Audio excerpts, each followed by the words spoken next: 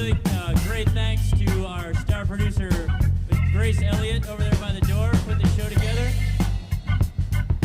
And the whole staff of K2, Jamie Waste, Jeff Brown, Susan Fitzgerald, Katie Helt. And can I hear it one time for Fort James playing the bass?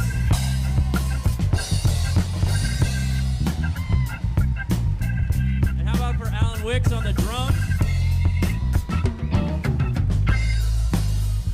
And Mr. Steve Nelson on the keys playing for you.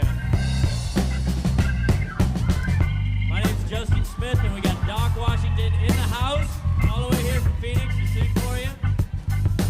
And stick around, folks, because we're playing all night. And here we go.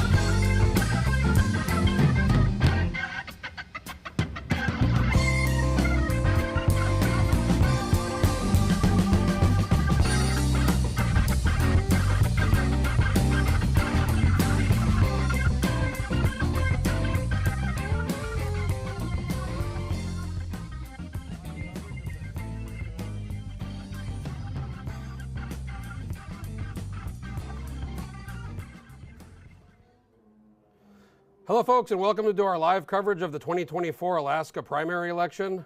I'm very excited to be joined here by, again, Charisse Millett, former representative, and Matt Shuckerow. Hey, thanks for having us. Thanks for being here, guys. We're going to get into it. First, I want to real quick thank our sponsors, obviously GCI, the IBW Local 1547, and Alaskans for Sustainable Budgets. Really excited to have them as sponsors. And again, I want to thank Charisse and Matt Shuckerow, Charisse Millett and Matt Shuckerow for being here. I kind of want to start by talking about how this is a bit of a weird primary. I mean, I have friends who didn't even know it was an election today, and I've been tracking some of the returns. People have been giving me updates, and we're talking about, even up to a couple hours ago, like hundreds of votes. Yeah. I had a friend text me a little while ago that said that she went to go vote, and there was 20 people that voted, and that was at 4 p.m. So voter turnout's going to be really low. I think a lot of people didn't realize it's primary day. With the new primary system we have this top four primary, and only three. So there's 51 races. There's the 50 legislative races, and then the U.S. House race. And only three, the U.S. House race, the Senate race, Kelly Merrick's Senate race, and then the open Toke seat have more than 4 people. So, I mean, essentially we're looking at, for all but 3 of these races, this is kind of a very expensive poll, right, Matt? Yeah, and it's kind of a non-representative. Some people would argue it's not entirely representative if you have such low turnout. And I think that's been the conversation and talk of the sort of political circles is what type of turnout we're going to see. I think there's a lot of concerns it's going to be significantly low, and I think that's sort of the talk of the conversation. We'll see it come in this evening, and really it's what do people extrapolate from this information. If you have 30% voter turnout, and we expect in a presidential November election, generally speaking, about 60%, it's not that informative. And what decisions can you make? And I mean, again, I said it in a couple articles I was quoted in.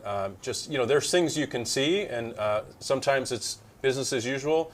Maybe you extrapolate, hey, look, we're not doing very well, or we're having lower turnout. We saw that in some of the races last year where a challenger did finish with more votes than an incumbent, and certainly makes people go into overdrive and say, rally the troops and say, we better get working. But I think that the common sense here is that it's going to be really low turnout. And what is really driving people to the polls? I asked the question. It's what's going to make you ask your boss to come in 30 minutes late or leave at your lunch period to go vote? There's not a lot, and particularly in a lot of these districts. I mean, I live in Zach Field's district. I voted for, there's Zach Fields on the ballot. Unopposed. Unopposed, and then the congressional race. So there's not much to decide from. Yeah, I think it will be an interesting race. I think a lot of people are just staying home. I think candidates aren't spending money right now. except in the races that have 4 or more. But I think you're going to see a lot of cash go into elections right after today. The only, I'd say, really big money being spent is in the U.S. House race. We Yep. saw this, these national Republican groups in the last 2 weeks drop almost $1 million Yeah. for Nancy Dahlstrom. They're really putting out this Trump endorsement, and they're trying to, I think, propel her ahead of Begich. Yeah. Because Begich has been working hard for the last year, and he ran 2 years ago. And this is, I think, if any race to watch, it's how many votes does Nick Begich get and how many votes does Nancy Dahlstrom get, the 2 Republicans running against Mary Peltola. Right, and then what happens after? What happens tomorrow when the votes are counted for the Republicans? Yeah. What are the Republican candidates going to do? Well, and I think that's where, I've been saying it's not necessarily what happens this evening, the next 5 or 6 hours. It's really what happens in the next 5 or 6 days. It's what jockeying occurs, and obviously that congressional race. There's been a lot of conversation about who should be the Republican candidate. Can 2 Republicans win and defeat a Mary Peltola? And with the RCV calculation and ballot drop-off, where we do see significant drop-off in previous elections, what's that going to look like? So, I think, as you pointed out, tonight's going to be about where this congressional race lines up. And really, there's not a lot of consideration. I think people have kind of assumed that Mary Peltola comes in first with the most votes, and then obviously it's the question of Nancy Dahlstrom and Nick Begich. The big question is, does it change anything? Even if either of those come in at certain areas, 2 or 3, or vice versa between the 2, what do they decide and do with that information? I'm curious to see what the next 5 or 6 days hold. My understanding is that the division is going to tentatively certify the primary by September 1, and a lot of the conversations about getting in and out really point to September 2nd.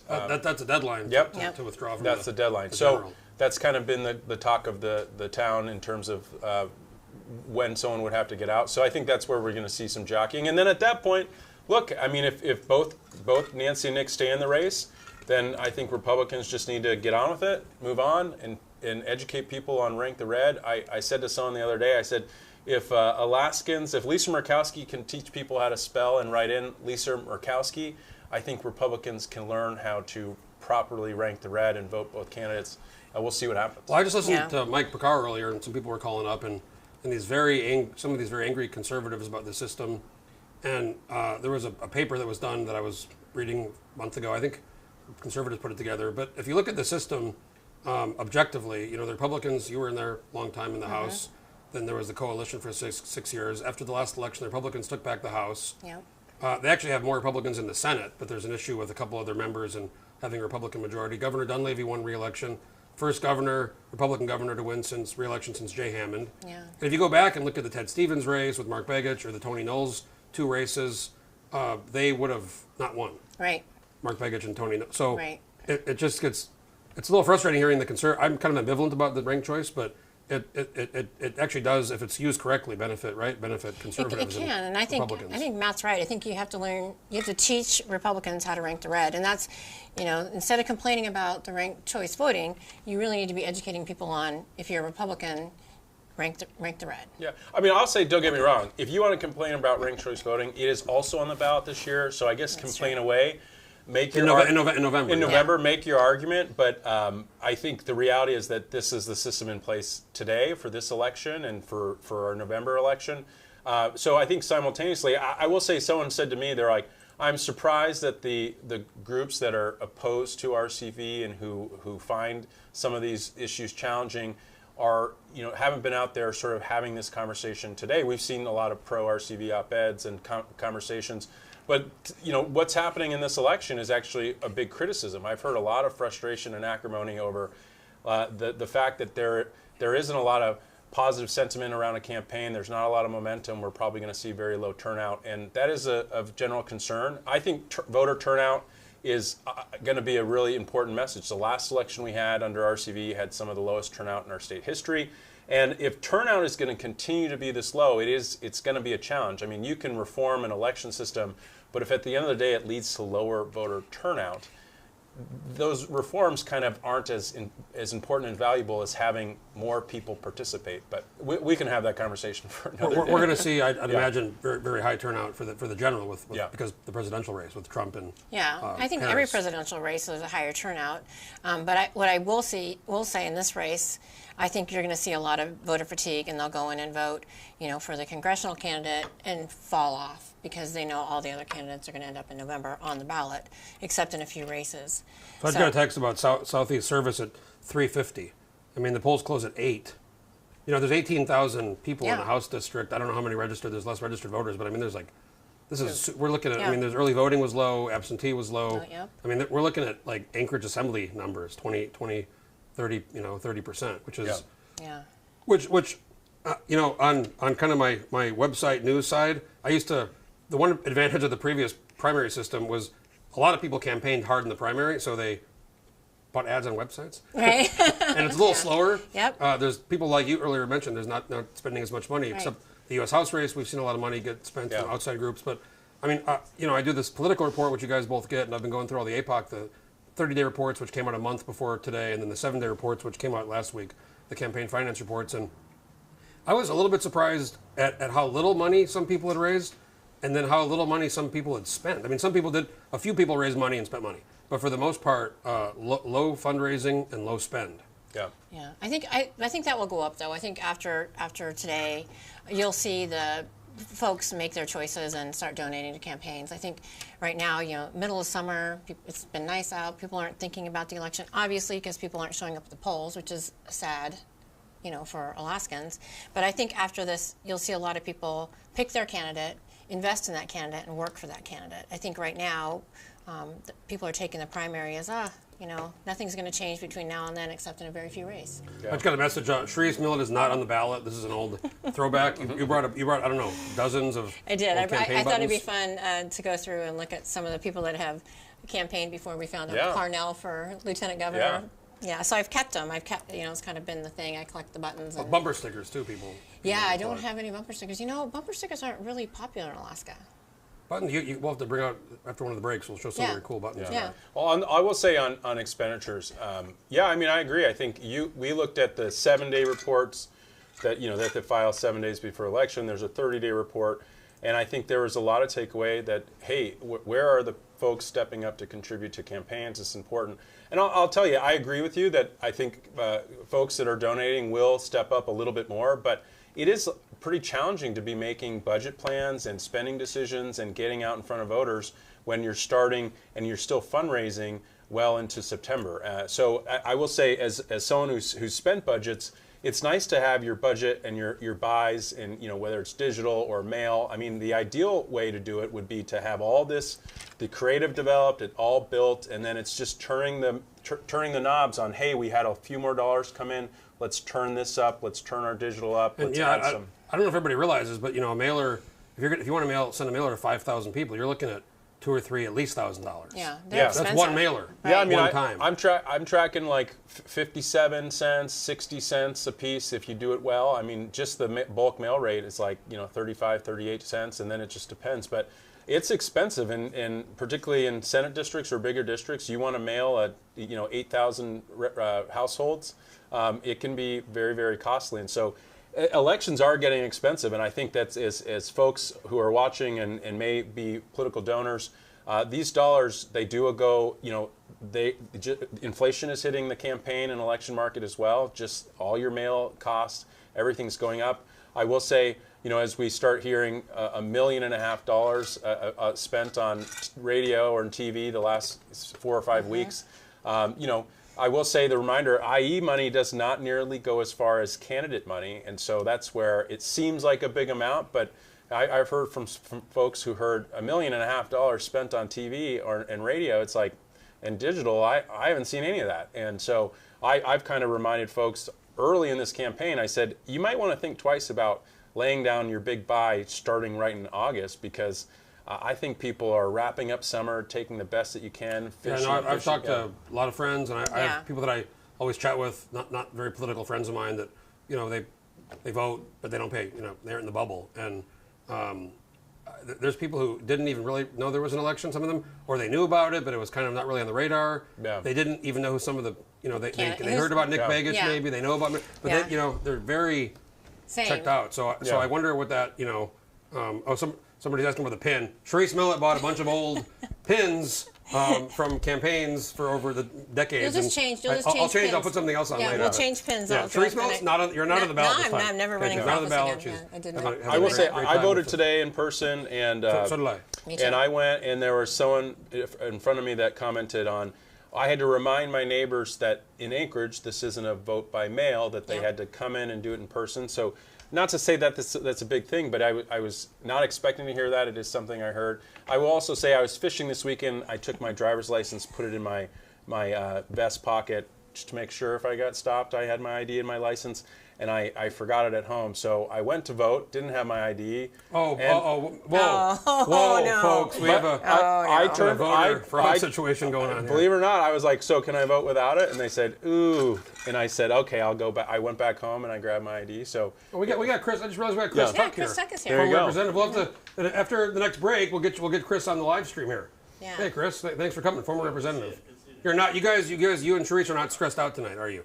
No, No, actually, we talked earlier, and I said, I think about today, and it's like you're relaxed and you're relieved, and then you're tense and you're nervous. Primary is such an odd place to be as a candidate, but not in this election. And that's the interesting thing about the ranked choice is that, if there's only 3 people in your race, kind of looking back in time, you were in there, 14 years? I was in there 10 years. 10 years? Oh, I thought it was longer. But so you had 5 did you? 6 elections. Oh, man. Dang. We'll talk about that later. Would you have felt any different if it was this system? I mean, you had primaries, you had general, but you never had a ton of... Well, I always had a primary. And I think for me, my very first primary, I only won by 64 votes. So it was an incredibly tense night. Like tonight, if I was running and it was, me and one other person, I think, I'd want to see where I fell in that. But again, low voter turnout is not a representation of how well you're doing in the district. It's just the people that are motivated to vote. You have your super voters that you can go down the list and look at, and they're going to vote. But that's a small percentage of your district. So I think I think I would still be on my game and still going door to door and doing the things that you should do. But in Senate District L, where there's lots of people, I don't know how many people are in that district that are running. But they're probably all nervous because someone's going to drop off, and that's. Yeah, we'll go through. Yeah. I'm hearing all kinds of chatter in this little earpiece. I'm going to take it off for a second. If I want to just real quick go through some of these races. We talked about the U.S. House race, but if Trent can hear me back there, I want to just pull up we have this great team of people, guys. We got Paxson, Trent, Steven, Scott, who else do we have? Brandon. We got a big team of people here back here behind the scenes. So I'm going to see if this works here, but we have this cool little gadget Steven built, and I'm going to try to click on it. But Trent, if you can bring up that screen, I was going to try to click through some of these races, and we're going to go through them. Again, 11 incumbents are unopposed, which is a big number. I thought with the pay raise. I thought with the pay raise too. It was 50,000 for a long time. Now it's 84,000. 24,500 when I started in 2009. So here's the first. Okay, we got it working now. So this is a District 1. This is a Dan Ortiz race where he's not running for re-election. There's 3 people running, and Bynum has run before, and then we have 2 independents. So this will be kind of interesting. How this shakes out, because he got pretty close to Dan last time. Not very close. But Agnes Moran is well known in Ketchikan. I think she was on the assembly, and she has a lot of name recognition in Ketchikan. I think her husband was on the permanent fund board. Yeah. So that'll be an interesting race. Yeah. One of the things I will say, I did a lot of election crunching in the last cycle, and one of the things that we did a lot of comparison to is sort of the Dunleavy-Pierce type voters versus the Walker-Guerra voters, and that's a district that ultimately, that House District 1. It favors a Republican. People went in and voted for Republican. There's a lot of commentary that Jeremy Bynum. They're a more Chamber of Commerce crowd. They're definitely. I worked for the governor in the early days. We visited, and they were kind of tough on him. But then they came around and really support him. It's Dunleavy-Pierce voters in that district was a plus 13. Dan very well known as a teacher, so that's going to be if he wins, that's going to be a pickup. Obviously we talked about a lot of unopposed. Rebecca Himshoot and Sitka's unopposed. Andy Story. She did have Bill Thomas. But Former Representative Bill Thomas. He dropped. He was finance co-chair. He dropped out, so she's unopposed. Sarah Hannon unopposed. Juneau entirely unopposed. Both reps and a senator. I can't remember the last time I've seen everybody in Juneau unopposed. There was always someone in Juneau running, like a Valley person would run as a Republican in the Juneau seat, and yeah, no, it's and then we have a bunch of other races. We'll go through these, but like the Stutes race, she's got this guy who's not filed any APOC reports, right? Not filed any APOC reports. And, he's from Seward, kind of libertarian. So there's a whole bunch of races that are not really even competitive. Right. And this is one of those. Yeah, she's just going to do very well. She's going to do very well. But we'll go to this District 6 race. This is one of the interesting ones, I think. It's Sarah Vance is the incumbent. So I was in Homer this morning. I left Homer probably about 7:38. And Representative Vance had a large showing of people waving signs right downtown Homer. And so they're active. There were signs. The only signs that I saw were Johnson and Vance signs in the district. And I drove up East End Road all the way past Fritz Creek. And I can tell you that Vance has Homer pretty well locked down. I don't know Dawson Slaughter or any of the other candidates, but I know that she's a hard worker and she has been campaigning because her signs And Brent are Johnson's everywhere. the Kenai Peninsula Borough. I think he's Assembly President. Yep. So, this is interesting. She's the only Republican. We're going to see some insights in some of these primary races and how many votes do people get, and that might give us an idea of what's going to happen in the general with the ranked choice voting. Yeah. This is one of these rematch races. We got Ruffridge and Ron Gillum, who Ruffridge beat 2 years ago, and Ruffridge is raising money, working a little bit. Gillum works on the slope, so he's gone a lot, and I just don't really see. I think Ruffridge should pretty easily win this race. I think he will prevail on that. Any comment, Matt? You? I think it's. I watched the video you posted of him with that Corvette, and it led me into a spiral. Yeah, Justin Ruffridge put some weird video where he was in a Corvette and he was driving down a road really fast. Yeah, well, then it took me into like a Facebook scroll, and I went back, and he did a lot of videos and speaking directly to voters, and there's a lot of saying like the most organized often can attract a lot of voters, and I think there's something to be said. It doesn't necessarily take money; it takes sort of someone who understands sort of communicating with folks, and you're seeing that. I was just down there. My one critique was that his 4x8 yard signs have like the tiniest print on them, and I'm like, man, you need to blow that one up. Pop those off. Yeah, but we'll see what happens. It seems like those Kenai Peninsula races with Ruffridge and also Jesse Bjorkman, there's sort of a big conversation happening right now of what they want their representation to look like. We're gonna, if we can try and pull the screen back up, I'm gonna go through some more of these races. There's another race in Kenai, which is Bill Elam, this is the Ben Carpenter seat. And Right. Bill Elam's on the assembly as well. Yep. And John Hillier, I think he's I believe a general, former general, military. So Military background general. both Republicans. And I'm curious about tonight how that, how do the Democrats, do they just not vote, or do they kind of pick one, or do they? That's what I'm saying. I think there's going to be a lot of down ballot fatigue. I think you're going to see folks go in and vote for Congress, and then I don't care what happens with the rest of them, except, like I said, in the races that you're going to pull up that have some competition. The next one, I think. Well, and I'll say that the question I have on those races with two Republicans, I would imagine that one Republican is the moderate, one's a conservative. Hear me out here. But where do the registered Democrats, where do the moderate middle go? Where do the people that go back and you look at that district, where do the Gara Walker voters, go and turn out? In the governor's race, they had over 2,000 Gara Walker voters, which is it represented 29% of the vote. Where do they go? And so that's the reality, is when you have these districts, two Republicans, no Democrat, but there are people who identify, who vote more progressive and liberal. They end up somewhere, and then that candidate just has to attract that 20% more from the middle. Yeah. It makes interesting races, and we'll see it throughout the evening. So this is an interesting race. It's the Laddie Shaw open seat, and we have three Republicans: Lee Ellis, Randy Pennington, Lucy Bauer, who are actually all raising money and campaigning. It's not like some of these races you have 3 or 4 candidates and one person not raising any money, not campaigning. These three are all raising money. Kai Hallen's also raising a lot of money and campaigning. So there's been some talk of a pledge between Lucy Bauer and Brandy Pennington about the two who don't get the most votes should drop out, but Lee didn't go along with that, so now they're Right. saying maybe not. So, I mean, if they all stay in, that'll be one of the races kind of, how does this ranked choice thing really, and a kind of, a little bit conservative leaning district? Yeah, it's a very conservative leading district.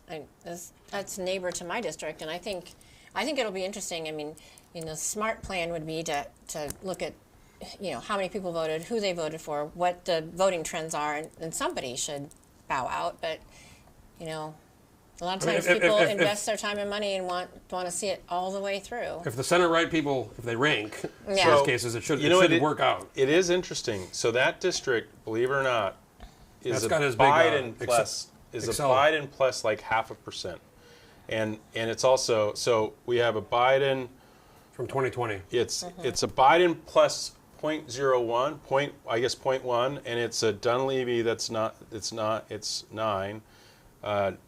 The Democrats, people vote Democrat. It's a Democrat plus 1.6. So it's like people think it's a conservative district. It feels conservative, but then you take into account that it has Girdwood and Bird Creek and all the way up, and then there's Whittier too. It's a big district. So it has this weird feeling. So I mean, Lee Ellis is from Girdwood. I think he owns he is the president of the Midnight Sun. Midnight Brewery, Sun yeah. and does Brewers Guild stuff. I think he knows folks. It's going to be an interesting race. We'll see. Another really, this is, for the folks watching, we're joined by Chris Tuck now, if we want to welcome. Hey, Chris, thanks for coming. Good evening, everyone. Yeah, thanks for having me. I got to say, if anybody ever needs any electrical work, you've done a ton of wiring in our studio here. Conduit stuff, outside, big, huge, I don't know how many, 200 something with I don't know. But anyways, you're doing really good. This guy is doing great work with electrical. Ever since you left legislature, you've been really kind of, I'd say, putting a lot of your time into your Still at your business. service. So thanks for being just here. in a different way. Yeah, he's got a growing business. Yeah. Like Charisse here, former representative. So you're probably not too concerned with tonight. But when you were running before, this was the old primary system was kind of a big night. Where It's a different type of excitement. It's just, I did vote in person as well because I enjoy voting in person. Election day is really special to me, just not only because I've been running, but because it's just something that should be special for everybody. And make sure that my crews have the availability to go and vote today as well. But voting should be celebrated. It actually should be a holiday. In some countries, it's a day off. Mm-hmm. People can go vote and they take the day off. And in Australia, voting is it's compulsory. You have to register, and if you don't vote, you pay a fine. Really? It's compulsory voting. It's not much. It's like $25. It's not very much money, But still. there's a pretty high turnout. There's a little motivation behind that. Pretty high turnout. Yeah. Let's go back to the screen here. I want to bring up some more of these districts. We'll go through some of these races.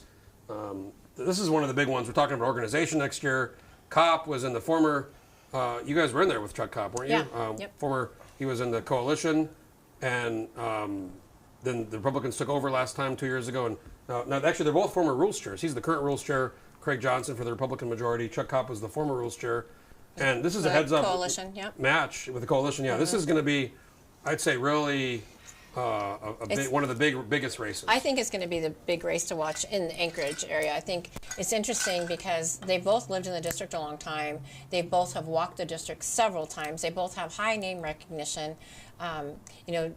Definitely, Representative Johnson's on the more, I guess would say, more conservative side, and I would still consider Chuck conservative, but he's going to draw from that midline voter. Well, and it was interesting that Tom McKay beat Chuck Kopp. Right. But then redistricting moved him, and same with you and Andy Josephson. You and Chris Tuck got paired together, and you guys were put together, whereas some people were moved to other districts. So redistricting had a pretty decent impact on a lot of the map. I saw Tom McKay yesterday.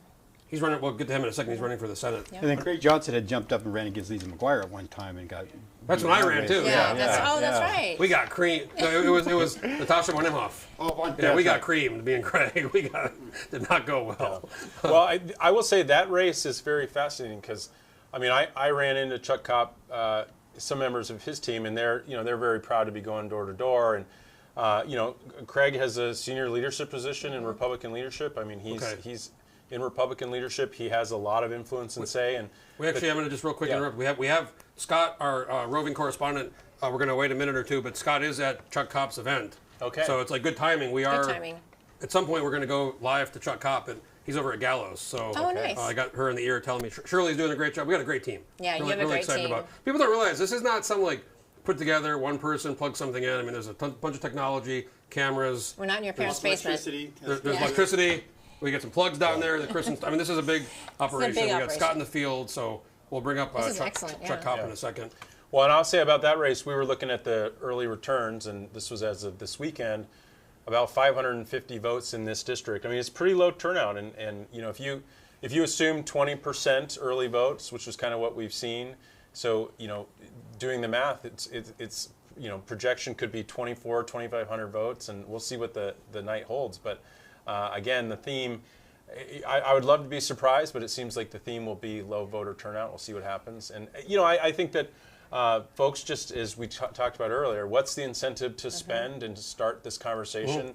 I will say it's tough for public discourse. If you want to meet your candidate, know where they are on issues, starting so late is tough. Let's go. I think we got Chuck Kopp here in a second. We're going to test this. Wow, we got this new yes. equipment. Is that Chuck Kopp?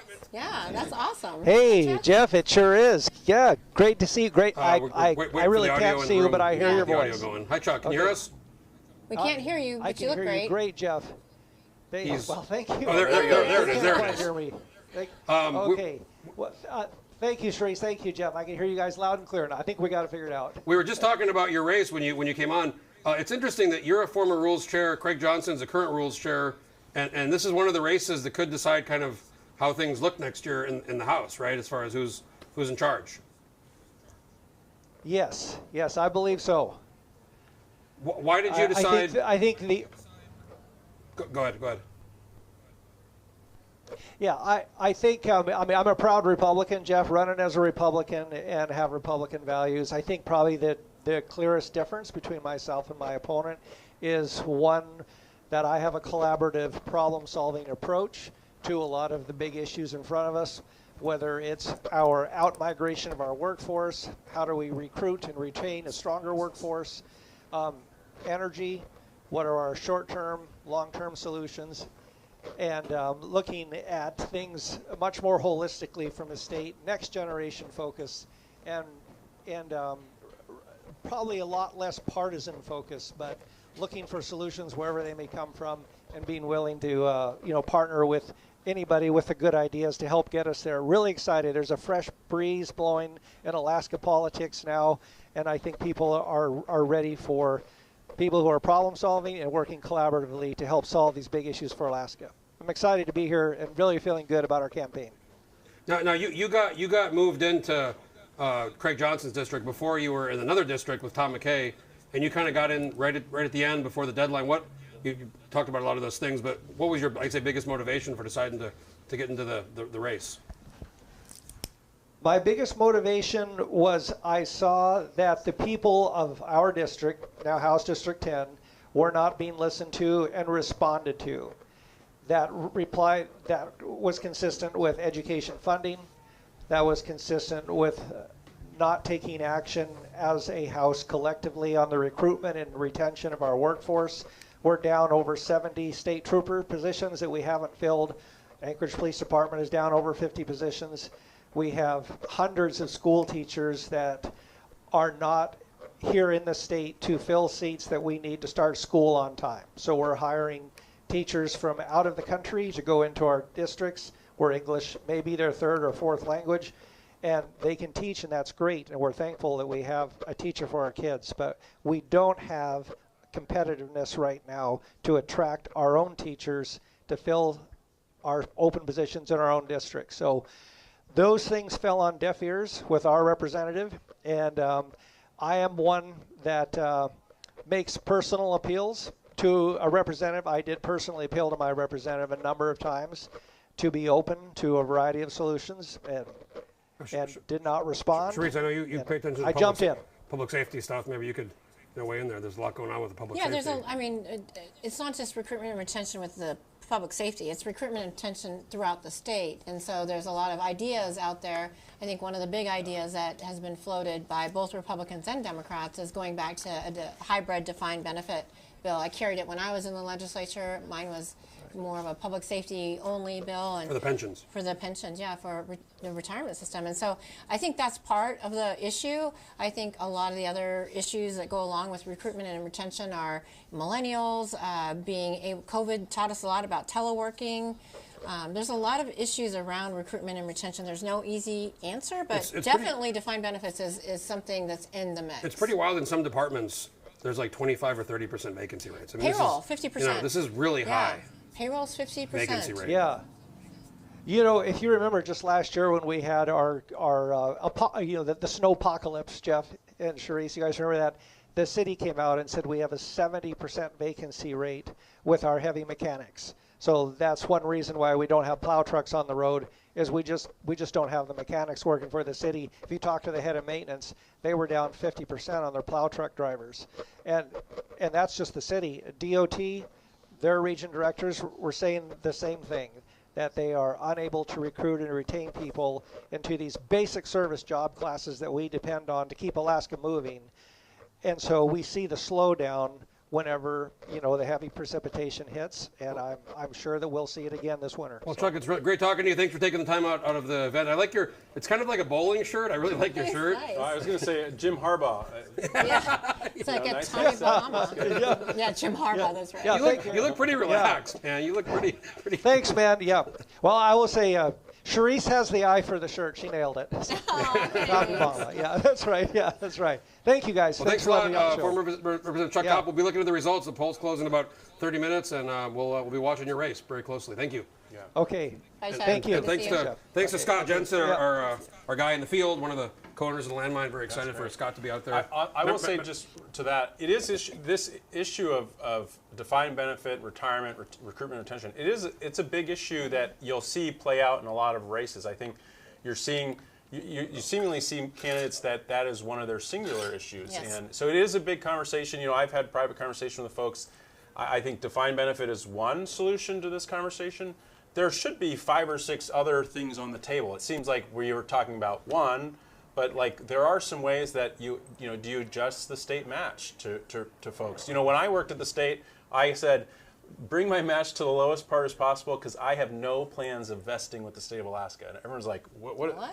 Which, you know, is 4 years to vest. And I was like, I have no plans to Well, vest with the state for 30. some companies, you know, I think there's a conversation you could have about the benefits of it and the drawbacks, but some companies pay really high matches, 5-10% matches. And, you know, some people want a pension, some people are going to be there a long time, other people aren't. Yeah. But what's happening now is we've gone to like the worst common denominator. Yeah. Well, that's what I was saying. You could add a percentage point to the match, and someone that doesn't have plans to spend 20 years at the state, they can match and they can vest in 3 or 4 years, and they can take that money with them and retire. You know, I spent 10 years in Washington D.C. I boosted my match, and I'm carrying that with me today. You know, in my case in the state, I was like, I'll be here for a couple years. I have no plans of doing 4, and so I chose to bring my match down as much as possible. But I do think that there's other things. There's other things like, you know, I have some friends who just work for the state who just had babies, and there's not a formal paid maternity, paternity leave. That's something else that you're seeing. Washington State has that. You're seeing Republican states. 3 months paid. You're seeing Republican states. You saw Ivanka. Paternity leave too. Yeah. I mean, there's so many options out there, and I know we're focusing on one option, and I will say, the last time that we had this type of vacancy rate in the state of Alaska and jobs in Alaska was when the pipeline happened. Yeah. We saw this, and the state, to fix that, because they were all getting really high-paying jobs. Right, with the private. state to fix that boosted wages. They, had much more competitive wages. They boosted the defined benefit program, but we're in a different time zone, right? It's not just the pipeline. It's quality of life for the worker that's out there. Everything. And I can tell you, the other department is Department of Commerce, Community, and Economic Development. That they're 4 to 6 weeks in just regular paperwork process. Oh no, I months behind. I did a business license adjustment, and I dropped off. I called them. I dropped the form off in person, and it was you're right, 6 weeks. Yeah. To change a percentage of an owner, you know, it should be. Hold up. And you should be able to go fly down to Juneau and be right there in front of their office and get it done right then and there. Yeah. And I was told that's just obnoxious. Don't come down. Guys, we're gonna getting told in the earpiece. We're gonna take a quick break. We're gonna swap out a mic, but we're gonna go through the rest of these races. We have many more House races, 10 Senate races. We're gonna talk about those, and the polls close in about 20 minutes. So we hope to get some tapes like we always do. And we'll have some ideas before the results come in maybe around 9 o'clock or something. So we're going to take a quick break. I want to thank our sponsors, GCI, the IBW Local 1547. Chris is involved with them. Alaskans First Sustainable Budgets. And I want to thank my panelists, Charisse, Millett, Matt Shuckerow. We'll be right back.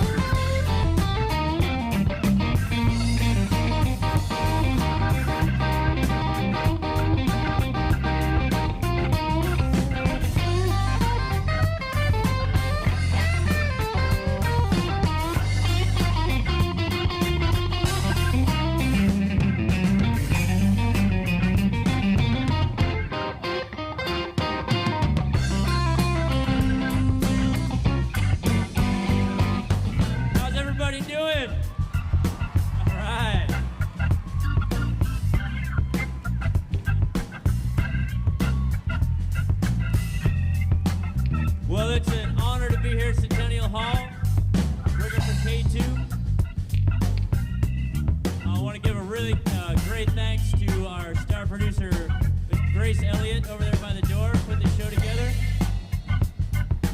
And the whole staff of K2, Jamie Waste, Jeff Brown, Susan Fitzgerald, Katie Helt. And can I hear it one time for Fort James playing the bass?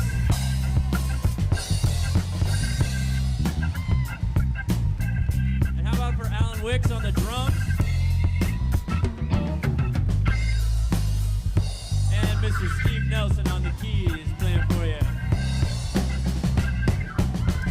My name's Justin Smith, and we got Doc Washington in the house, all the way here from Phoenix to sing for you.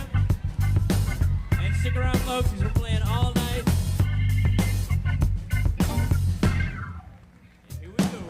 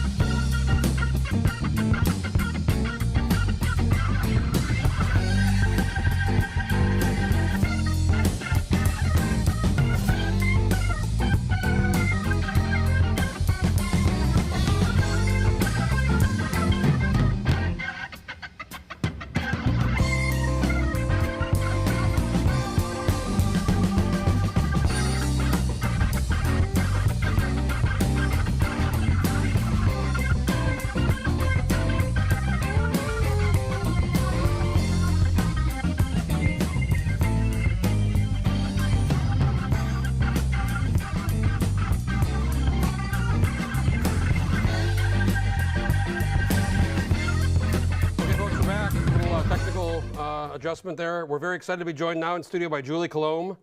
And when we get him on, from representative, and we were going through the races, and your race was next, and we'll talk about that for a second. You're running against, again, Walter Featherly. Yep. But two years ago, there was a third person in the race. Now there's just two. So yours actually was one of the 12, I guess, that went to the ranked voting Right. last time. So you had to wait like three. You know, the ultimate scenario that would be the craziest scenario in the country is if Trump was 268, Harris was 269, and they were waiting for Alaska ranking. And for 3 weeks, everybody would descend on this state. Right, Yeah. there'd be media everywhere. This is possible because RFK is going to be on there. So Yeah. the presidential could go to a ranking. Anyways, you said 3 2 years ago. Now it's 2. Yeah. So I guess what does the primary mean tonight for your race? Well, it's important. I mean, last time I ran, I had another Republican in the race, so the dynamics were a little bit different.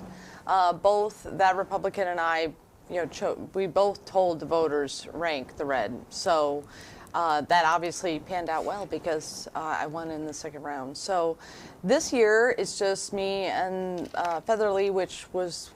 He ran against me before. And so, I approached a primary just like I did the first time I ran. Like nobody knows me and nobody knows anything about me. I did most of the door knocking the first time around.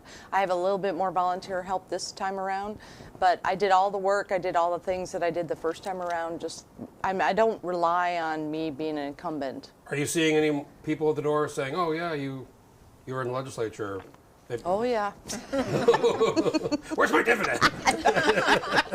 Well, I am a little more well known. Your hardest election is your first re-election. I agree. Because now you got a little bit of a track record, Right. and it's a tough one. That's the one you have to work the hardest at. Yeah, a lot of people have asked me, like, what's the biggest issue people bring up? Is it education? It's by far homelessness. Oh yes. That is the number one issue, for sure. And then snow plowing. Oh, don't.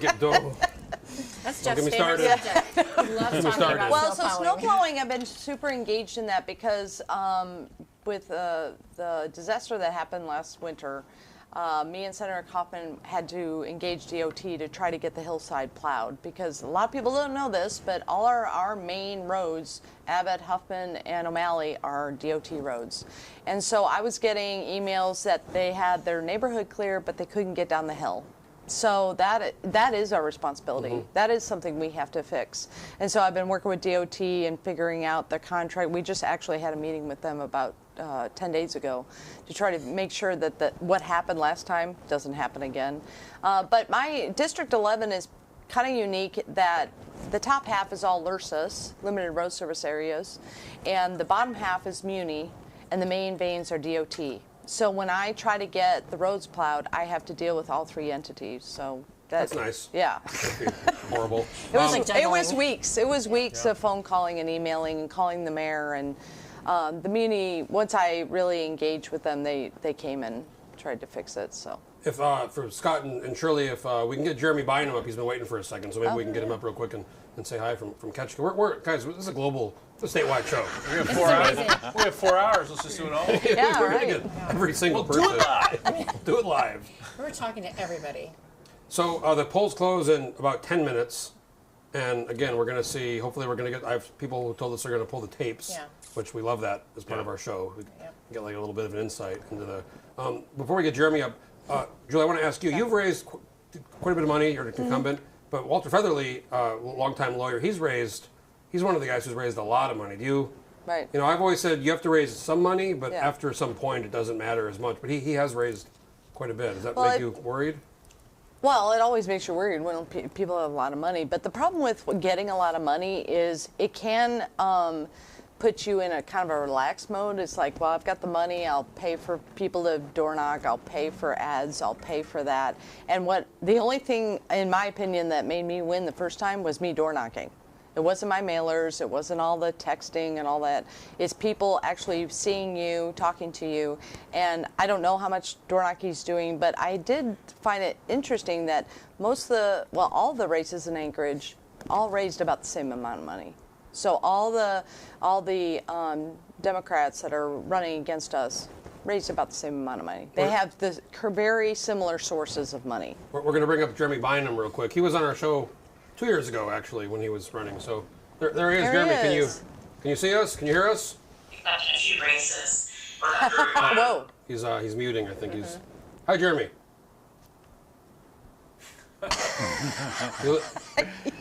You look like you're in some kind of hostage situation. Is there proof? Hello? Is there proof? There we are. Do we have proof of life? Can you hear us? There we go. I can hear you now. Okay. We were talking about your race a little earlier. You're running for the open seat in Ketchikan, where Dan Ortiz isn't running for re-election. You ran 2 years ago. You were not very close. It was close, but it wasn't hyper close like some of the races. How do you feel this time? I feel really good.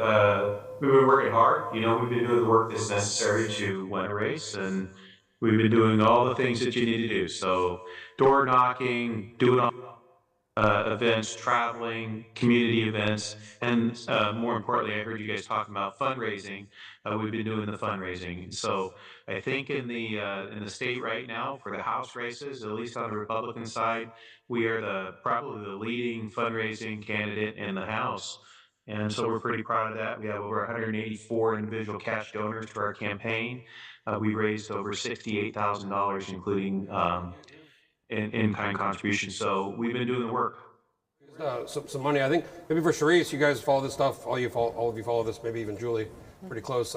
This race is one of the races. I think maybe they're one of 8 or 10 that will determine kind of how the House organizes next year. And because Ortiz was always in the coalition.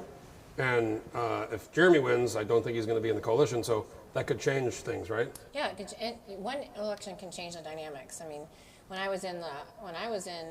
we got changed by 6 people. Changed our dynamics that were in the House and the Democrats that we had brought into caucus. They changed our Republican caucus that we had held for a very long time into a coalition, and that was when Speaker Edgman became Speaker. So, I mean, the dynamics are so narrow in any time you have a coalition or you have a narrow margin between Republicans and Democrats. One election can change the whole scene of what organization will look like. Jeremy, what are you hearing from people? I mean, this is a big district you have there in Ketchikan, but what are you hearing from? How do you have to fly around? How do you do door to door? You're in a little bit of a different type district. Yeah, it's obviously challenging. The biggest population centers I travel to is Wrangell, outside of Ketchikan is Wrangell, and so that's air or boat, mostly by air to get there. Ketchikan, and then Metlakatla, I take a ferry or I take my boat over to the island over there, to the Ned Island, and then North Prince of Wales. So that's Kaufman Cove, Whale Pass.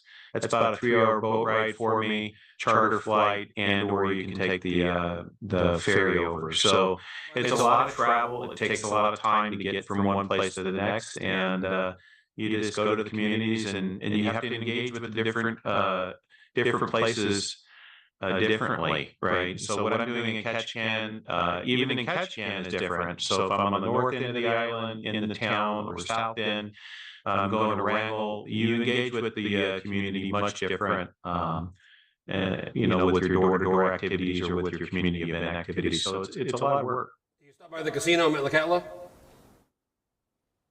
I have not. I don't. Did not go to the casino. Yeah. They have a casino, first casino. The important questions are being asked. No, we get down to the real stuff here. Well, what's interesting about races like your race is that it's expensive. You know, you're flying, you're boating. I mean, some of the more rural communities that are spread out like yours, it's an expensive race. It's not, you can't, like Julie. Julie can just drive through Chris, district in right. 10 minutes. We can walk our district in a week. Right. You can't do that. You don't have the benefit of having a confined area to walk through. Yeah, that's the part of the, when I ran the first time we were in the race, so we got in the last day at 4:55. And that was ultimately because Representative Ortez was effectively running unopposed, and we were encouraged to jump in the race, and we thought we could add some different voice to that. We at that time, we said we can run a race without having to do the fundraising component, right? And that was a mistake. It's tough to ask people for money. It really is. It's a hard thing to do. We like to get out and engage with people, but travel was just terribly expensive. And like you guys were talking earlier about mailing, right? You want to send out mailing, you're in thousands of dollars for that one touch. And so when you don't have the ability to just go door to door easily, you have to spend some real money in the campaign. And we did that mostly out of our own pocket last time. And thank goodness we're able to get support this time to be able to help us out. Best of luck, Jeremy. The polls close in a few minutes here, and we're going to be watching very closely and see how the results come in. And we'll be watching your race as well as many other races that are kind of the competitive ones. Absolutely, I appreciate the time to be here.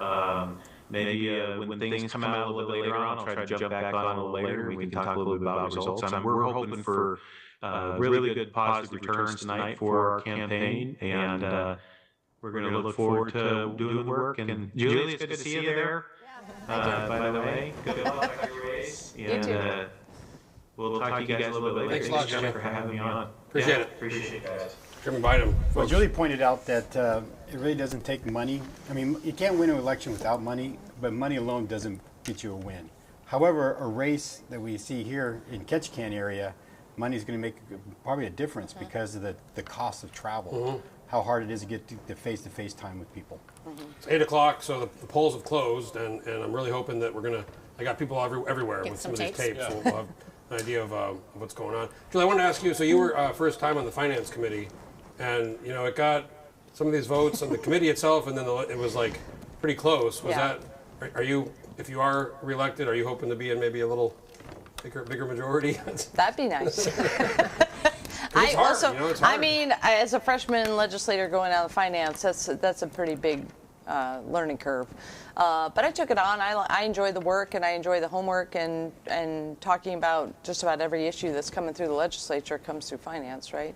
But it was frustrating sometimes not to have the majority, or you want things to go your way. But the opportunity to have a seat at the table and a voice in the issue, that was really valuable to me. So I would like to go back to finance, and whatever turns out, as far as finance, co-chairs and majority or whatever. There's we got your race with it. graphic up there. Look, there's Rep. Julie Clome. And that jacket he's wearing is something else. That's his kind of go-to shot. So. This is parka. But you guys, Jeremy looked like he was in some kind of release me. They are taking care of me. Please come get me. I think that he might have been, just to folks that are calling in, if you're watching the broadcast at home, you must turn it off while you're on. Otherwise, we get the feedback here in the room. And I don't know if that was his case, but it was like a Darth Vader type. He might have been watching it, and that's what it's just like if you call on a radio show while you got to turn it off. So But that seat's important. Yeah. Because Ortiz was my seatmate on finance. You so. sat right next to Yep. Dan, right? Yep. And he was so well liked in his district. I mean, he taught every voter, right? Like he raised the community as a teacher. Yeah. Yeah. I mean, it's interesting to see all the different people running. And for you, being a freshman on the finance committee, when Chris and I were in office, you could not get a freshman. You could not, as a freshman, you were lucky to get on a joint committee, you know, or an extra committee or a special committee, I guess they were. But to get on finance, that's highly unusual. So that goes to, you know, how you're respected within your caucus. And that, I think that is one of the things people don't understand about organization. It's, you know, it's you know, all of you getting together, and it's really difficult when you have those narrow margins. It requires a lot more collaboration, a lot more communication, and I don't, you know, that's not a spot that I would want to be in. Well, It's a it tough was a spot. big, I mean, so we were part of a huge freshman class, right? Yeah. 19? Yeah. Two had been there Well, before. two had but been there before. seven, but I mean, that's 17 almost brand half. new people, yeah. Yeah. Yeah, half and of so, the and house. Jeff has covered at length the freshman caucus, and so I was involved in that. And, you know, the new people that came to Juneau, no matter what party they were, we were really wanting to get something done.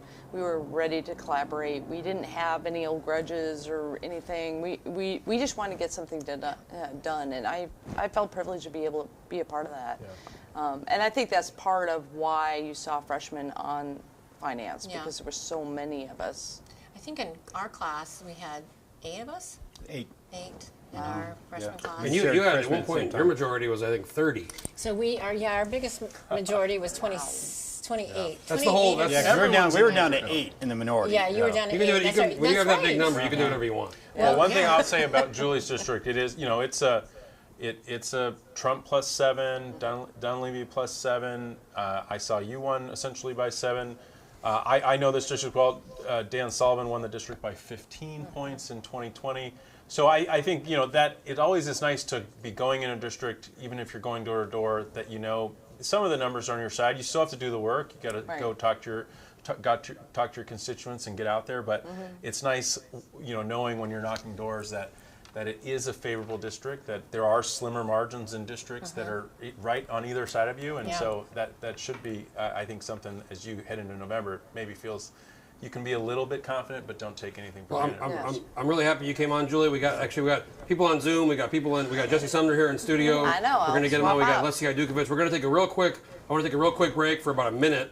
We're going to get some new mics switched out. We're going to go to, after we come back, we're going to go to Leslie Idukovich from Fairbanks, which is one of the big Senate races. And then we're going to have Representative Sumner on. I really want to talk about his race because that's a weird one. Let me tell you. So, folks, we're going to do a quick break. We'll be right back. I want to thank our panelists, Charisse, Millett, Matt Shuckerow. We have Chris Tuck here in studio and Representative Colomb. And the polls have been closed for 4 minutes, and I'm hoping to get some tapes pretty soon. And we're very excited about seeing some of the results. Thanks again, Julie, for coming in. Thank you. We're going to take a quick break. We'll be going to some of the guests on Zoom, and then Sumner here in the studio.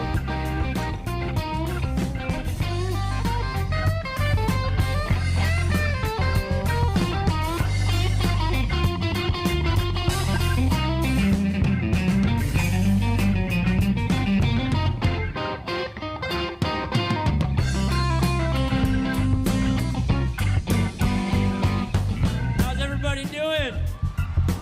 All right.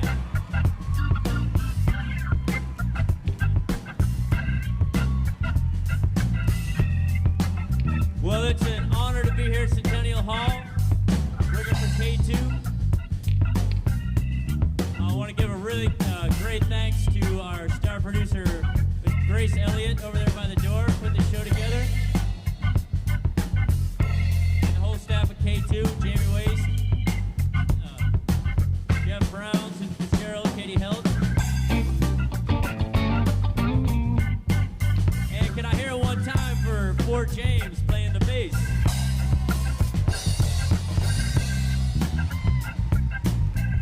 And how about for Alan Wicks on the drums? And Mr. Steve Nelson on the keys playing for you. My name's Justin Smith, and we got Doc Washington in the house, all the way here from Phoenix to sing for you.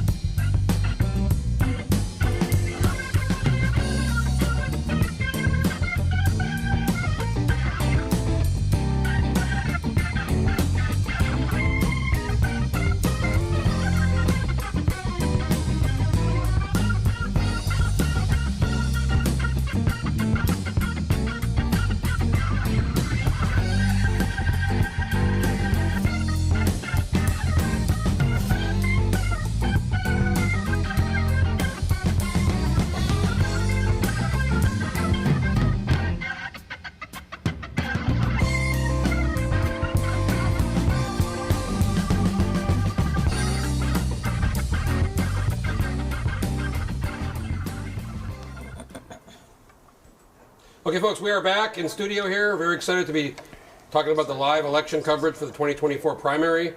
We're joined by former Representative Charisse Millett, political consultant Matt Shuckerow. We got Chris Tuck in studio. He just stopped by. He's doing so much electrical work. I really appreciate it. All the work you've done here in the studio and all over the state. Home. I think you're doing a lot of work all over the state. And we're joined by Representative Jesse Sumner from the Valley.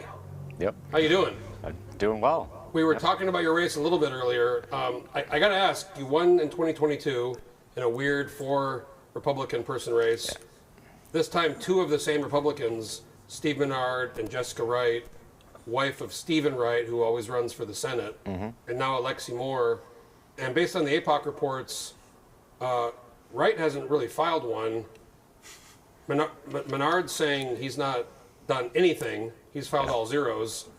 Alexi Moore is giving all of her money to Joseph Lertzman mostly. And you haven't done a lot. Yeah, I got some checks. I reported them and put them in a drawer, but I haven't spent any money or done any campaigning. What's going on? I mean, there's the race. It's also really hard to find a picture of you on the internet. Yeah. We really tried hard to find that one. So tell us what's going on in that race. I mean, it's 4 Republicans. It's a primary. Are you concerned? You don't look I'm not worried, no. You know, I'm not looking to break my unbroken streak of primary losses.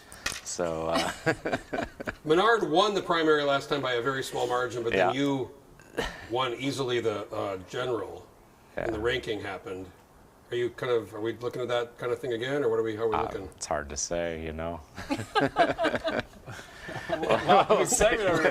So yeah, I mean, here's the real question: what is going on out there, and are you really running for re-election? Because you have a staff member who's running against former staff member who's running against you, which is very interesting in and of itself.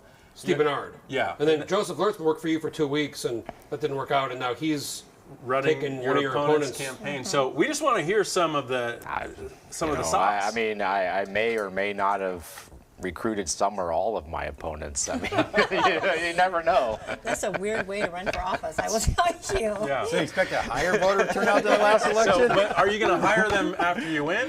If I win, I don't know. You know, I mean, I don't see why not. I was down there the whole session. You were pretty instrumental in some energy policy things, kind of in a weird way. Amendments were handwritten. There was some other stuff you did. You were Labor and Commerce Chair. So you were kind of working behind the scenes on some things and very overtly during some floor debates. You're in a thin majority, and there was some times where you're working with the minority on some things. I mean, how maybe talk a little bit about your style compared to other folks maybe in Juneau. I mean, I guess I was not concerned about re-election, you know, so probably less restrained on what I would do than other people, maybe. I think, a lot of the freshmen were hopeful that we'd get more done than we did, but, I think looking back, we had some accomplishments. We're going to go real quick if they can hear me back there. We have Leslie Hajdukovic from Fairbanks, and full disclosure, Matt Shuckerow, you are working on the campaign. You are working with Leslie Hajdukovic. There she is. Hello, Leslie. Hi. Can you hear us? Hello from the interior. The previous guy looked like he was in some kind of hostage video, so you look a little more kind of light in the background. Yeah, it's a nice evening up here. So the clouds moved away, and it's a beautiful evening. Now, you're running in, I'd say, one of the maybe highest profile. We were talking a lot about the House earlier. You're running in the Senate against Senator Scott Kawasaki, who's been there quite a long time, and you're both raising money. You've raised quite a bit of money. Longtime Fairbanks, family. I think your maiden name is Ween, so the aviation family. So, 2 kind of well-known people. This is a big race. Talk about. There's a lot of energy behind your race. A lot of people are talking about it. What are you seeing out there in the district?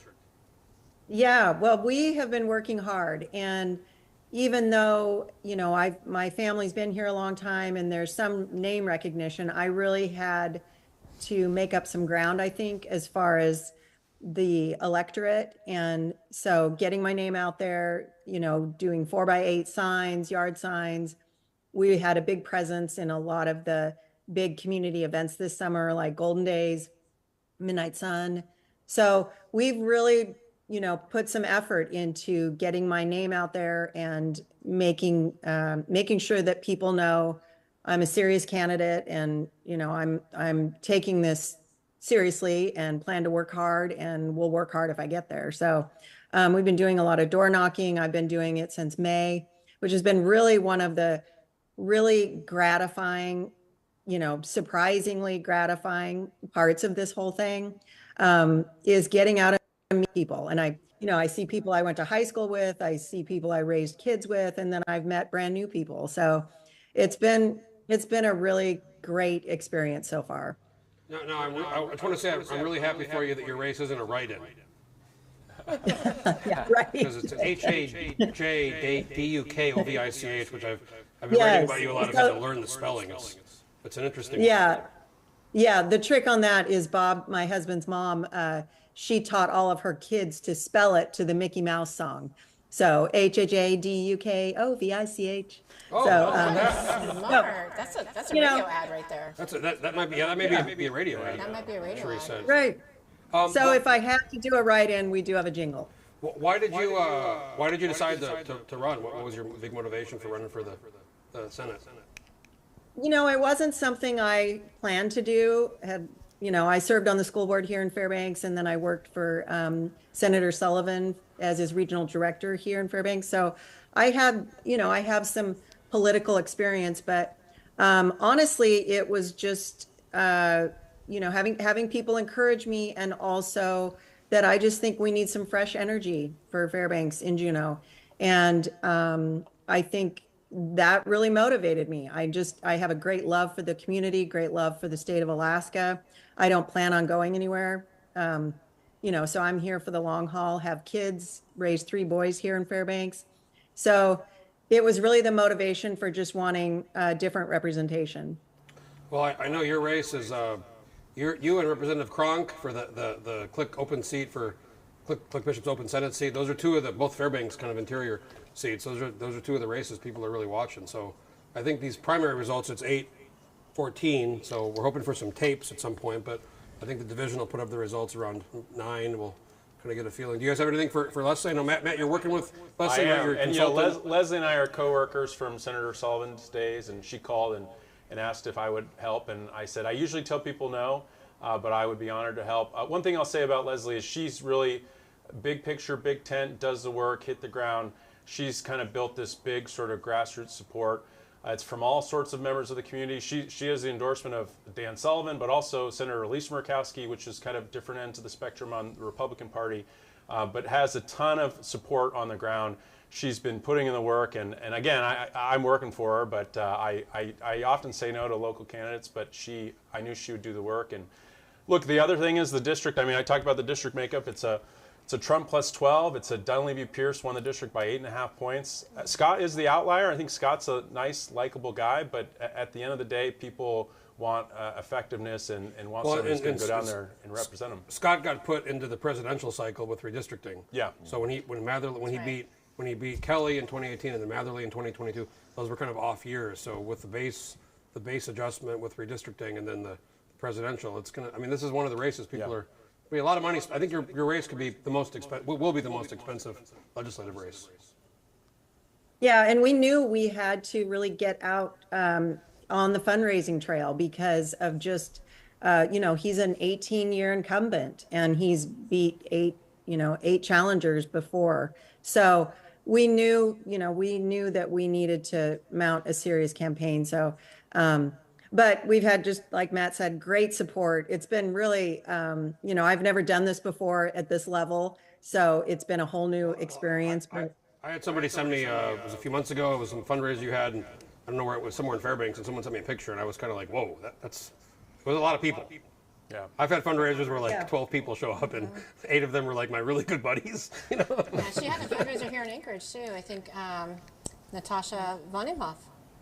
There's a bunch of them. I've had a couple in Anchorage and then one in Juneau. And so it's really been great to meet people from across the state and just, kind of get to know the state a little bit better, get to know the people. And so it's been really fun. Well, thanks for coming on, Leslie Hajdukowicz from Fairbanks. It's one of the big Senate races. You're running against Senator Scott Kawasaki. We'll be watching.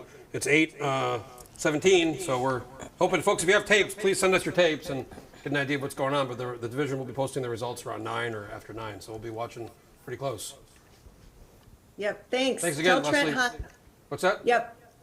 Tell Trent hi. I gotta say, Trent, you went to high school with Trent, our director, our guy back there. You guys went to high school together. I love that. we did. And he's married to Leslie, and he said the other. I Somebody know. said the other Leslie. I heard that sounded something. The other Leslie. Well, that's a small world, and great thanks for coming on. We really appreciate having you on. Thank you, Leslie. It's funny doing work with her. She's a 5th generation Alaskan. Her kids are 6th generation. It's hard to meet people that many generations back. Obviously, if you're indigenous, your family's been here forever. But who flew the plane? The grandfather? Her grandfather, 100 years ago, flew the first flight from Anchorage to Fairbanks and landed there. So it's very fascinating. You know, she has a name on both sides, but she's been in the arena. She just hasn't been in public office. She's the school board president, and I work closely with her. So she's been fun to work with. You know, I'll stop there and give other people some airtime. She's been very fun. What a small world, though, that her and Trent, our director back there, went to high school together. Jesse, I want to ask you one thing you really were involved in. And I know you kind of make a little joke about the race, but you had a big amendment on LNG imports. And we're looking at this situation right now where we're going to maybe be importing LNG, which I talk about, like, I compare it to importing pineapples to Hawaii or chilies to New Mexico. It just seems so nuts. And you had an amendment that would have, I guess, had the state not subsidize is that right? The imports? It would have prohibited a utility from putting a LNG import facility in the rate base. So it would have had to, there probably will be LNG imports, unfortunately. I just think that if you have a gas utility, and not to name any names, but a gas utility that can subsume the capital investment in the rate base and get their 15%, I think, FERC regulated return on it, their incentive structure is to build the Taj Mahal of LNG import facilities and really lock us into that. And they'll pass that on to the electric utilities in their rates. And I think probably we will have LNG imports. I'm hoping not on a permanent basis, and that we don't get locked into it. What do you foresee? I mean, Senator Milikowski and Senator Giesel just sent this kind of strange letter to the Federal Trade Commission about Cook Inlet and Hillcorp specifically, which I thought was, Hillcorp's like one of the companies spending money and doing a lot in the Cook Inlet, and the other companies, Fury and Blue Crest, are asking for a lot of state help, hundreds of millions of dollars. We haven't built the pipeline. This is going back decades. You live in the valley. Like, energy is so important to South Central. Are you frustrated as I am? I know you're frustrated, but why have we ended up here? I think a lot of the failures actually have to do with the RCA not allowing contracts that had floating rates be signed ever. Probably caused significant underinvestment in the Cook Inlet. I know they caused some folks to pull out, and we resulted in now Hillcorp is the only, or the major player there. I think 90% market share. Well, I look at what you guys were both there during they called it the Cook Inlet Renaissance, but some stuff good things that happened. But I remember like Buccaneer, some of these companies. I mean, we spent billions, and one went bankrupt. They couldn't make payroll. Right. So it's like when the state spends a lot of money, it doesn't always work out. But also we were during the times of rolling brownouts, and that's what we were facing when we started the Energy Committee. And that's when the red, yellow, green first Right, got that's started. And we're seeing that again now. We're seeing when it that now. starts, But we maybe did. when it's very cold, turn down the heat. Representative Hawker and Representative Chenault and Senator McGuire had a bill to recapture some of that energy in Cook Inlet, and it worked for a while. But again, like any piece of legislation that has good intent, it also had, a lot of incentives for people to invest, and then not hold them accountable for those investments. And so I think you saw a lot of maybe lower end companies come up and try and drill and try to make something out of Cook Inlet that really didn't have the infrastructure or the bankroll to do it. So it's interesting to watch now. It's cyclical. I think this happened before we were even in there. The same issues are coming up.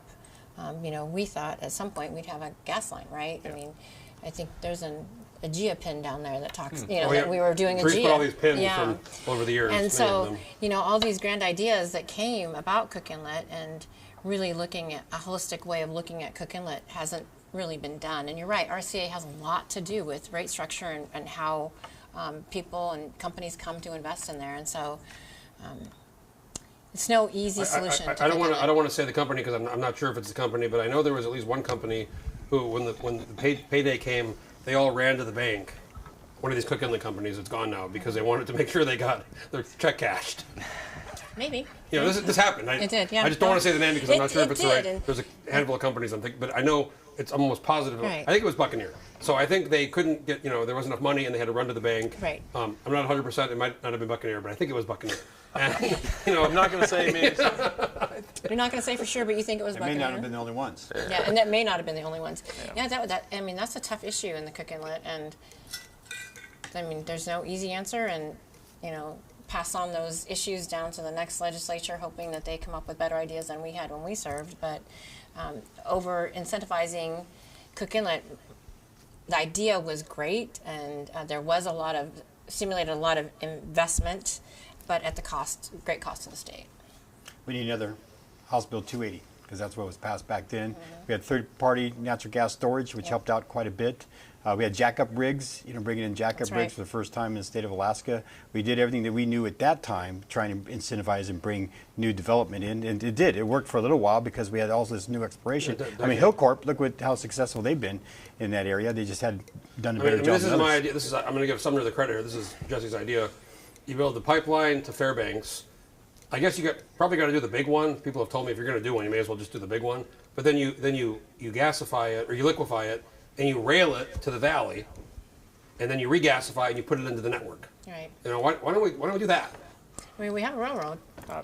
I would rather see that than ships coming in from Canada, but Well, then we're sitting ducks. Yeah. Something happens with the Chinese. Yeah. We're relying on these big, huge tankers to come up here. Well, anyways, it's an interesting issue we're all going to be dealing with in the next coming years. I think that I really LNG, wish you'd relax a little bit, though. You look a little tense. Just a little. I don't think he's worried about his race. Yeah. I was going to bring my blood pressure cuff just to see how it would work. I think. No, actually, I didn't mean to cut you off. Jesse's blood pressure would be like, he's at like 30 beats per minute. Yeah, you run marathons. So you got checks, which you didn't deposit. Low over low. I reported them and put them in a drawer. I'm just gonna say. I will say personal checks expire after 90 days. So. Yeah. I just gotta say again, it's the weirdest. If we can pull up the rate graphic for District 28, if we can pull it up, Trent or Shirley, it's the weirdest race because you're not really doing much. Menard has filed reports saying he's done zero, even though he's doing things. Wright didn't even file a previous 7-day report, and Moore is giving the bulk of her money to your former staffer, 2-week staffer, Joseph Lertzma. Menard used to work for you for one session in 2023. Yeah. It's a weird district. I feel like you should write a column.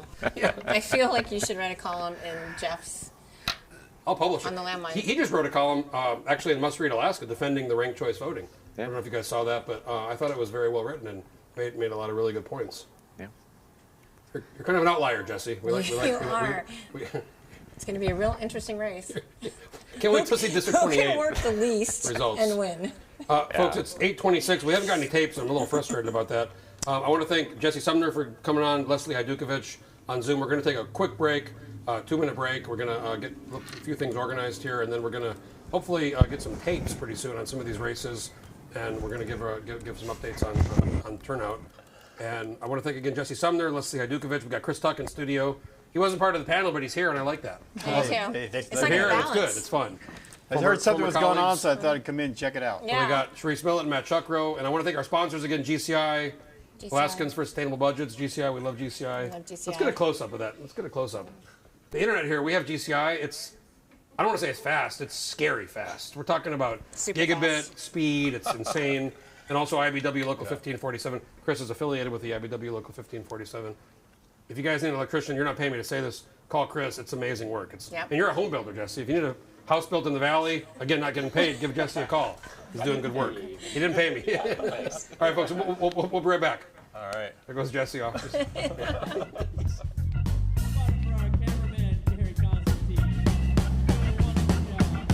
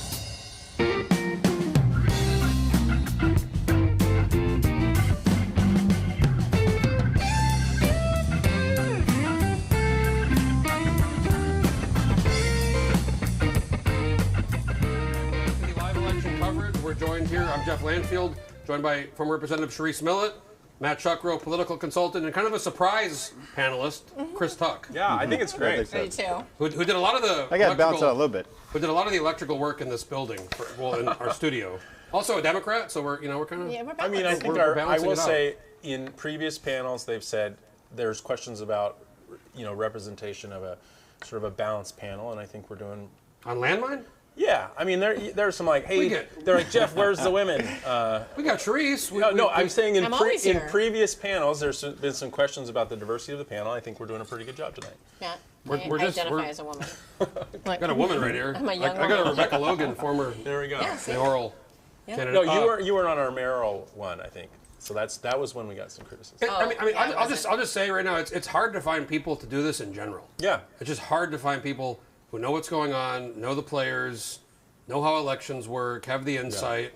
You know, we're not going DEI. We're not going to bring somebody who has no idea what's going on, but they look right. You know, we're bringing the smartest people. Well, that's how I got asked. No. You got a good age group covered. Yeah. I got to say, 50, folks, I'm Mexican. Doesn't count for anything. I got to say, I sent it to our guy, Steven. I have a tape. It's 8:33. I have a tape. I'm hearing something in my ear. Do we have the tape, guys? There's 2 tapes. I can read them. They're Valley tapes. And I will say, Jeff, like the big elephant, the race in the room is obviously the congressional race. We have the tapes. And we're getting to have tapes, but we probably should, even after this tape. Okay, here we go. So this is, what district? Can we scroll up a little bit? This is a Valley. Here we go. This is District N. This is a Wilson. Wasilla number 1. Thank you, Stephen. Let's scroll down a little bit. Again, folks, keep in mind, very conservative. Okay, we got Nancy Dahlstrom, 87, Nick Begich, 73, Mary Peltola. Now, it's not shocking, right, Not for shocking, the Valley. For the Valley. Let's go down to David Wilson, 80, Rob Yunt, 74. He's kind of the main competitor against Wilson, but Stephen Wright, 47. So, I mean, the other thing that pops to me is like, so Yunt has 74, Begich has 73, and what always makes me think is like, who walked in the ballot box and what was the diversity of their vote? Look at Eastman, 116, Underwood. This is one of the races that could affect. Yeah. Eastman's been kind of the pariah a little bit, so that's very interesting. That is. Jubilee Underwood has 92, so they're 20 votes apart. What's the total? 224 total. So there is a little bit of drop off. There is some drop off. If you look at the total, 224. Now there was no drop off. One vote drop off for the U.S. House race. There was a 23 vote drop off for the Senate district. And there was a smaller drop-off for the House district. Right. Let's go to the second tape, Stephen or Trent. We have 2 tapes from 2. What precinct is this? This is a 350-vote total. We're looking like, we can't see. Let's just scroll down. It's a different precinct. Look at this now. Nick Begich, 132. Nancy Dahlstrom, 128. Another Valley tape, huh? This is two similar, I think, precincts. Now we have David Wilson, 127. Wow, Stephen Wright, 115. 115. Now in 2020, he ran, Wilson had a 6-way Republican primary. Wright got, I think, 2nd place, but that was the old system where winner-take-all primary. And then you got Eastman, 222. I've been saying Eastman's going to win. I've been saying that. He's just got some freak ability to win in the Valley. But also, the thing about David Eastman is like when you go there, they're his people. Like you go to a district meeting for the Republican Party, and it's his people. They serve on the district leadership, and it's, a lot of people want to make it seem like he doesn't have a lot of support out there, but at the end of the day, like he can help people turn up, and it's low voter turnout. It's just the people who are engaged, and I think there are people who are engaged. And let's keep in mind there has been early votes. There hasn't been a ton of early votes in absentee, but there is.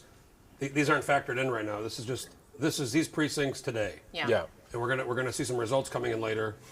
We have Will Stapp from Fairbanks. We had Leslie Hajdukovic. Yeah. We're asking if we could, can Will, if he can hear me, turn his phone horizontal. Okay, like this? Oh, there we go. Let's go to Will here. Oh man. Look at that sign. There he is. You like that? Did you see South's appearance? I'm just curious if you saw that and if you did what you thought. I saw Sumner's appearance. He got to smile more, you know. He's got to be happy. He seemed pretty happy. He seemed pretty relaxed to me. He's very relaxed. I will say, between Sumner and Stapp, it's like you have the two greatest political reality TV stars in our legislature. Just they have a lot of character. They actually have these guys they're a lot of ideas guys. Believe it or not, they're behind a lot of activity down in Juneau. And I've got to work with Will just a little bit. He's running his own stuff. And Will, tell us about your opponent who may have disappeared on you. Yeah, Will's in one of the races where it's not a competitive race. Well, nothing in life is a guarantee. That's what I tell everybody all the time. But you know, I'm pretty confident coming into today. But you know, you go out there and you work. So I just finished sign waving, as you can see by the signs behind me. You know. And of course, I oriented them in such a way that you would see them on the camera on your live stream, you know. But yeah, I mean, we'll see. I mean, I do expect to win. You know, I am the incumbent, and I get out there and work, and don't know much about my opponent. But again, he filed for office, so any type of thing you got to deal with and take challenges seriously. So what's his name? It's Damron. Yeah, his name's Gary Damron. You know, say it. He hasn't really filed much. That's the most airtime he's gotten all campaign cycle. And he's got adorable children that are helping. There he is. He actually looks like that guy from Spotlight, that actor. I'll think of his name in a second. Yeah. You know, and Will, you won your district last cycle at like plus 34, plus 30 something. Yeah, you know, three-way race. I won on the first round of voting in the general. My closest competitor, I think he was about 24 points behind. But you know, again, you go out there and work hard and you talk to people, and you know, I was in the parade, and I usually just tell people vote for me. I have cute kids, unless they want to ask me something specific. You know, you'd be actually kind of surprised how many people don't ask you anything specific. They just like the fact that you have cute kids. You have, is it through your wife? Isn't there some connection to Vic Fisher? Yeah, so my wife's cousin Ruth is Vic's and Jane's adopted daughter, Ruth, right? So yeah, I was at that the memorial for him with a bunch of the Anchorage Democrats. I think some of them were probably shocked that I was there. You know? And my wife got to sit up front, you know, with the family, and I was in the back with the kids. But you know, no, it worked out well. It was good, you know. Just like earlier. You're a freshman. You were on the finance committee. You're one of the more vocal members. But we talked about when we have Chris Tuck here and Charisse Millett. You guys were saying earlier before getting on the finance committee as a freshman was not something that. Oh no, that never happened. You know, you had to pay your dues. You had to earn the respect of your caucus, and again, we had a small freshman class too. So it helped a lot that they had a large freshman class, and they got seats on the finance committee, which is amazing, and it's great for your district. And for your district, I would think that has a lot of sway that you're on the finance committee and returning with the possibility of being on the finance committee again, depending on how the races turn out and caucuses organize. But you could have a larger majority and have a much more effective finance committee with more Republicans, right? Yeah, I mean, that would be ideally the goal, you know, is to kind of push the kind of fiscal responsibility of that. We'll see how it goes. Yeah, I mean, it's just certainly a privilege to serve on finance, especially as a freshman. I tend to think I put the work in, you know, and do my due diligence and try to make good decisions. And yeah, you know, we're just excited up here to kind of continue to represent our town. You know, Fairbanks has a history, though, of being represented on finance, and we like that up here. So. Fairbanks prides himself a lot on having a finance seat. Right. Well, you know, I look at the Senate side. You know, there's nobody on the Senate Finance Committee from Anchorage except Kelly Merrick from Eagle River, and even in the House Finance side, you look at the majority. There's not very many Anchorage people. Is Willikowski on the? No, he was before. He was, but it's Kelly Merrick on the Senate side, and then on the majority in the House, we're talking about Julie Colomb. That's it, I think, right? From in the majority on the finance committee. Yeah, Delaney's from Palmer. Well, in the majority, Andy Josephson and Elise Galvin. Andy and Elise, but they're in the minority. Yeah, correct. I got to ask the weeds here real quick, and I don't want to go into too much detail, but what's that program that was not funded forever that you tried to get rid of, and they all freaked out? It was what was it called? Oh yeah, my program that no one's been on for 3 years that I tried to cut. That's called Chronic and Acute Medical Assistance, CAMA, or Catastrophic Medical Assistance. No, there was something it else. sounds like there was important. a weird name of one. Oh yeah, General Relief. General like Relief. one person's on that one. Yeah. One person. I tried to cut that one too. It's for like if somebody dies and there's not enough money for a funeral, but like nobody. Burial assistance portion. Yeah, there's two portions. People like lost their minds. Did they really? Oh yeah. Well, it's like insurance. Yeah. Right? It's like a safety net for people, maybe. That's how they thought of it.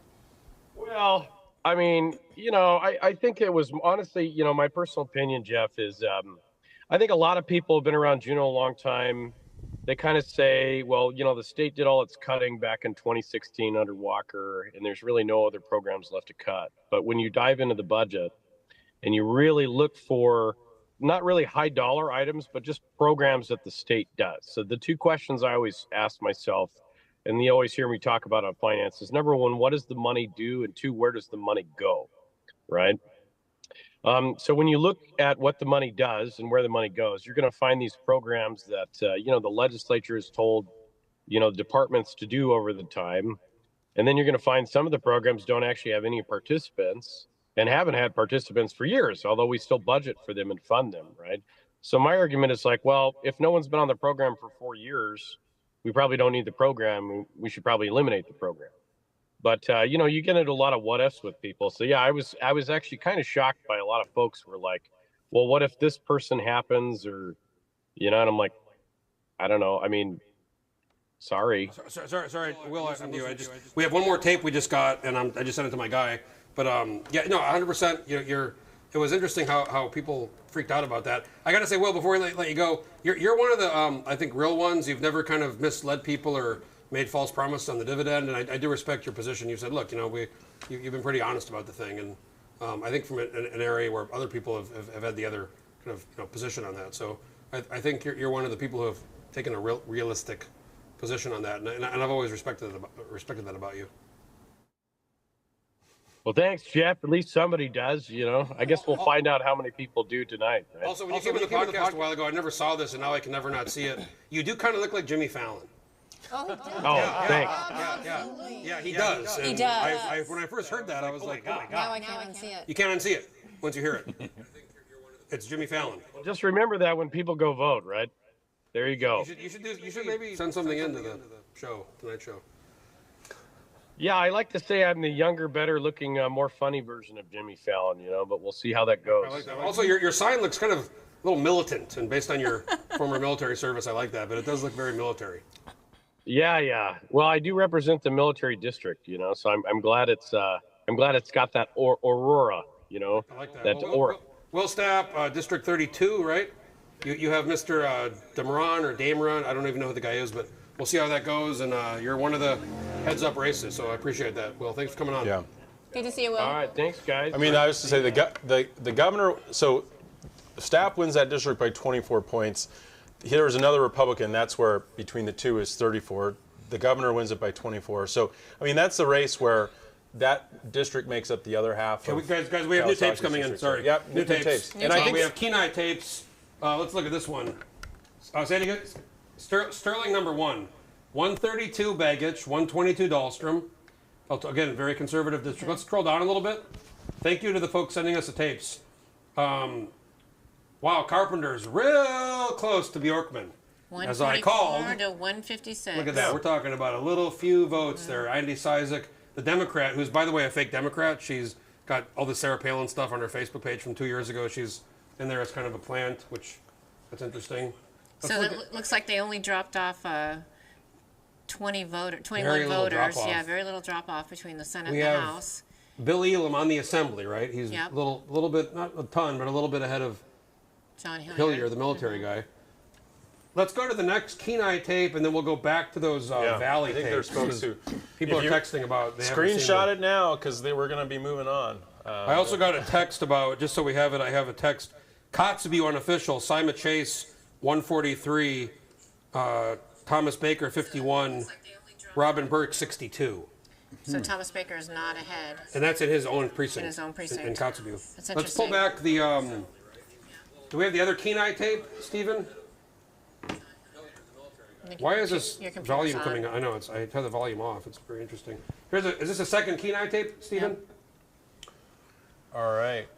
So. Didn't we look at No, that's Sterling Sterling number one. Sterling again? Let's pull up. I think we have a second tape from the Kenai. Thank you, folks. If you have the tapes, please send us the tapes because it takes a division sometimes. Stephen, no second? Okay, let's just go through one more time that tape, and then we'll go through those two Valley tapes. So we got Begich up 10 votes over Dahlstrom. Mary Peltola, again, a conservative district. Look, and look, to the folks at home, we haven't talked a lot about this, but this is this U.S. Congress race, the race for sort of top Republican is certainly on top of mind of everyone. And the question is, there's been this idea that Nick Begich has been pushing a lot, which is whoever comes in first, albeit it's low turnout, should stay in the race and the others should get out. It's a complicated matter because I think the Dahlstrom folks would tell you they have the reserves, the cash reserves behind them. And, Mary Peltola has $3 million. And you also, I think it's accurate to say that the conservatives vote higher propensity or more in the primary, right? We see a little higher. Look, someone said to me, they said, look, and this is their comment, not mine, but I'm repeating it, is that they thought that Nick it's the Nick voters they felt had the true incentive to come out because they wanted to see Nick come in second because this proposition that he made, which is, hey, I'll stay in if I get finish ahead of you or I'll get out. And, Nancy Dahlstrom has not agreed to that, but I think they have also said we're going to try to keep our money in reserve so we can battle Mary Peltola headed into November, who has, like I said, $3 million cash on hand. She's raised incredible amounts of money. She raised about $8 million last cycle. I mean, reminder, Don Young, when he ran, he was raising 1.2, 1.4, 1.5 million. To see a congressional candidate raise $8 million. When Al Gross challenged Dan Sullivan in 2020, he had about $9 million. That's an incredible amount of money for a congressional race. And so, Excellent. Can you open the door outside? Anyways, I know this is that conversation. I would say I imagine. This is going back to real quick. Is this the Valley? Yeah, I mean, I imagine the Dahlstrom campaign's probably feeling very good to see these numbers. This is Ruby Red Wasilla. This is the women's clubs out there. And I have a new tape here. Hold on. Have endorsed this Nick, is a big so tape. it's interesting. There's also been a lot of money spent, about $1.5 million in the last 4 weeks.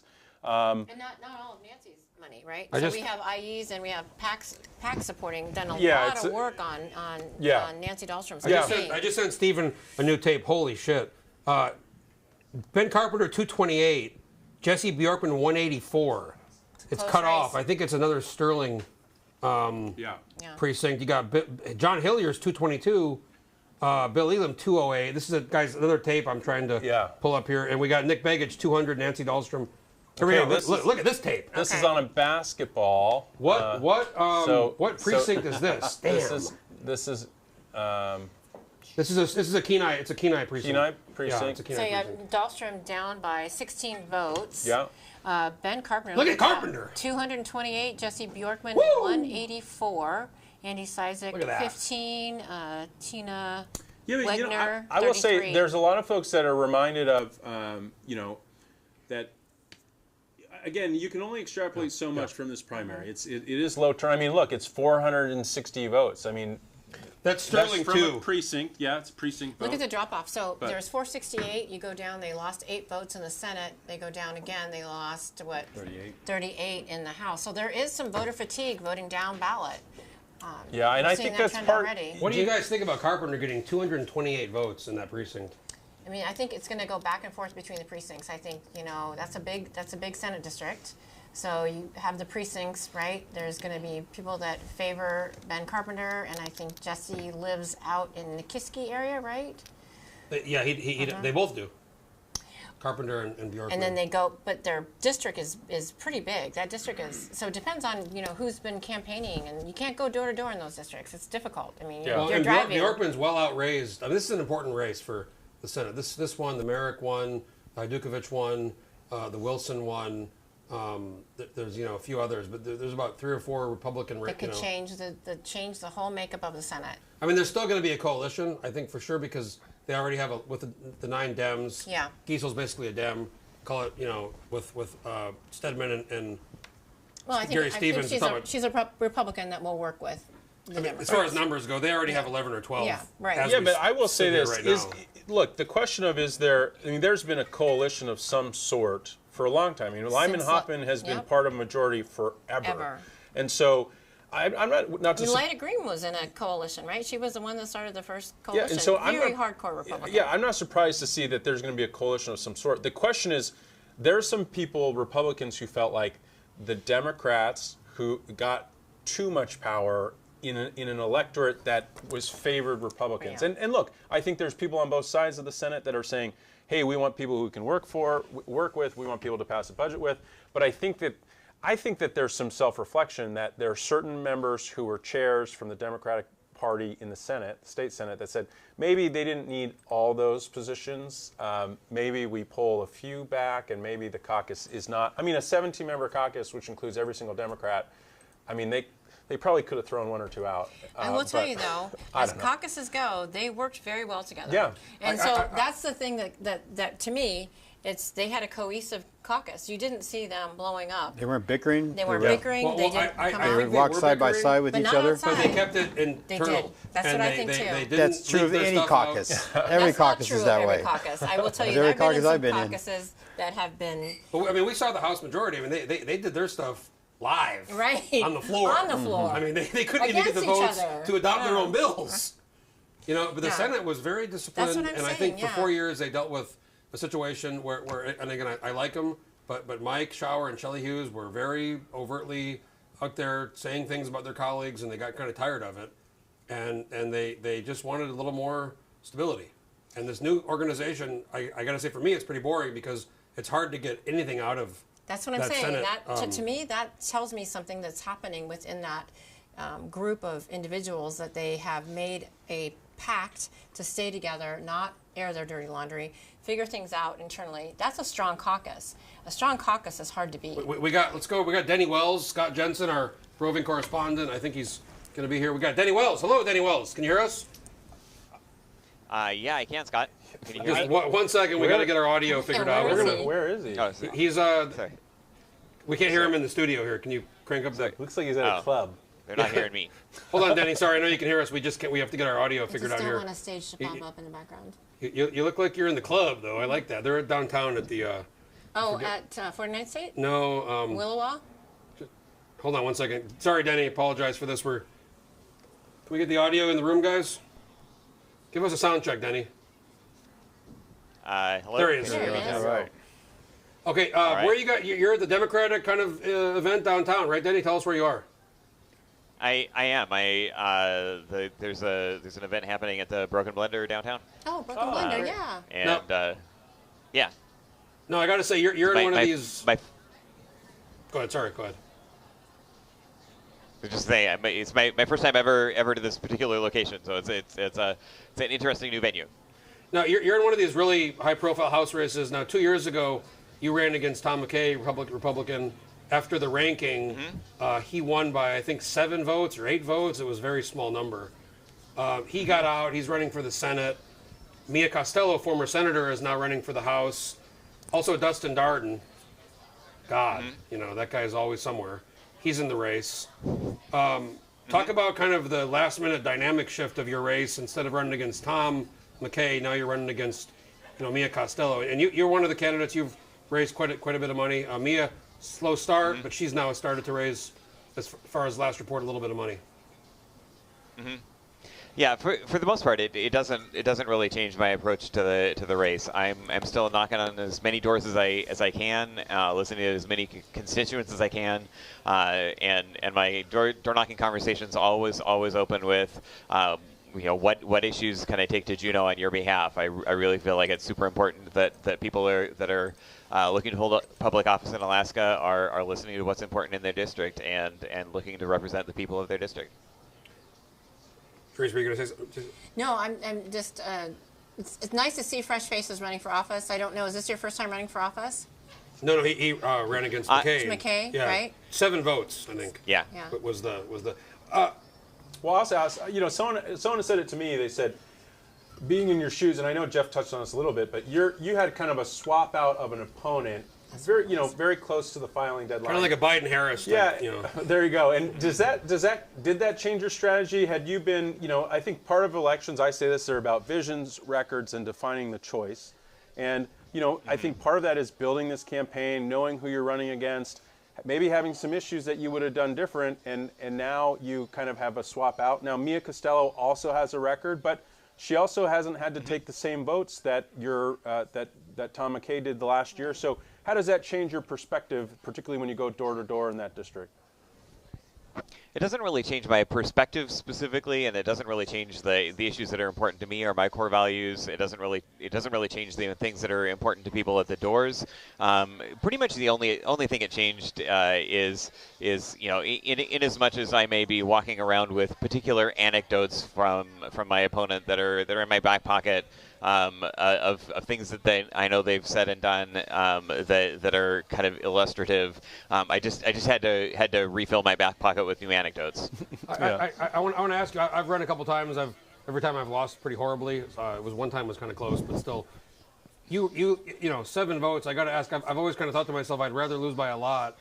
How much do you kind of like harp on? 7 votes is it's literally it's like an hour of maybe door knocking or. I guess how much is that kind of the last couple of years? How much have you thought about that? It was so close.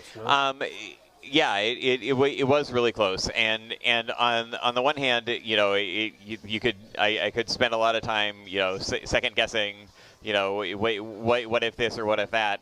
And on the other hand, it was literally my first time ever on a ballot. I was completely dumbfounded to see my name on a ballot and fill in the oval next to my own name. That was mind-blowing. And to have started from absolutely nothing at the filing deadline and come that close last time, to me was a real testament to just really the middle of the road, compromise-minded district that we've got, and just kind of heartened me to step back up when I decided to do that, and to recognize that this is not an extremely partisan district one way or the other. It is a real middle of the road district. And I just want to say, kind of totally unrelated, but in a small Alaska kind of sense, I almost sold my house in 2016. I'm so glad I didn't. Value's gone up quite a bit. I'm glad I have. I shot the pictures of it. You took the photographs of my house, my condo. I did. Thank God it didn't sell. But he's a photographer, and he took the photos of my condo back in 2016. And again, I'm very happy I didn't sell it. But great. They're still on Zillow, actually. Nice. Pull it up. No, thanks for that. Well, I know Scott's over there. Scott Jensen, our correspondent. There's a big party there. What's it like? It kind of looks like this Russian club I was at one time in Siberia. It gets kind of. Oh dear. It is very. The theme is very black on the walls and the ceiling. And it definitely sounds like it's filled up behind me since I've been standing here at the camera. There's definitely some people in the background, behind you. That's where they have the burlesque show. Really? Yeah, I think that's where they have it. Downstairs of the Broken Blender. Is that where you are? Yeah. Yeah. Well, we had a guy earlier, Jeremy Bynum. He looked like he was in some kind of hostage video, like he was holding up a sign, like I'm alive, proof of life type, get me out.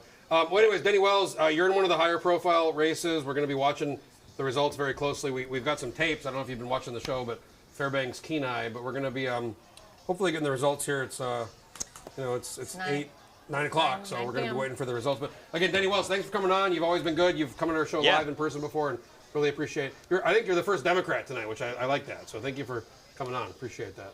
All right. Well, thank you very much for the opportunity, Jeff, and hope the rest of your night goes well. Thanks, Danny. Appreciate it. That's a nice guy. I would say, nice guy. Hats off to Scott. That picture quality looked great. So do you remember last time with Jake? Yeah, that was tough. It was a clusterfuck. We've got results. We have results? We've got results. Okay, let's pull the results. Oh, wow, let's pull the results. We haven't even gone through all the races. It's okay. We got results. Can we have Stephen share the 20? I'm not seeing the results. Are you seeing results? Yep. 2024 primary election, August 2024, U.S. vote for one. Looks like we have Nick Begich coming in with 26.92. Nancy Dahlstrom, 19.95. My page isn't loading. Yeah, I think it's like. You want to borrow mine? You think no, I just I'm gonna Stephen. Well, it's still showing zeros. Uh-huh. Steve, They're working on it. Charisse, if you Okay. can, here we go. I can see it here. You want to go through it a little bit? Yep, Nick Begich, 17,940. Nancy Dahlstrom, Let's 13,299. pull up my computer screen, guys. We'll do that. I'll just go through it here. Here we go. Look There at you that. go. There we Can we go. zoom in a little bit? Should I zoom in? Should I Yeah, zoom in? Look at that, guys. We're technology here. You can close that Okay, panel this is on the the U.S. side. House. This is 11%, so we're a pretty small number right now. Nick Begich, 17.9, 20, almost 27%. Dahlstrom at 13.2, 19, almost 20%. Peltola, Yeah. Wow, 50%. look at that. 50.85 on Patola. Who's now, guys? Fourth. Somebody's going to be in fourth here. Yeah. Look at these very small. It looks like right now. I called it John Wayne Howe. I said he's going to be. He's the AIP guy. He might be the fourth guy. Well, you got Salisbury here No, too. yeah, Salisbury. Weren't they all trying to get behind that Yeah, Hikis. guy? Yeah. Like, he's got no juice. They were Yeah, but trying you've to got propel Matthew him. Salisbury at 0.59%. Let's go back to Keel. Wow, Jesse Keel won. Thanks, Jesse. Nice work. Also very relaxed at this election. Look at how close That is close. Ben Carpenter is to Jesse Bjorkman. Look at that. So And we got Jesse Bjorkman has 43%, 43.48. Only 4 more precincts. Yeah. And then absentees. Yeah, we're looking at 13 of 17 precincts right there. Let's go down here to this is the wow. No, Wow. this is interesting. Oh, that's interesting. That is my district. 9 of 13. And that is He's the interesting. incumbent. And that is Janice Park has 50% and Kaufman has 44%. Kind of a perennial candidate. She runs a lot. She does. But This guy that's Harold here, he's spent no money, raised no money. He's Right. getting 6%, 5%. That's no surprise there. Clayman very doing popular well. in that district. There's Tom McKay and there's Liz Vasquez again. I think there's like 7 candidates that have served before that's running this election. Again, yeah. I mean, my big takeaway is that I think Mary to have over 50%, it feels. Well, we're only at 185. Yeah, no. At this point in 403. time, it feels like these numbers at this moment skew Democrat, right? Like they do. That's just So you see it through all these. Yeah, But as this we go one's through. like this one with Keel at Juneau. 8 of 18. Yeah. We're 13 of 17 for But if you look at Will Stapp's district, obviously I pulled down It has Will up by 19, where in reality he should B, yeah. his So district District L. Have you looked at District L? We'll go through that. Dunbar's in one of those races with she's not doing anything, no Right. no activity. He's well ahead. There you go. Here's the one. Here we go. Merrick. Look at Gecker. Look at Gecker. 7 of 13 precincts. That's the main Republican opponent. Right behind her, and then you 2% have difference. McCarty, former representative with 10% Republican. Yeah. Jackson with that's almost 17%. That's Yeah. almost 18%, and then this Democrat over here. That's an interesting. That's an interesting race. So at this point, if it stays similar, the Jackson drops. But I do think there'll be a strong push to get McCarty out of the race. I do too. 100%. And then, again, it's one of these interesting things where you see, Hammermeister, where their votes end up going. Look at this one here. We got now if you add these two up, right, and Yunt, Wilson could have problem. I mean, depending on the ranking, if these numbers hold, 10 of 12 precincts. That's how do they, if he goes off, if Wright goes off first, and let's say they all stay in, where do his votes go? I mean, I will say, look, 10 of 12 precincts reporting showing 8.4% turnout. Yes. I mean, Wow. This is not even like a. Right. It's not. I mean, it's really hard Look to at this one. take much away Matt, from that. this is your This is your 6 race. of 8, 10% turnout. 10%. Yep. 10%. 75%. 10.8. So there's 2 more precincts, and so that will change the numbers. But it's really low turnout. This and is that's what. interesting. Wow. Look 14 at that. of 48. Savannah this is, Fletcher. This is we're very low. We're Very only low. 14 Yep, of 48 yep. precincts. But look at Fletcher, the independent. She's on the Fairbanks North Borough Assembly president. Kronk's the rep. That's a big delta there right now with only 14 of 48 precincts. That's a big race. And look at House. I wonder if Donnie's going to win. I know. Interesting. Look at House District 1. That's Wow. right. 7 of 10. 7 of 10. Right. Bynum's at 70% half the precincts vote. are reporting. Right. He was the guy, the hostage guy that was on Yes. earlier. He looked like he was in like an So like an ISIS he's video. doing well. Okay, him shoot. Good job, Rebecca. Andy Story, good job. Sarah Henning, good job. Kind of higher turnout even in Juneau so far, even though there's less precincts. Nobody's on the ballot. House District 5, there is a 7% turnout. And Yeah, that's we 4 of 12, though, so we knew that'll Stoots go. was going to do very well. That Yeah. guy's not really an opponent. Look at Vance, 6 of 9. Way up there. Let's go down to... Dude, go to District 9. Look at Ruffridge. Woo! Well ahead. We have... Wow, this is interesting. Wow. 9 of 11 precincts, 17%, and basically a dead heat. Yeah, for Ben Hillier Carpenter's and open seat. Elam, yeah, But that is look at the almost a dead spoiler heat. 9. This looks like it can be the nonpartisan against 3 registered Republicans. Wow. See, it's confused. Like people are like, I don't know who to be. I don't. It's Right. very. they almost fascinating. all have the same. They They're do. But look Republicans. at the nonpartisan, kind of the candidate. I think Kai people were Holland. least expecting. Right, Has 41% of the votes. more votes. Look at Lucy Bauer. Yeah. Big So- Republican donor. Look at that. Damn. So between Lucy Bauer, Brandy Pennington, and Lee Ellis, right? I mean, someone has to drop out, right? If We'll see. Choice. then we have House District 10, 6 of 6 Let's reporting. go, We've got Chuck we got Kopp, 10. We got. Let's go. Look at- 61%. look Craig at- Johnson, 38.9. Look at that. 6 of 6. Wow. Folks, that's a That's it. big number there. And that's Again, now it's the primary. Let's just Right, let's it's a just, primary, You know, but, big turnout. 50 Look at If this. it wasn't ranked choice voting, that'd be a done deal. Julie was just here. Look at that. Neck and neck. But that 5 of 7 precincts. Yeah, that'll change. if it wasn't ranked choice voting, you wouldn't have 15% turnout. That's yeah. that's I true. mean, that's like. I mean, I understand I what think you're there's saying. other But it's a factors. false. Once they There's factor other in the early factors. votes and the apps, it'll go up a little bit. But Yeah. we're talking about pretty low. I mean, wow, Lertzman's losing by a lot. That's shocking. And that's 4 of 6, wow, only geez. 2 more precincts. Calvin Schrader's got 66% to 33%. Not surprising here, Andy. It's kind of split district, 5 of 5, but it's my district. I live there. Andy's a very hard worker, very well Very hard financed. worker. She's giving all of her money to that guy, which is kind of a kill shot. She's doing the same thing? Oh yes, yeah. A lot of them are. Read the Chris. Please buy the I Alaska will, Political Report, and I you can do buy it, I read just these gotta things. read it. Well, Denny Wells and Mia Costello. We just had Denny on there. Look at. That's See, close. Mia used to 6 of 6. Mia used to represent part of that district when she was in the House years Yeah, ago. Yeah. it's also Republican plus 7 in that district. I think it's a 7. Like, Look at Darden sucking up almost 4.5% of the vote. yeah, that also makes it tough. Oh boy, this is a race I want to talk about. Yep. I'm not going to say as much as I want to say, but look at those numbers Carolyn Hall's putting up. Yeah. Not sure if you guys have been watching. 7 of 7 precincts, 61%. Yeah. Not sure if you've seen the rift between me and Nick Moe in the last several days. I mean, we get your. Yeah, but like, is it even worth fighting that? Not going to go into it right now. But No. like, isn't Why would Carolyn's just going to run away with that? Yeah. Right? Oh, look, Zach Fields won. He's unopposed.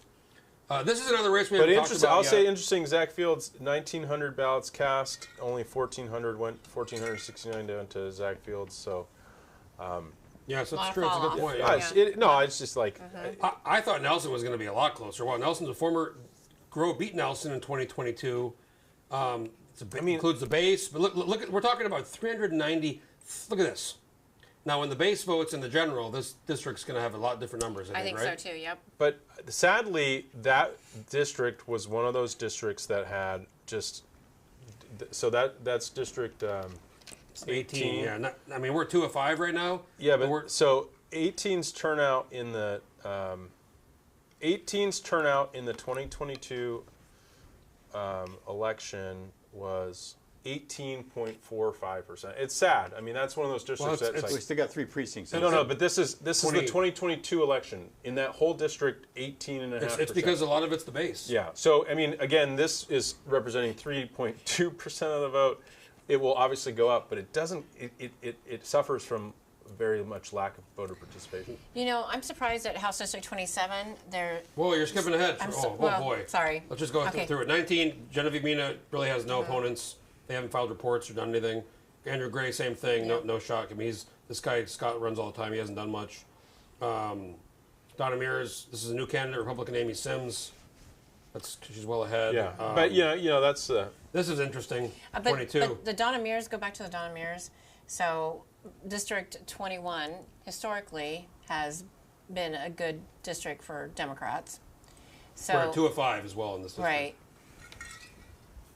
So that could change in the presidential election. I don't know. I don't know. Well, the that's what district Forrest very Wolf well. notably ran for that seat. Right. He lost by less. I think it was about 100 votes. Yeah. I think it's maybe closer to 200. something like that. I don't know. No, it was 100 and something. Yeah. Look at this one here. Now this is a big one. This is 3 or 4. I shied up. Not much. We're talking about 30 votes. Wow. So yeah. 6%. Look at that. 6% turnout with 3 or 4 precincts. Yeah. That's going to be a race. We haven't talked about all the races yet before the show, but we're supposed to go through them. Allard, she's going to win that one. Oh, Jamie. I wish Jamie would come on. Jamie, if you're watching, please come on. I asked her to come on. She's. We like Jamie. Kids going to college. This is the time of year, right? So everybody's busy. Kids going to college. You have to think about that. Unopposed. You were in there with Dan Sadler for Majority Leader Delana Johnson unopposed. Kathy Tilton unopposed. Look at that. I said he was going to win. I mean. So what I want to say about this district is there's a 7.7% voter turnout. To me, that's interesting for that district because you would think that district was highly political. Forest Wolf lost by 146 votes. Sorry to interrupt you. Very motivated to get out to vote. And voter apathy is really hard. I think we'll probably spend some time at the end of this talking about why, we've talked about it a little bit, but it's just like this. I think people are will feel a little bit disillusioned by the fact that look at our boy Sumner. He didn't meet his goal of not winning the primary. So far with 6 of 7. Yeah, he just didn't want to lose. That's what he said. No. I think he said he wants to repeat his primary history of getting second in the primary. Oh. I believe he said that. Look at Menard over here. He's literally filed. Somebody really, I like Steve, but he's filing reports. He's reporting 0 activity, no fundraising, no donations, no expenditures. He's clearly campaigning. Like, Steve, you got to file your friggin' reports. Here's the Lertzma guy. Well, that's interesting. Look at that. Yeah. We got somebody, we're going to just go through these races. We got somebody on the line, Jim Arlington. He's running against Allard. But we're going to go through all these Rousters unopposed. And then we have Doyle Holmes and Kevin McCabe. Wow, Holmes is a little closer than I thought. 7 of 12. Too. Yeah, it's a little closer than I We're still a lot of precincts left in that race. Kevin McCabe, I bought a property with my friend Lee Baxter over on Crooked Lake. Kevin McCabe is my new neighbor. What a neighbor. Great neighbor. Like Kevin McCabe. Big fan of Kevin McCabe. Yeah. He's my neighbor. So, over there. Wow, this is the other race we haven't talked about. 31. Only 4 precincts. Dybert and Bart LeBon. Bart LeBon served in the House previously. Another rematch, and it's close. So we have one more precinct to report. Let's just go through the rest of these, and we're going to get some. Scott's got a bunch of people online at the Democratic event. Stapp, we knew he was going to do very well. Demeron is doing a little better than I thought. Dameron.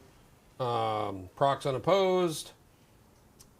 Ooh, that's a little close. That's really close. That's a lot closer than I thought. That's Tomaszewski, who I call Frankie T, on the Finance Committee. And Joy Beth Cottle. New candidate. Out of that's 5 of 8. She's a firefighter.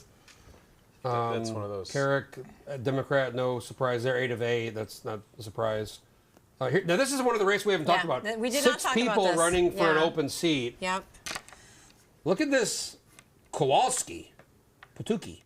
30. Look at this. Now we got Republican. They equal 10, 40, 50, 60, almost 60%. Right.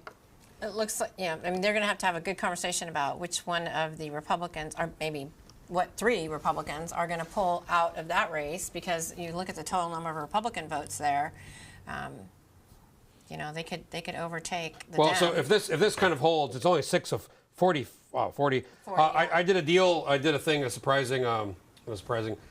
Years ago, Kronk won some of these precincts. It was like 20 votes or 15 votes, and it was like 100%. I said, this guy's putting up like Vladimir Putin, Kim Jong-un numbers, because these are very remote precincts, very small numbers. But if these general numbers hold, we're looking at the Libertarian and maybe Pam Good, who put $10,000 of her own money into her. 2 of these people are going to drop off. It is very fascinating. Go to the this one. 4 votes. I know, but you look at there's no precincts reporting, right? That one. Yeah, that's weird. It's not going to count. And then we got Foster. I mean, obviously 1 of 28. But Neil's been working very hard, flying around. Everywhere. He's been posting about it. Yeah. And then this is another race that look at Robin Burke with 2 of 20. I mean, that's very small. Right.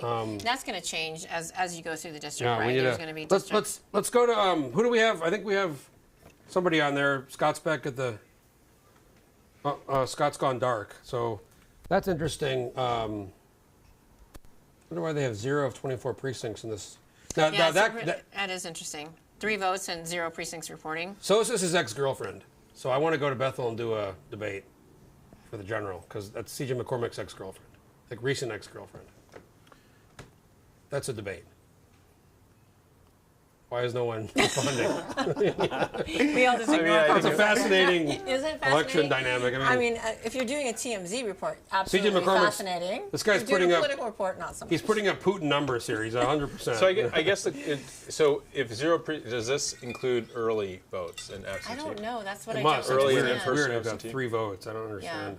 Yeah. Let's do a refresh. I So did. wait, hold on. Right now So we have. I always We're at 8:52. I always remember is refresh one in a new window because it's nice to compare notes. But Well, Oh, that's a sometimes good idea. you can't refresh outside of the window either. Let's just. no, I always Yeah, open we're a still at new one, 185. I'm getting so many got what you texts, you said. guys. I'm Yeah. getting so many texts. Well, can you read them all out loud? I get another tape, but now tapes are kind of old. No, but- we could. It'd be interesting. Just it's more data than we have. Yeah, Scott's texting me. We have people here at the Democratic. He's at the what's it called? The Broken Blender. Yeah. I got a tape here. This is. I'll send this to.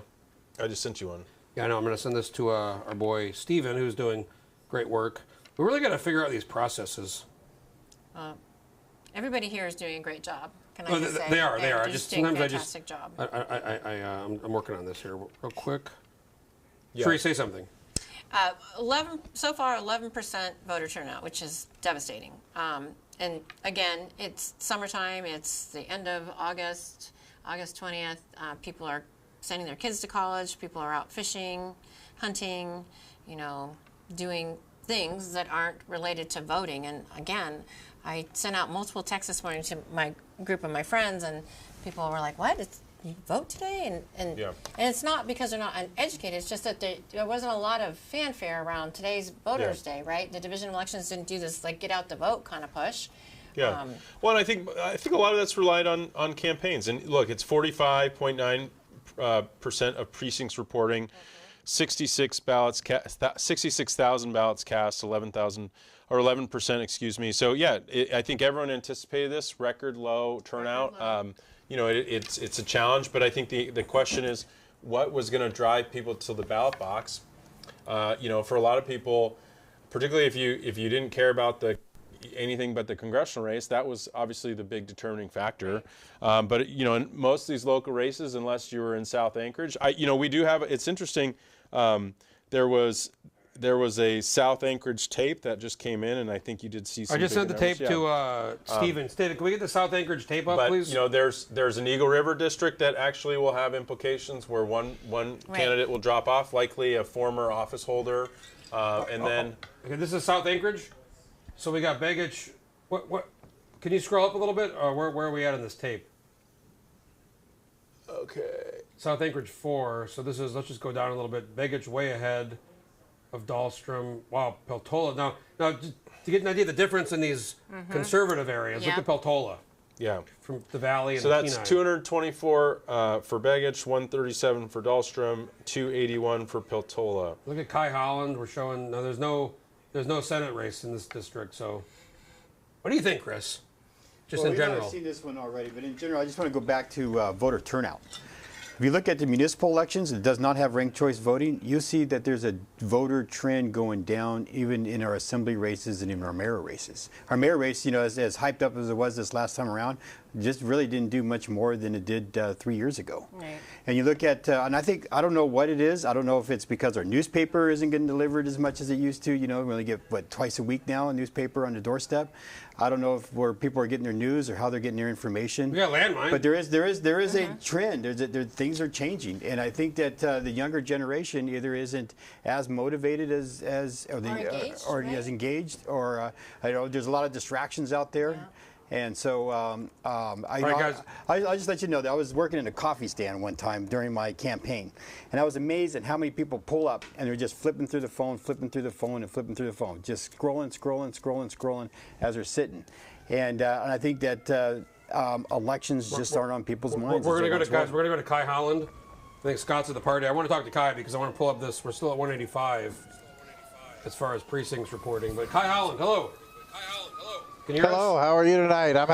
I can hear you. I'm having a great time here. Are you looking at your district? Because that's an interesting, we got 8 of 9 precincts reporting. You're at 41%. And the Republicans, the 3 of them are all scrambled. I guess what are your thoughts on that? That's an interesting kind of dynamic of your race. 3 Republicans and then me right here. Yeah, you know, I'm a first-time candidate, as we all are in this race, so I've come into this with really an open expectation of what this primary might bring. So at this point, I'm pleased with the results and the work that the team has done to get us to this point. But I don't know what to expect in the next day or two, so I'll be standing by with you to see how this develops. What have you seen? I know you've been campaigning hard. I've been watching some of your social media. What have you been seeing in the district and door to door? What are you hearing from folks? Well, I really have spent a lot of time trying to cover doors in all areas of the district that run from Basher as far south as Whittier. And the issues are different in each area, but they all tend to come back to questions about, do people feel like the schools are meeting their needs and creating the opportunity for the next generation of Alaskans? Are we dealing with the energy issue in Cook Inlet? Are we dealing with the economic opportunity that will create jobs that will keep people here? I also run into a lot of people that are concerned about Anchorage and the infrastructure and the downtown area. So I've learned a lot in this process, and I'm continuing to be out meeting more people in the next couple of months. So I appreciate all of the time I've been able to have at the doors. People have been universally really welcoming to this process, and I'm learning a lot in the process. Now I know there's been some talk. We talked about earlier, it's on the Republican side, but they have discussed maybe getting out if somebody doesn't get enough votes. The other, Lee Ellis didn't kind of go along with that, but they're all pretty close. If they all stay in, how do you see that campaign going, you know, for the general with the ranked choice element? Yeah, it's too early for me to say. You know, I'm a new candidate to this, so I'm going to be looking for help in the strategy of how this moves ahead. But I do think this represents the fact that we've got a really good breadth of candidates that the community has seen. So I'm pleased with the results that everybody has found different candidates to be able to align with. How this consolidates under ranked choice voting, to me, is going to be an interesting next step, but I don't have any crystal ball to know how it works out. Now, Kai, I want to say, I just learned this maybe a month ago. You're actually Judge Holland. He's kind of senior status, but you're Judge Holland's son, right? From the federal. That's correct. It's a small Alaska world story. I like that a lot. He's been there for a while, so I don't know if anybody follows the federal kind of stuff, but Judge Holland, he's one of the federal judges. Well, what's going on? Looks like there's a big party there. I see Robin Burke back there from the North Slope Borough race. I see Forrest Dunbar. You guys look like you're having a good time over there.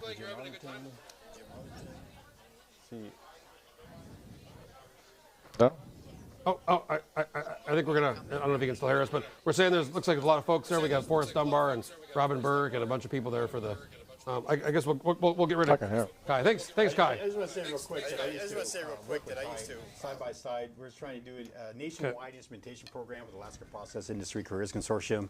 He was on university end. Of course, I was on the labor side of things. And working with Kai was excellent. And we also worked with former Representative Vance Bonholtz in trying to get that moving. Yeah. Ivy Svanholt's mom, former Representative Ivy Svanholt's mom. Yes, right? yes. We just unfortunately recently passed. So she's going to be dearly missed. But yeah, working with those two, we almost got something passed nationwide. We're still going to hopefully get there one day. But a nationwide apprenticeship program for instrumentation. Wow. And it was going to specifically be up here for Alaska for our oil, mining, and even our fishing industries. I want to say one thing. So that district, we'll use that district as an example. Right now, that district was reporting 21% turnout, 8 of 9 precincts, 88.89% precincts reporting, 21% turnout. In the 2022 primary, 50% turnout. Wow. That's 8,300 votes in 2022. Now, what was happening in 2022? U.S. Senate, governor. Yes. House. Of course. Don Young died, right? I mean, there was a lot of. So there are these variables, but it's just really tough to look at today, and we can pull up previous election cycles as well. But I think for comparison, it's tough to say, to really extrapolate from this that this is people have talked about how this is a free poll, but this is really tough to say this is any sort of representative poll. It's a snapshot of, these are like kind of our super voters where they stand. Exactly. But I'll tell you, campaigns, their big takeaway is, hey, we got to increase turnout. There's voter ID efforts that are being taken right now to identify who your voters are, and then a lot of this is spending money on making sure people turn out. Because look, the overall in the 2022 election primary, it was 33% overall turnout. We obviously have less than half of precincts reporting, but we're currently sitting at 11%. In 2022, it was 33 overall percent turnout, 32, excuse me. So even if it doubles, you're still at 22% voter turnout. Yeah, like I said before, the election is just, it's god awful. These are Anchorage community election numbers. We're talking about in the previous primary, 2022, 192,000 ballots cast. We're at 66,000. I mean, is it almost worth, I don't know if this is even a good idea, but is it almost worth the people who have less than 4 people, they just don't do the primary? That will discourage turnout even more. Well, because people, this costs money, right? I mean, I guess if there's always going to be a U.S. House race, there's always going to be. Well, that's the draw for this, right? This is the draw. The draw is the U.S. House race. And you can see, like we've been looking at voter drop-off, down ballot drop-off. And it looks like they stay for the Senate races, but they definitely drop off for the House races. Not as much in some of the more challenging districts, but I'm surprised. Again, I go back to David Eastman's district at 7%. That's a Valley district who they're patriotic people, but they're not going out and voting in the primary, which is, again, a snapshot in time. It's like anybody else's poll that they do, phone call on one day. Those are the results. It's not an indication of how you're doing, if you're winning, if you're making a connection with your voters. That's the problem with what I see with the primary election. It's not giving you the information that you need to successfully go to the general. It's snapshot in time, but also if it's a snapshot, even if it's 1,000 people, if it's only conservatives or only liberals, it doesn't do much for the poll. Well, I mean, or the primary, right? If it's only you have to do a breakdown of I just pulled it. So I'll pull it up. 2020, it was 22% turnout. It's it's a weird COVID year. We'll pull 2018 because that's the last. That's a good one to pull. Yeah, that's the last election where it's just Don Young. No, and it wasn't all mail ballots. Yeah, which makes a difference. So let's see, 2022 statewide ballots cast. Okay. It's 20.42% turnout in the 2018, and that's just again, it's a weird variable because there's a governor's race in 2018 as well in the primary. Mm-hmm. So, and that's when the primary actually. There is an argument to say like there's the least amount of issues on the ballot this year, which does lead to. We're going to go to. We got Robin Burke, House District 40. Yeah. North Slope Borough School Board President. Yes. President Burke, can you hear us? I can hear you. Can you hear me? I can hear you. I just want to say, when I was up there in June for the Nalakatak, the Whaling Festival, you were very nice. You actually drove me to the store where I got the last kind of amount of sunscreen in Barrow, maybe. Everyone was laughing at me. I was very sunburned. I was being kind of mocked for the sunburn. She took me to the store. I found the last kind of little bottle of sunscreen in Barrow. And it was $9, yeah, for like the tiny little bottle. But I would have paid a lot more. Yeah. But anyways, Robin, we're looking at 2 of 20, very small turnout with 2 of 20 precincts. Yeah. But with 2 of 20, you're at 71%. Thomas Baker, the incumbent, he was appointed by the governor to replace Josiah Pocketuck. You're running from your Barrow, North Slope Borough. Thomas Baker, Kotzebue, Simon Chase, the mayor of Kotzebue. You're the only North Slope Borough candidate in this race. Tell us a little bit about. I know that district's very big. It's bigger than many states. What that's regional in some ways. Tell us about your district and how big it is and how it's kind of a little bit regional as well. So the North Slope, I think District 40 is the only House district that has 2 hub communities in it. So Utkarvik and Kotzebue. the North Slope is 96,000 square miles. The Northwest Arctic is 36,000 square miles. So it's a really large district. Not the largest. 36 is the largest. 40 is the second largest. But, we have just a number of challenges. Campaigning it takes 2 days to get to Kotzebue.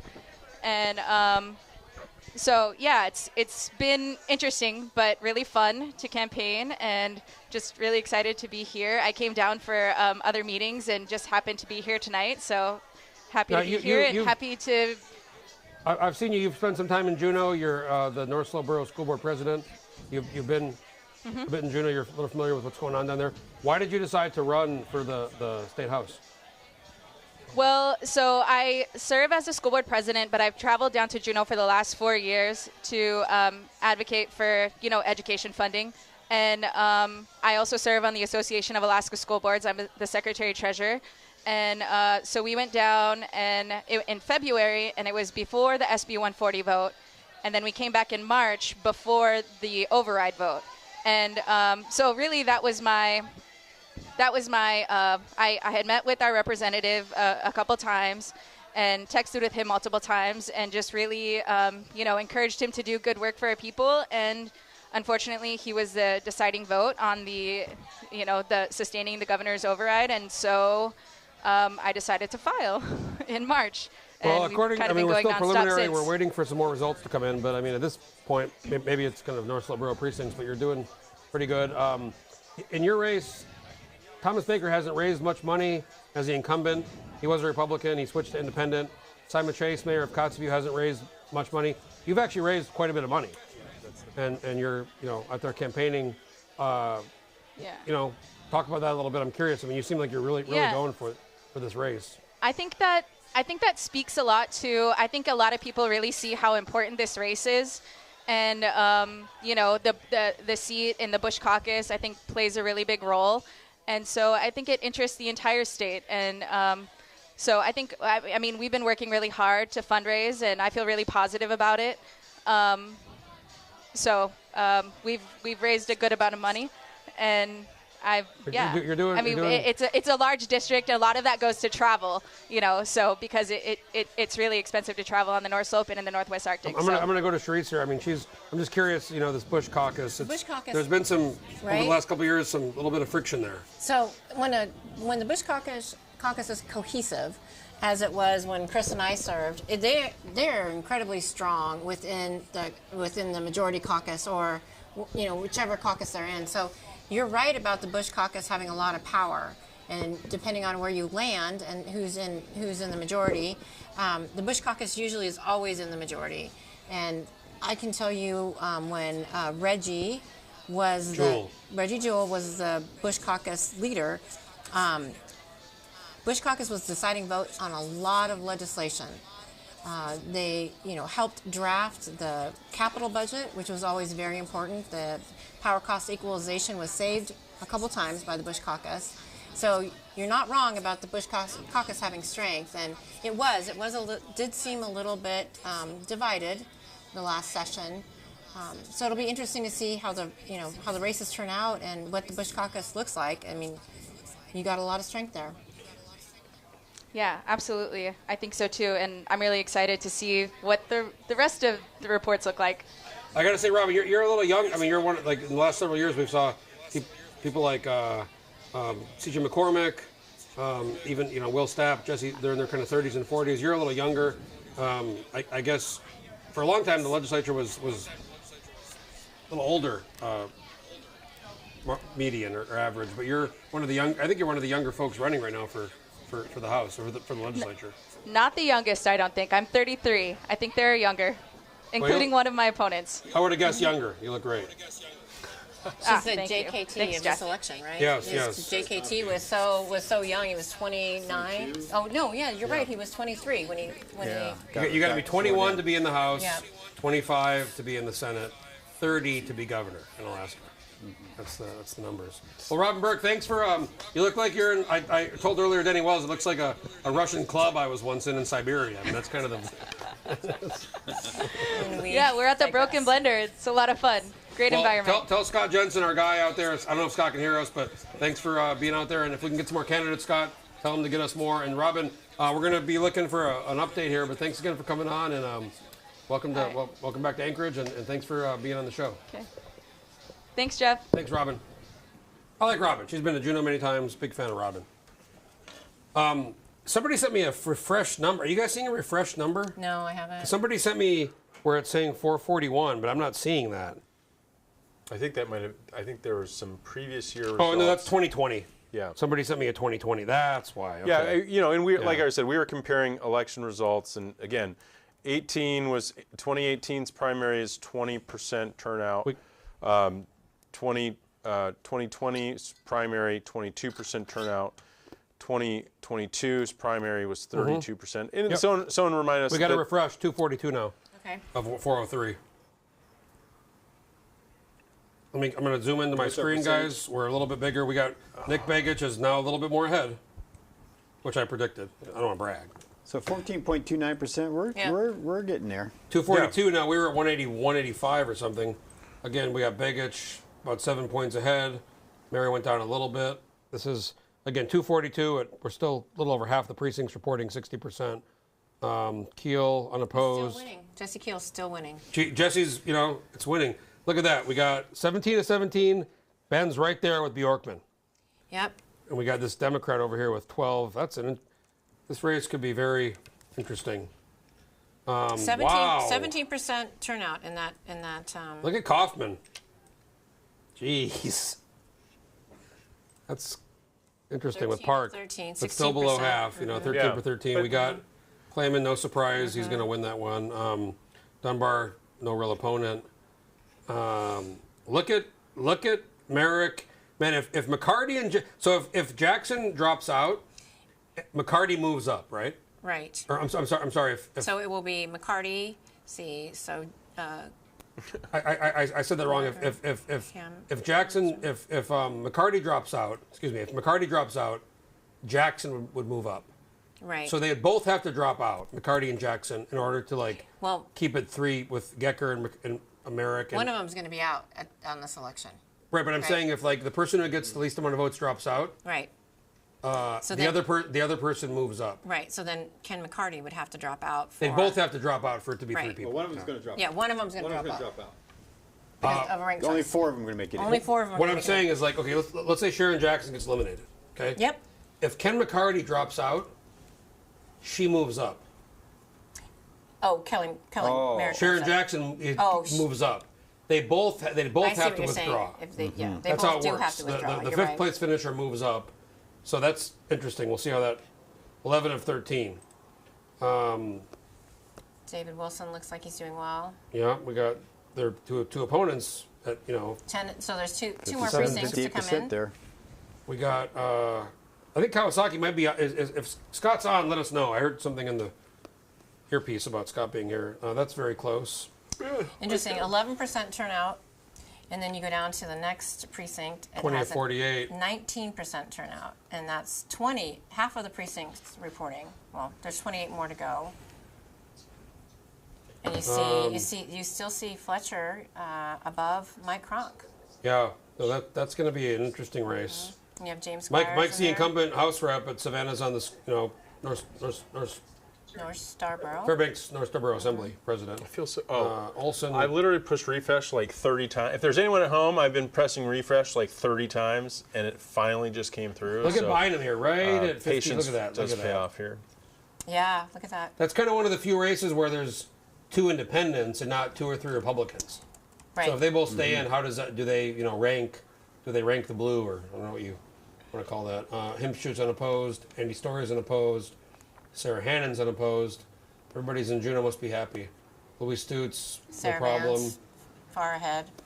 This is another one where 8 out of 9, and look at Homer has a 22% turnout with 8 of 9 precincts reporting. Rufford's well ahead with Gillum.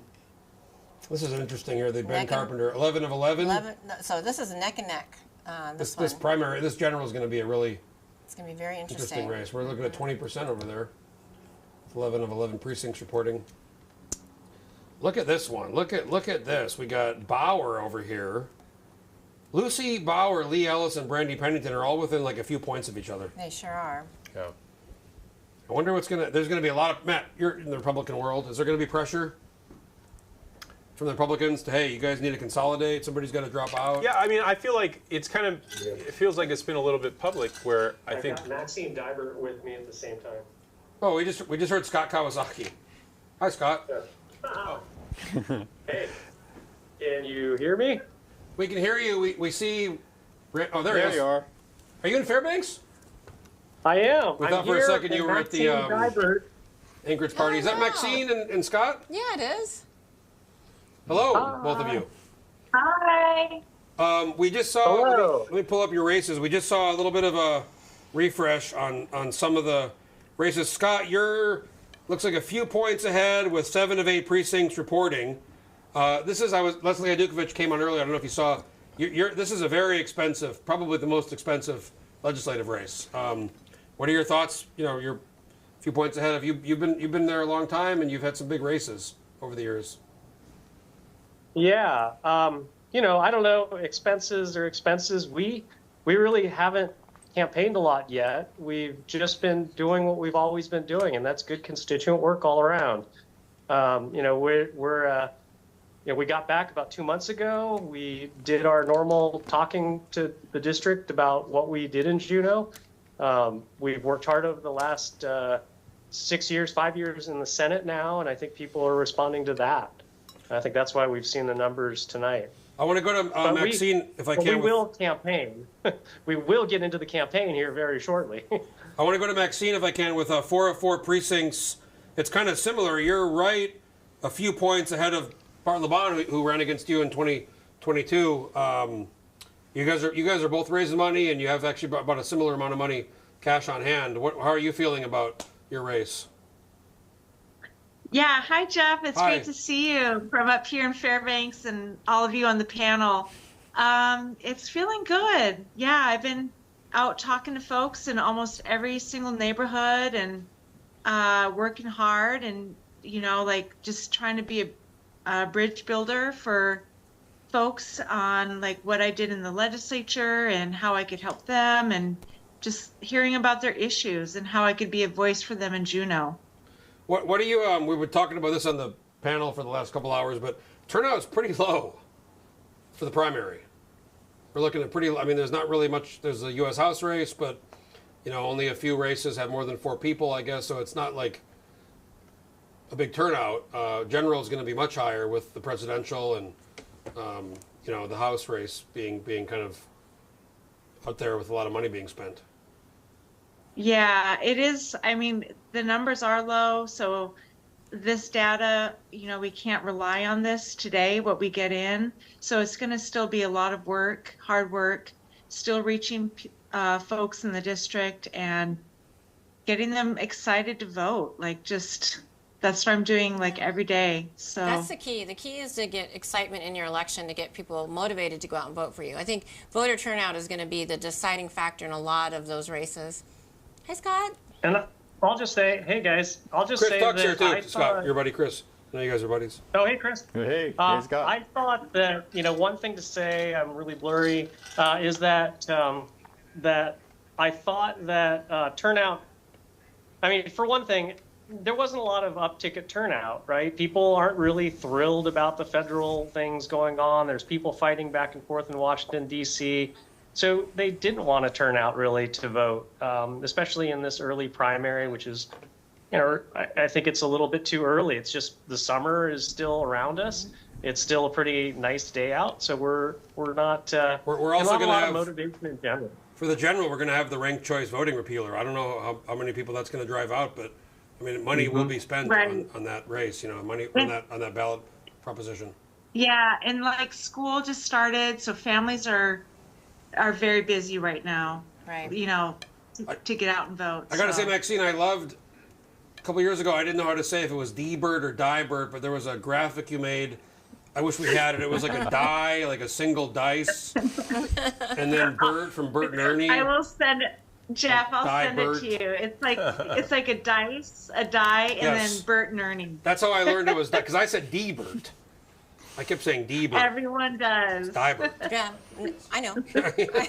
You were just slow to the game here. Yeah. That's okay. Well, thanks for coming on. You know, a lot of races, as far as the competitive ones, we're looking at pretty. I mean, both of your races are within a few points with, you know, the primary here. So we're going to look at 2.5 months is going to be, I'd say, pretty lively here for a lot of these competitive races. Yeah. Yeah. 75 days. We're ready to hit the ground running. Well, both of you, thanks for coming on. We have Senator Scott Kawasaki and Representative Maxine Diebert from Fairbanks, and she's in a rematch with Bart LeBon, and he's facing Leslie Idukovic. So it's going to be those are going to be both big races in November. Good to see you both. All right, good to see you, gang. Take care, everyone. Thanks. Yeah. Yeah, you know, we were talking about that race. It's interesting. It's the 31 is showing 4 of 4 precincts, so that's Diebert's district. And They then can pull the screen up here. I got the screen up. If they 32 is showing my feed. 32, which is Stapp's district, is showing 3 of 4. So for that Kawasaki race, I think we're expecting one more precinct to come in 32 that will make up the rest of that Senate district. And so 14%. Earlier we talked about the dynamics of who might be voting, as far as if it's skewing conservative or like liberal. But I mean, I don't know, 14%. That's. I bet this race is going to be. I bet this is going to be a close race. LeBon in 2018 won by 1 vote. Right. Yeah. Right against Kathy, what's her name? Kathleen. Man, come on. Does anybody know her name? I think she might have been the mayor. Or? Dodge. Catherine Dodge. Catherine Dodge. There you go. Thank you. I was about to look it up, but I 1 vote. It, yeah. Let's go back to the you know, I will say Kawasaki. it's like there is, you know, I think Mary, in terms of like the skewing of votes, and look, there's still a lot to come in. There's reporting 60 precincts, so it's hard to comment on exactly what things are looking like. But well, we want to try to get more. I mean, we should talk to the division and see how many they're going to actually. This could be it. So we got an update at 8:52. We got one at 9:28. So if we get another one in half an hour, so we'll get another one around 10. Let's take a quick break. I need a refill. I think we have a few people have texted me. Justin Ruffridge, if he's going to be on, I want to talk to him and the Kenai. I'm very excited to have Chris Tuck here as our bonus panelist. Yeah. I'm really excited about that. And Matt Shuckerow and Charisse Millett, and we're having a great time. It's a bit of a low energy primary, but I think we're having fun, and we're election nerds, so I think we've got it covered. I think between the 4 of us. You got to think the average person with a job or a family. How many people just don't have any idea what's going on? A lot. Obviously, How many people? the results show it. Yeah. well, checked out. It's right now it's 14% of registered voters. No. Pretty low. We're going to take a quick break. We're going to check out these pins, get a drink. We're going to come right back. I want to thank Chris Tuck, Charisse Millett, Matt Shuckerow, our panelists, our sponsors, GCI, IBW Local 1547, Alaskans for Sustainable Budgets. Folks, we'll be right back. All right.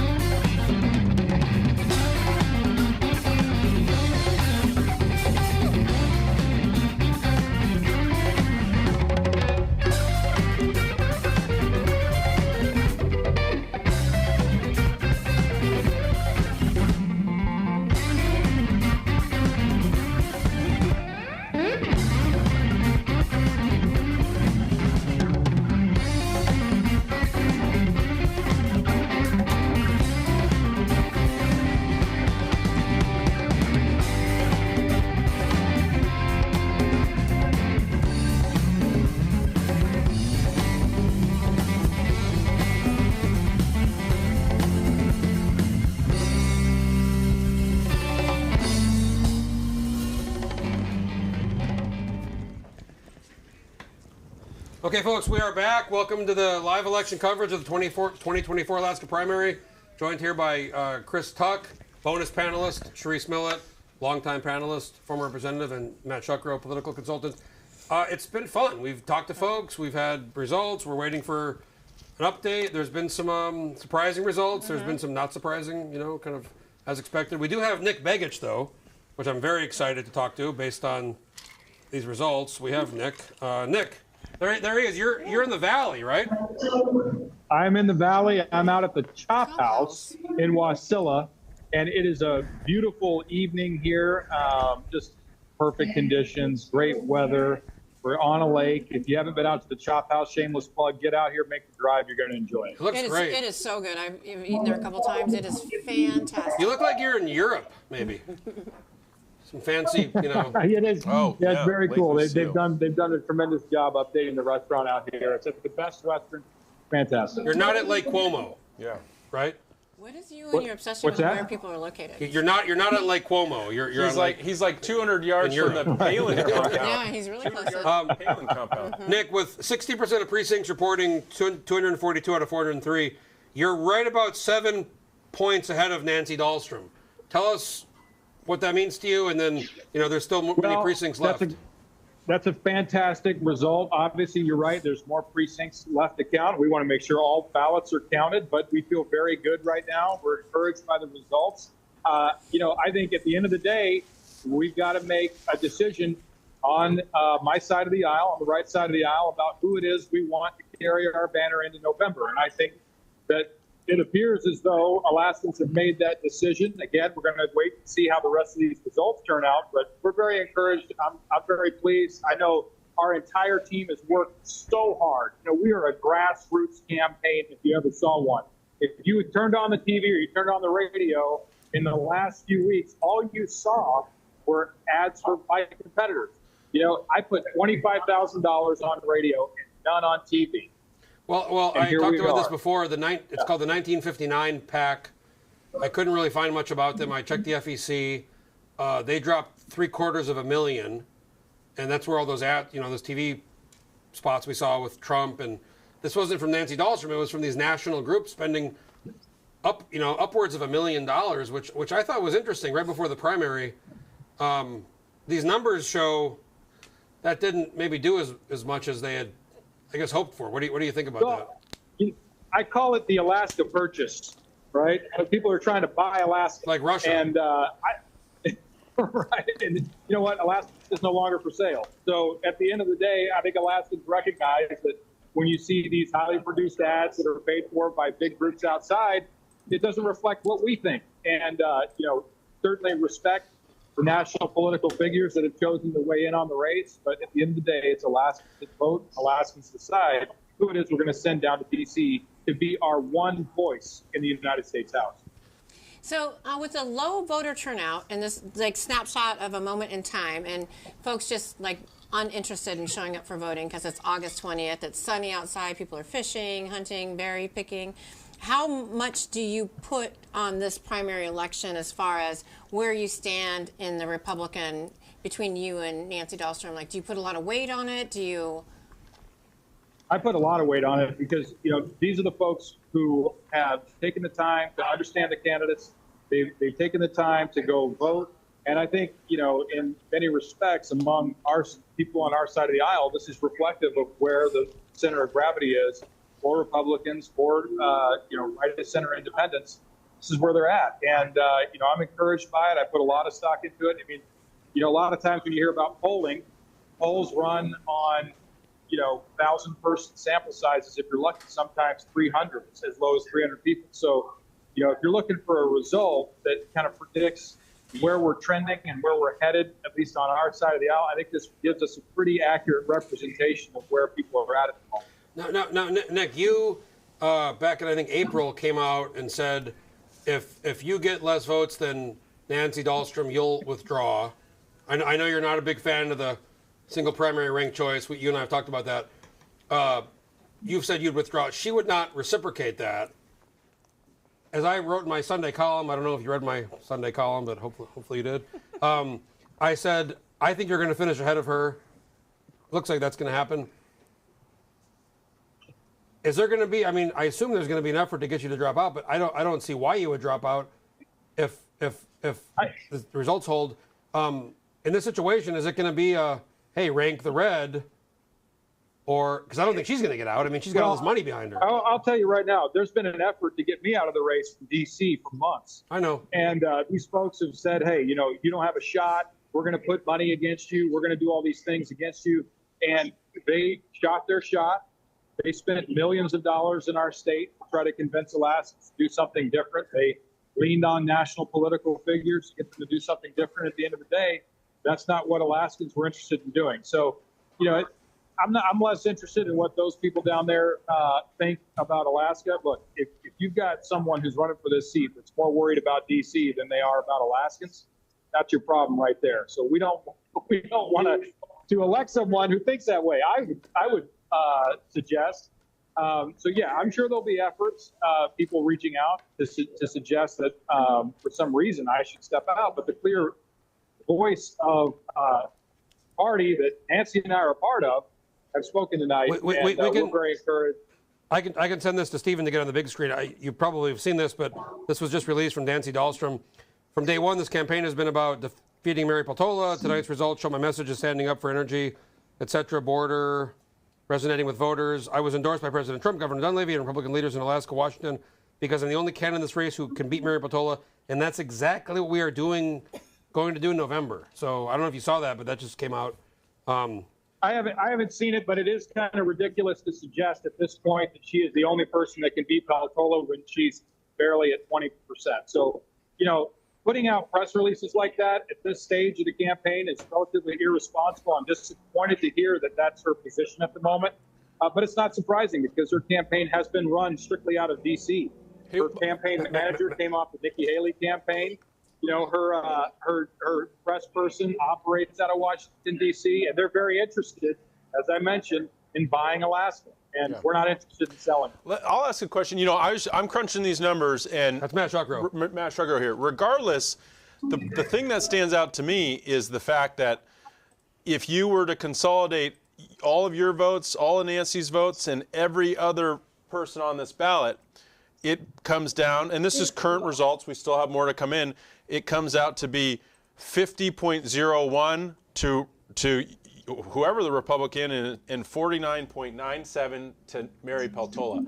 Those are stark numbers in terms of trying to take out incumbent who I think there's a strong argument to make is not making the best votes or actions representative to Alaskans' interests, particularly on the national scale. I work for Don Young, and Don Young made it very clear the best defense you can play in Alaska is a Republican majority in the Congress, and he stood by that. And in the couple months before he passed away, we filmed ads with him more or less saying that. But these numbers worry me just in general. I generally agree. If Republicans are going to send two people into the November election, something has to happen. Either it's an education to rank the red, and I said early in this program, if we can teach voters to spell and write in Lisa Murkowski, again, just an example, you can probably teach people how to rank the red. And what we saw in the last election was significant drop-off, ballot exhaustion, people not choosing a second candidate. So if you can just speak a little bit to that, which is I think what Republicans want is, let's talk about the record of the Democrat Congresswoman who I think is, look, we've all been through closed primaries. Now we're in these open primaries. But the end goal, I think, by a large number of Alaskans is how do we defeat Mary Peltola in the November election? Right. I think you're 100% right. We do need to focus that messaging on Mary Peltola's record, making sure people understand that she hasn't been showing up for votes, that she has a mixed record on Alaskan development, that she voted present on Alaska's Right to Produce Act. These are facts that the electorate needs to understand and will understand as we head into November. I think when you talk about the previous strategy in 2022, rank the red, it just wasn't effective. And part of the reason it wasn't effective is because you have a lot of voters out there who say, I'm going to vote one and done, and you can't make me do anything different. And the truth is, don't you think some of that was also the Sarah Palin effect? I mean, hyper well-known, controversial. This is a bit of a different, she had a very maybe outsized impact on the race. compared to this race?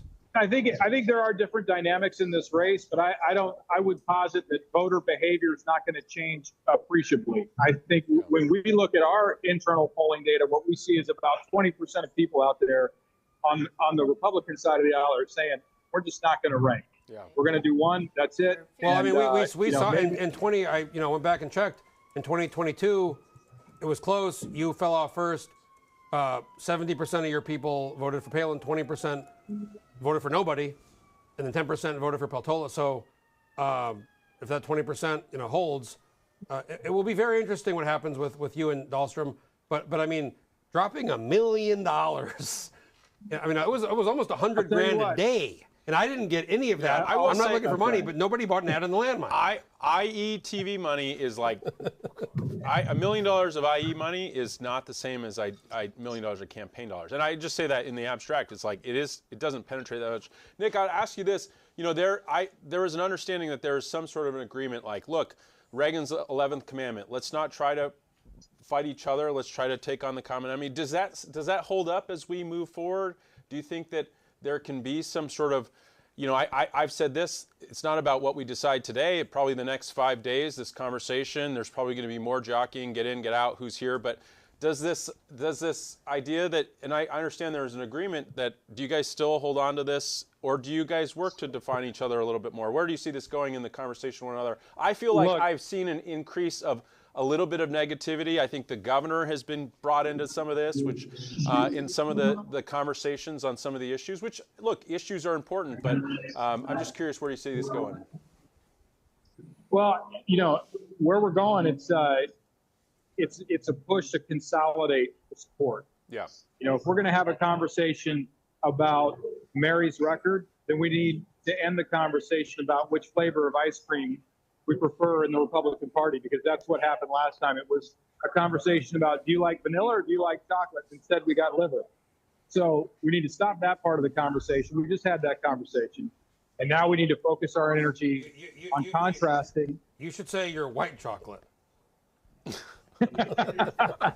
You can say that, Jeff, if you'd like. I just came up with that. Yeah. Nick, hey, it was great. Thanks for coming on. We really appreciate you being here. Interesting results. We're going to be watching. We're going to see if we can get another update from the division. But thanks for coming on. You always been really good about coming on our show. I really appreciate that about you, and I really want to thank you again. Chris, do you have anything? Well, I appreciate your. Yeah, I just want to say Nick makes a very good point, is that those who voted already are the most educated on elections and everything else. They've done the research. They actually came to the polls. And I've always said that if you want to motivate people, you educate them.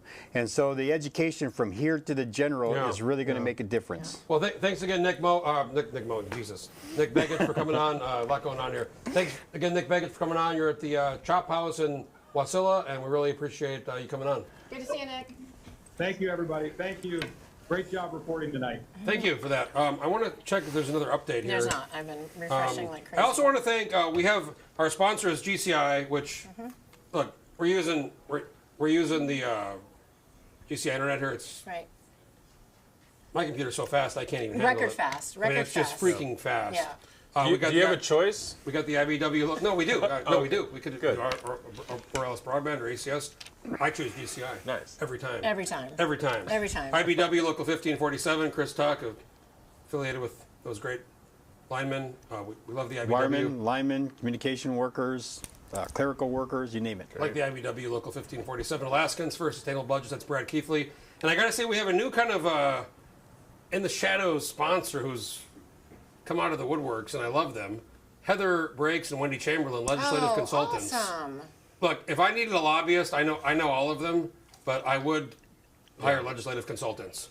They're wicked smart. Heather Brakes and Wendy Chamberlain. They're good people. We're gonna go, guys. We have Jim Arlington in studio. He's running in the Jamie Allard race. He ran for assembly a couple years ago. Jim, how you doing? Way better than I deserve, Jeff. Thanks for asking. We're going to pull up your race. Give me the number real quick. I think it's 20-something, isn't it? 23. 23, I knew. We're going to pull that up just real quick with the Love the shirt. Love the pineapples. Earlier, Chuck Kopp had on like a bowling shirt. You have on the pineapple. Ooh, that could be a different conversation. This is my golf shirt. Yeah, I'm still channeling the summer vibe. I'm glad the pineapple's not upside down, though, because that could get weird. Remember, we're talking about elections. That's sure. Elections. Your race, 5 of 6 precincts reporting. Allard's at 58%. You're at 41%. It's a very Eagle River's Republican.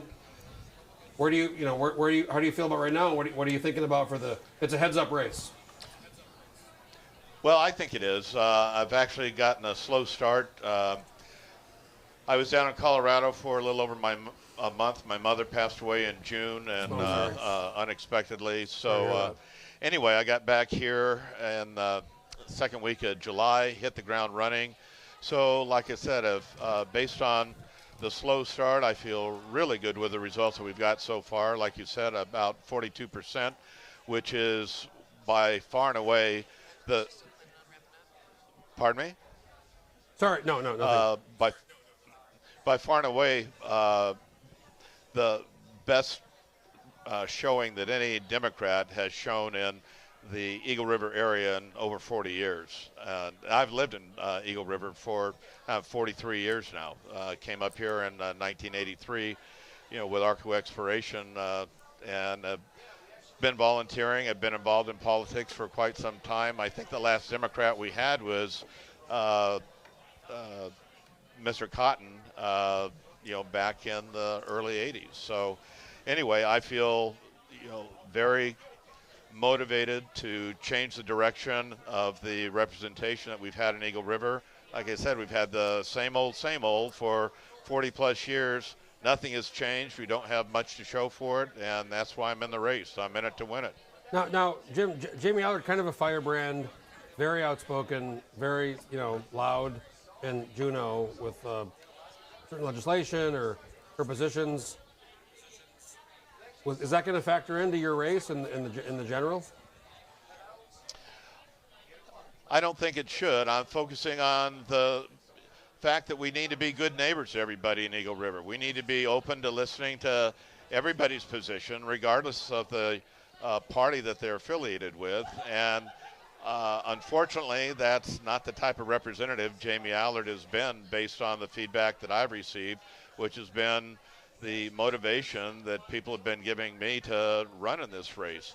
We need somebody that's going to be listening to the types of ideas that come from both sides of the aisle, Democrats, Republicans, Independents, regardless of what your party affiliation is. Everybody's got something of value to contribute, and you've got to be willing to listen to those contributions to come up with a solution that's going to be beneficial to all concerned. You ran for the assembly, I guess it was a couple years ago. It was rather close, so you do have some kind of name ID in the district.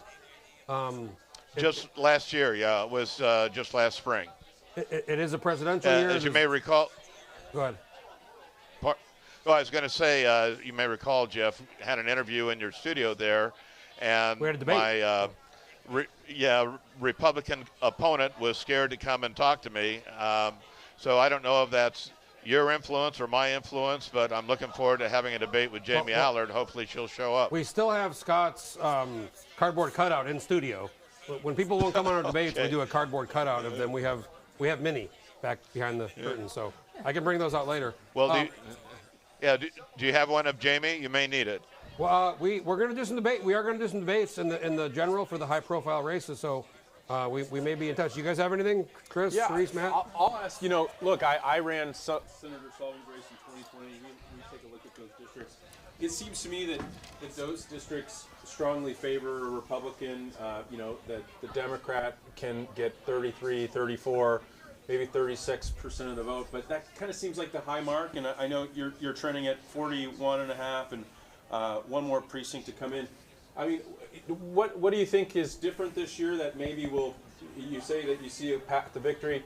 I mean, I'll say it traditionally has said that the Republican can win by 64, 65% of the vote. What's different about you now, and is Eagle River changing that you think it's something that we're not seeing? I'm just curious to hear from you on that. Yeah, I'm sorry, I'm having a hard time hearing you. I think your question was, what's the difference now, and what am I bringing to the race? Is that correct? Well, yeah, just in the traditional sense that district pretty strongly votes for Republican. Republican votes go 65, 66%, while the Democrats seemingly can get 35, 36% maybe? That seems like the high mark. And what is it that's separating you this go around that you may see something different? Well, as Jeff pointed out, I think it's name recognition. The fact that I was running recently, just in 2023 for the assembly race, I think helped a lot. Also, the fact that bringing my background experience in oil and gas, which is a major focus of Governor Dunleavy. My career has been primarily focused on oil and gas here in Alaska, and also the broad range of volunteer experiences I have in the district with Boy Scouts, with my church, with the Connect Little League. I mean, I can go on and on. So, I've got that connection with the community that I don't think Jamie Allard has. And I think that people that I've been talking to going door to door appreciate that. They recognize that. As a matter of fact, going to door just last week, I was on a house, and the gentleman recognized me being the Little League coach for his grandson 2 years ago, which resonated with him, and he was more than happy to let me put a yard sign up in his yard, knowing the kind of person I am, commitment that I have to better the community. Well, Jim, thank you for coming on. Appreciate it. We're going to be talking about this race and a lot of races for the general, but love your shirt. Big fan of that shirt. I love his mustache. I mean, it's like kind of Monopoly Man, kind of modern day Monopoly Man. We might all have a man crush on him now. I'm known for my mustache. Look at the Panama. That is amazing. That looks like a Monopoly character. Jim, just so you know, if those pineapples are upside down, be careful with that, okay? If you're wearing that. All right. Of course. Thanks so much. Thanks, Jim. Jim Arlington, folks. Bye-bye. We try to class up the joint. Upside down pineapple, that's swinger. Is it? That's Is what it? That's We're all you trying to avoid that you guys know what that conversation. means. You guys know what that means. Folks, I think I got a text. I think we might have Justin Ruffridge on the line. I'm trying to get him on if we can get him, but I just want to point out that I'm wearing a Dwayne Bannock. I'm wearing Charisse, these pins these buttons you've brought us are amazing. I got the You got the AGEA. Alaska Gas Line Inducement Act. And you're drinking the Kool-Aid. Didn't we throw $500 million in the toilet? Or I mean, we've been trying to get a gas line since I was born. And I'm wearing the film tax credit renewal. That's your. Oh, you were all about that. Build. You were all about that one. And then Johnny Ellis has Senate Bill 23. Where did the $500 million for AGEA go? I mean, Trans-Canada, what? Probably Trans-Canada. I feel like we're going. And then you're still a young man. Young man. Mm-hmm. Let's, can we pull up my screen, Shirley and Trent, because I want to show something. Of all the races, this race is the most surprising. Mm-hmm. What is going on with that race with James Kaufman? I think one of the things, and I think it's what's happening here with Jim Arlington and in that race in Eagle River is I think that education is rising up to transcending into people's number one issue. And I think that with the things that have happened this last year in education, I think people think that we can do a better job on that. But we need to remember that education is becoming more and more important to parents. Yeah, and that's my district, and I'm interested to see this because I. What do you think about those numbers? Those numbers kind of shock me. I'm shocked. Again, that's 16%. I like James. I like James too. 16% of the district showed up. So again, moment in time. I see both of their signs in the district. To be fair, I have a James Kaufman on the back of my fence. It's early in the race. I think they're neck and neck. I think it's, Kaufman's to lose. And I think the work ethic is going to be what's going to change the races like these, right? How many doors you hit, how many people you're talking to. I think we should add that, if this was a ranked choice situation, this Borbridge guy, he's run several times, he doesn't spend much money, only a couple hundred votes. Those votes aren't going to Park. No. They're going to Kaufman. Right. But it's still, if there's a drop-off, if these are the numbers, right. That's close. It'd be interesting to see the Republican versus Democrat for that Democrat. So that's Chris Birch's Senate seat, right? And Kevin Meyer's Senate seat. Chris Birch, absolute legend. Legend. Great human being. Love Chris Birch. Kevin Meyer, legend. Rest in peace, yeah. Legend, right? Kevin's still alive. Yeah. But yeah, Chris definitely. And, so it's interesting to me that it's always been very Republican-leaning district. I don't know what the demographics are and what the vote was in the last presidential. Yeah, it was like I see it's like a Dunleavy-Pierce +3, and then I'll pull up the... I just got a text, interesting text. I don't think this has a big factor in this race, but Kaufman, he did vote to override Dunleavy's veto of the SB 140, the education bill. Mm-hmm. I don't know if that has anything to do with this. Probably with Republicans, it might. Has that right? message gotten out there? You remember my race, right? I mean, there was... Yeah, I don't have any information. Are we ready to talk about that yet? Here's what, my takeaway is that it's low turnout. I mean, look, I think so too. Every single person who's voted in this primary today has, there's a scenario where they likely cast a ballot for Park or Kaufman before.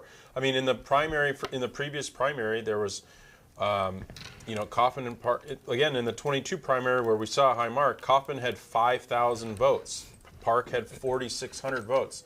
Today, they're tracking at 2,500 votes. So, even if these are super voters, Kaufman and Park, the thing that I take away is, this is low voter turnout. Yep. This is guys. We have. I want to go to Justin Ruffridge real quick. I want to thank our sponsors: GCI, Alaskans for Sustainable Budgets, IBW Local 1547, and also the secret sponsor Heather Breaks, Wendy Chamberlain, legislative consultants. If I was looking for a lobbyist, I'd hire them. Amazing. Justin Ruffridge, you look strange. I don't know. You kind of give a Jeremy Bynum vibe. He looked like he was like hostage. Where are you? He's at a campfire. I'm outside. Oh. I'm out by the fire. I'm going to turn the light on. I told you he was by the Hold fire. Hold on 1 second. Are you in a cabin? Looks great. I think that's just his house. It's just my house. You are hitting on all cylinders, Jeff. People in real Alaska live. I go hard. Justin, hey, you're one of my favorite legislators. You're in a rematch. Let me pull it up here. Ron Gillum, you beat him in 2022. Tell me the number. Are we at? I'm District 7. 7. I knew it was a low number. Let's see here. We got it at 60%, which not a shocking number, but tell us a little bit about this kind of rematch. Why you ran in 2022, and now this, there's a handful of rematches. You're one of them. Yeah. Well, thanks, Jeff, and thanks for your reporting tonight. Kind of exciting to watch, actually. And we got a great panel. Can I ask what great people here? Yeah, can you tell me what pin you're wearing? Not you, Jeff, but the pins you're wearing. Charisse bought about 50 pins. I'm wearing an Aegea, which is a failure. Kool-Aid. Okay. She's wearing a Dwayne Bannock, which is your. I thought you were wearing a Dwayne Bannock pin. That is a real. Isn't that epic? That's a throwback. That's your neck of the woods. That's your neck of the woods. That's your neck of the woods. Now you can see him my neck of the woods. Go good. Make sure you tell him hi when you see him. Yeah, well, I will do so. Well, thanks, guys. Yeah, I ran initially a couple of years ago, really as a need to just make sure that our community had good representation. I had watched a lot of the legislative session and been a part of trying to pass a couple of bills in regards to healthcare specifically, and was just a little discouraged, I think, by what I was seeing in the legislature and from my district in particular. And so I actually did a lot of work trying to find somebody to run for that seat, and then ultimately failed in my mission to find someone. And so my wife, actually being a kind and good soul, said, you should my wife Jessie, you should maybe consider doing it. So and that's how that came to be. Now we had Sumner on earlier, Julie Colomb, Will Stapp and Colomb were on the finance committee. You came in as a freshman, one of this large freshman class. You were the co-chair of the education committee with Jamie Allard. I was. Small margins. It was kind of, it got contentious. A lot of education stuff this session. Talk a little bit about kind of the education issues this session, and then what could happen, depending on these races for the next session if you're reelected. That's a great question. Yeah, I mean the two big ones were obviously SB 140, the omnibus package, and that was a bill that I was very supportive of, and I knew my district was super supportive of as well. And it had a lot of stuff in there that really hit home for the Kenai. It had stuff in there for education funding, charter school provisions, homeschool provisions. It was a really big deal, and I thought was a good win. I was discouraged with the veto decision and ultimately decided to vote to override that veto. And that was a hard vote. You don't typically take votes like that, where you go against a member of your party. But I knew that it was the right thing for my district. And particularly, we have a large homeschool population down here. And then that ended up being a really big end to the session was trying to fight for those correspondence students and making sure they had, at least their next year preserved, and parents could have their kids go to school without, any issues for this next school year. So House Bill 400 was sponsored by myself and ended up passing. And ultimately, I think, really set the tone for homeschooling is important and needs to be protected in our state. So, but I think both of those issues come back in a big way in the 34th legislature. Homeschool is going to be a big topic, and so will education funding, charter schools, and other things.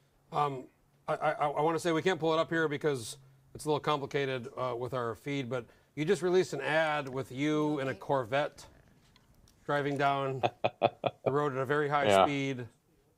You're kind of a 45 miles an hour, Jeff. Well, I'd say you're kind of you're a bit of a reserved guy, so I think it was a funny ad. But have you gotten any feedback on that ad? I mean, it was a nice Corvette, brand new Corvette. Well, thanks. Yeah, actually, that is an extension of an ad that I ran 2 years ago called "Spinning Their Wheels," and you can still find it on YouTube. And it was about how politics is often a process of wheel spinning, and then it had the Corvette racing forward, and then I said, I think, well, we're moving now, or something like that, and I wanted there to. I saw that one too. What is that? I saw that one too. Yeah. You sent me that. I wanted there to be a connection to those things. If we did get things done, and I think that's something that we can celebrate. I think we worked together well as a team. I had a great team in Juneau, Bud and Sabina and Noro. I think we worked really well this year together. And I think we worked really well actually with other members of the legislature. Most of our bills passed with bipartisan support, and I think we were really proud of the success, and really we did a lot of that work with people in our community. We heard what they wanted us to work on, and we went and did it. And so I wanted to highlight that in the ad and be able to say, listen, we did get work done, and we did it together, and we're just getting started. We want to keep doing more. Well, I want to say, kind of politics totally aside, all your staffers were great members of the bowling league. Bud, that's good. Pretty fabulous bowler, actually. Oh, I don't know about fabulous. Good bowler. Charisse, okay. You have anything? No, I just talking about the veto override. I think the last time a veto override we had was Palin with the energy rebate, and same thing. It's difficult to override a veto, especially from someone of the same party. So it takes a lot of courage to do things like that, and I think your voters see that. Also, I want to say, I put this in my Sunday column, your opponent, Ron Gillum, should learn to spell your name correctly. Yeah, I definitely was surprised by that. It's not that hard, That's a reference. Yeah, thank you for pointing that out, Jeff. I was actually kind of surprised by that. And it costs actually a lot of money to mail those things out, and you would, I think, hope that they were right, at least on some of that. But I don't try to do a lot of the negative campaigning. So my opponent's my opponent, and he'll do what he does, and I'm going to keep doing what I do. So we'll be watching the race. But with 6 of 6, we just had a new refresh. I think before it might have been 5 of 6. So with 6 of 6, you're at 60%. Ron's at 30. Sorry, I'm going to zoom in. I'm getting told to zoom in here. So you're at 60.17%, and Ron's at 39.83. So you're 20 points ahead of homie for the primary.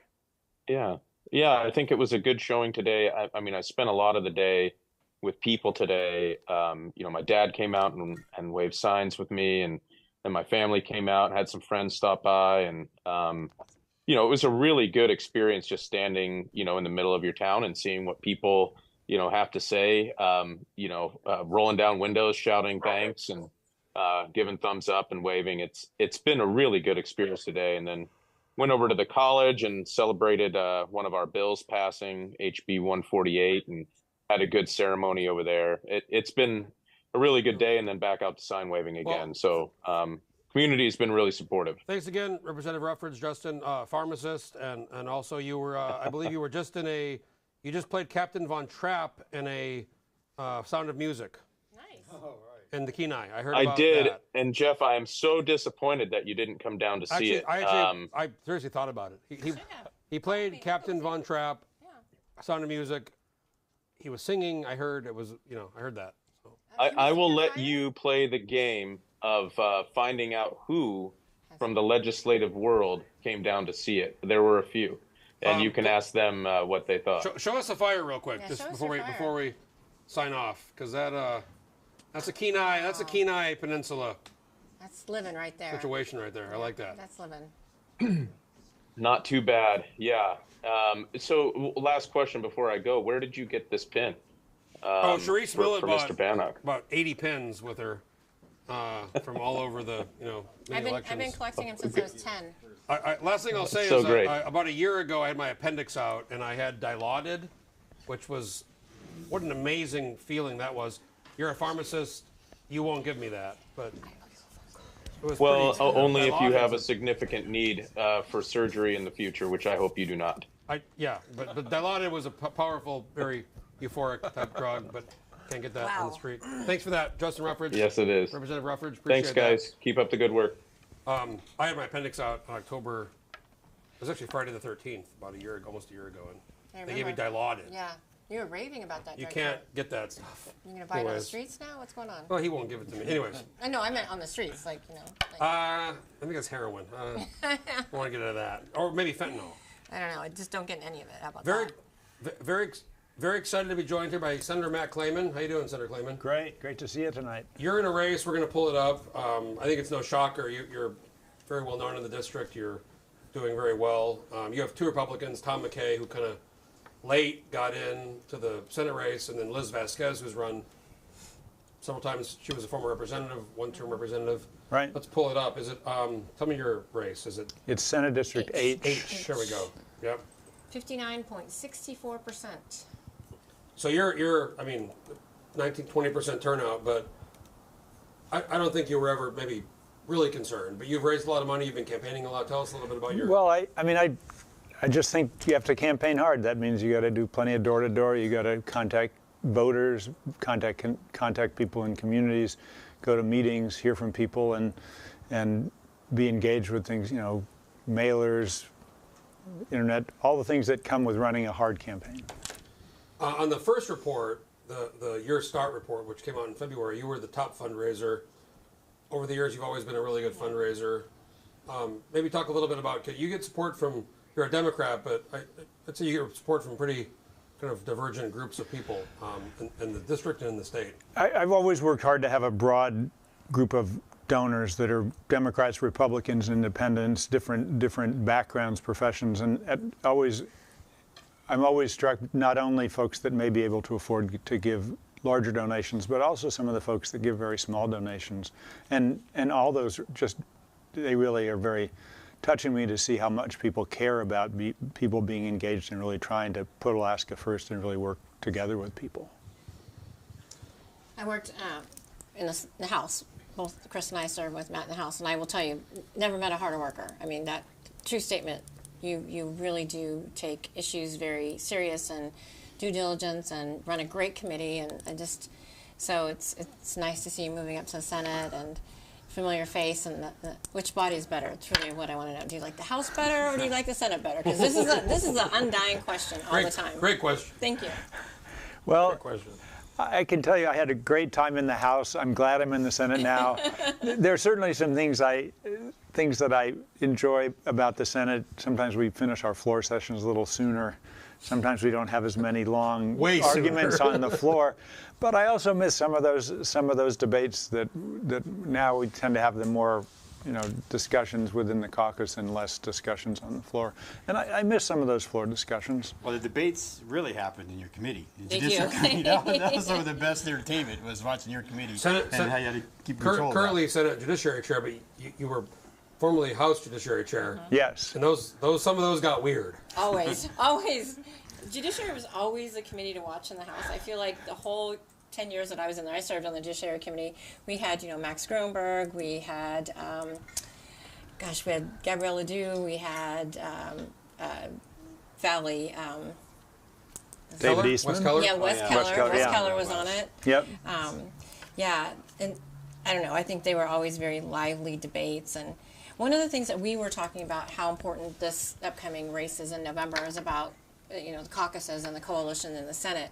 Looking at some of the races, and I was talking about how solid I felt your caucus was, that you internally take care of things, and outwardly you're a solid group of people. And one of the things that we were debating is, like, what will it look like if you get more Republicans in the Senate? So if you gain, Democrats lose some seat and Republicans gain some seats, and they're more on the conservative side. What do you predict for caucus going forward? I mean,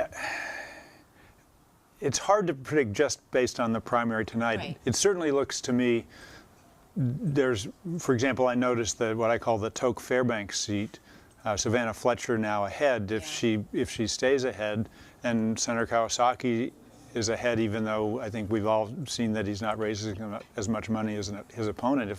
If both those individuals win those seats, then the likelihood you have a bipartisan caucus stays fairly high. Whether it's a 17-person caucus, whether it's a 14 or 15-person caucus, that's too early to tell now. But I think my own sense on being in the caucus was that even if we had been a 14 or 15 member majority, and so there was a formal minority in the Senate, I think the kind of legislation we passed would have been very similar to what we passed, if not exactly the same, because our success was not in pushing something on the hard right or on the hard left. Our success was in saying, those just go a little too far, and finding that common ground that Alaskans can really support. Senator Clement, there's been so much focus on Cook Inlet, energy, even oil taxes. There was a big discussion about that and this kind of S-corp provision. You've been, I'd say, pretty, in my view, reasonable on this. Where other, Senator Wachowski, we're working hard. If I'm on Landfield world of reasonable, life is good. That's a good world to be in. Yes. But what's going to happen to you, depending on how things go in the next 2 to 4 years on Cook Inlet, on North Slope, on our gas issue? These are really big problems. They're big issues, but they're also issues that call on us to really work together, and not think that I've got the best idea or I've got the worst idea or so-and-so has the worst idea, but to say, okay, if you take this and you take this part, and how can we put these into a package that works for all of us? I mean, a perfect example, a small detail on the timber bill that we had this last time, there was a provision, I think the license would expire in 2 years, and we started looking at that, and I said, that's actually not consistent with the timber market. You ought to have a three-year period instead of a 2-year period. And then we talked with some industry representatives, and they all said, yeah, it's a 3-year deal. Well, that's the kind of thing you have to be able to do to figure the narrow details out on this energy stuff, because they're very, very small pieces that will make an enormous difference. But we really have to look at the big picture as we work together. You worked on several things. There was the car warranty deal, but there was also the Uber rental car. I guess not to put you on the spot, but kind of where's that at? The bill passed. Has it been transmitted yet to the governor? It was kind of the parody of the Uber and the rental car tax, which was a pretty big issue in Juneau. I think you're getting the app. It's Turo, not Uber. Turo. And so we're in regular communications with the governor's office, and I expect as those discussions continue, we'll transmit it to the governor here probably within the next couple of weeks. But we've been committed, just as we were with the crime bill, very committed to working with the governor's office and figuring out timing so that it works for the governor's office as well as the legislature. Yeah, I was going to ask one. there's been, like, let's just say, I mean, I'm looking at your numbers, but let's say you win re-election, you get 4-year cycle, which is nice. But I've heard your name thrown around a lot for in being included in this governor's race in 2026 and maybe lieutenant governor candidate. What are your any thoughts on that you'd like to share? Or? Well, I mean, we will have a new governor in 2027. And I think it's important that Alaskans continue to work together. I have had people say, would you consider running for governor? And I'll certainly consider it, but at the top of my list is I need to get reelected to the Senate and keep working, because I keep hearing more and more that the kind of bipartisanship that we have in the Senate and the tripartisanship we have in the House. I know that House majority is a bit more conservative than the Senate majority, but Alaskans are proud of that. It shows us working together like they're not doing in any other state in the country. We are the only 2 legislatures controlled by coalitions, and Alaskans are really proud of that. And so my first job as a senator is to, A, get reelected, because I think that's what my community wants, and then work together. And then the question about should I get involved in some statewide race is a discussion, for the future. Former Anchorage mayor. So what about a coalition lieutenant governor ticket? I've heard your name with Click Bishop, for example. I've heard that too. I mean, just our to be job honest, is to point out, when everyone else at home is like, ask this question. I'm going to ask it, because I'm going to get a hard time if I don't ask it. But it has been kicked around that Click and you on a ticket together might be something that Alaskans might like to vote for. And is that something you'd consider doing? I would certainly be happy to consider that and discuss that, explore it. I will tell you one of the funny things in Juneau. As all of you know, because you've been around Juneau, if you go to dinner with somebody, everybody thinks you talk about a bunch of stuff that you may not say at all. And so this is the worst about that. and so perfect example. This last session, a couple of different times, Senator Bishop and I went out for dinner. And invariably, after he and I had been out for dinner somewhere, within the next 3 or 4 days, I hear rumors about what we were talking about at the dinner table. And it was always fascinating, because the rumors had absolutely nothing to do with anything we talked about. You were talking about dinner, right? But they were right that we were having dinner. I would like to point out that serving with Matt, not only is he a hard worker, but he always had an open door. Whether it was early in the morning or late at night, if he couldn't make it during the day, he always made himself available for anyone that needed to talk. And so I really appreciate that about you, man. Well, I'll just say, I mean, looking at these numbers, I mean, you're pulling, it's 20% turnout in your previous election. It was 38, but you have 60% of the vote. I mean, the message to you have 2 Republicans, which, I said this the other day. In 2014, the Democrats figured out that if we run 2 Democrats against a Republican, we can't win. We're going to use a unity ticket, and it worked. And then they seemingly forgot about it after that. Like, they just never used it again. They try to run 2 Democrats in a row. Republicans are kind of learning this now. Like, if you run 2 Republicans against 1 Democrat, oftentimes you lose. But we're not taking our own advice. So it's just very interesting here that that's where we are. That we've seen what works. We see sometimes what doesn't work. In this race, again, you're up against 2 Republicans. But combined, they are tracking significantly lower than when you ran against Mia Costello in the last cycle. So it is interesting. I mean, I think that I will say that's a tough district for, it's a tough district to win as a Republican. I think Mia gave you a good go, but I think there's a reason. I think she probably prefers running in that House seat. We had Danny Wells on earlier. That's going to be an interesting race. Senator Kleiman, thanks for coming on. Absolutely. Having you on here. We're going to have a quick break. Chris Tuck, bonus panelist, Matt Shuckerow, Charisse Millett. We have Nick Moe here in studio. I think we have Nancy Dahlstrom, actually. It's almost 11 p.m., but we're going to go late, so that's what we do here. Yeah, let's keep going. I was like, how are we going to do 4 hours? Now we're going to do 5? We're not stopping. Senator Kleiman, thanks for coming in. I'm going home. We're watching the Turo bill, and we're watching a lot of the stuff that's going to happen in these races. Thanks for coming on. Senator Kleiman, appreciate you being here. Thanks for inviting me. Chris Tuck, bonus panelist, Matt Shuckerow, Charisse Millett. We're going to be right back, folks. Quick break. We have Nick Moe in studio, West Anchorage House candidate, and we have, I think, maybe Nancy Dahlstrom coming on here on Zoom. We'll be right back.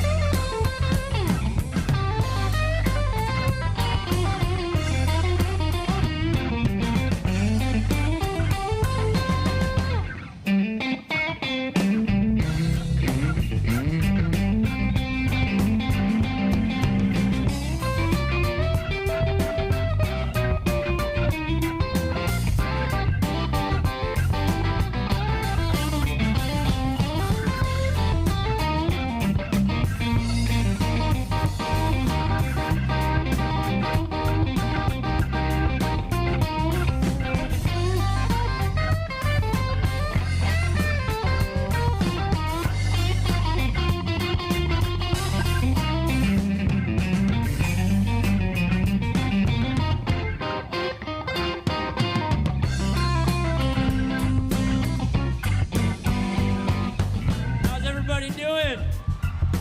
All right.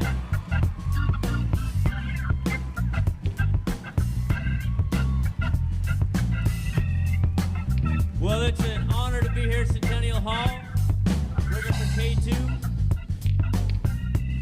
I want to give a really great thanks to our star producer, Ms. Grace Elliott, over there by the door, putting the show together. And the whole staff of K2, Jamie Waste, Jeff Brown, Susan Fitzgerald, Katie Helt. And can I hear it one time for Fort James playing the bass?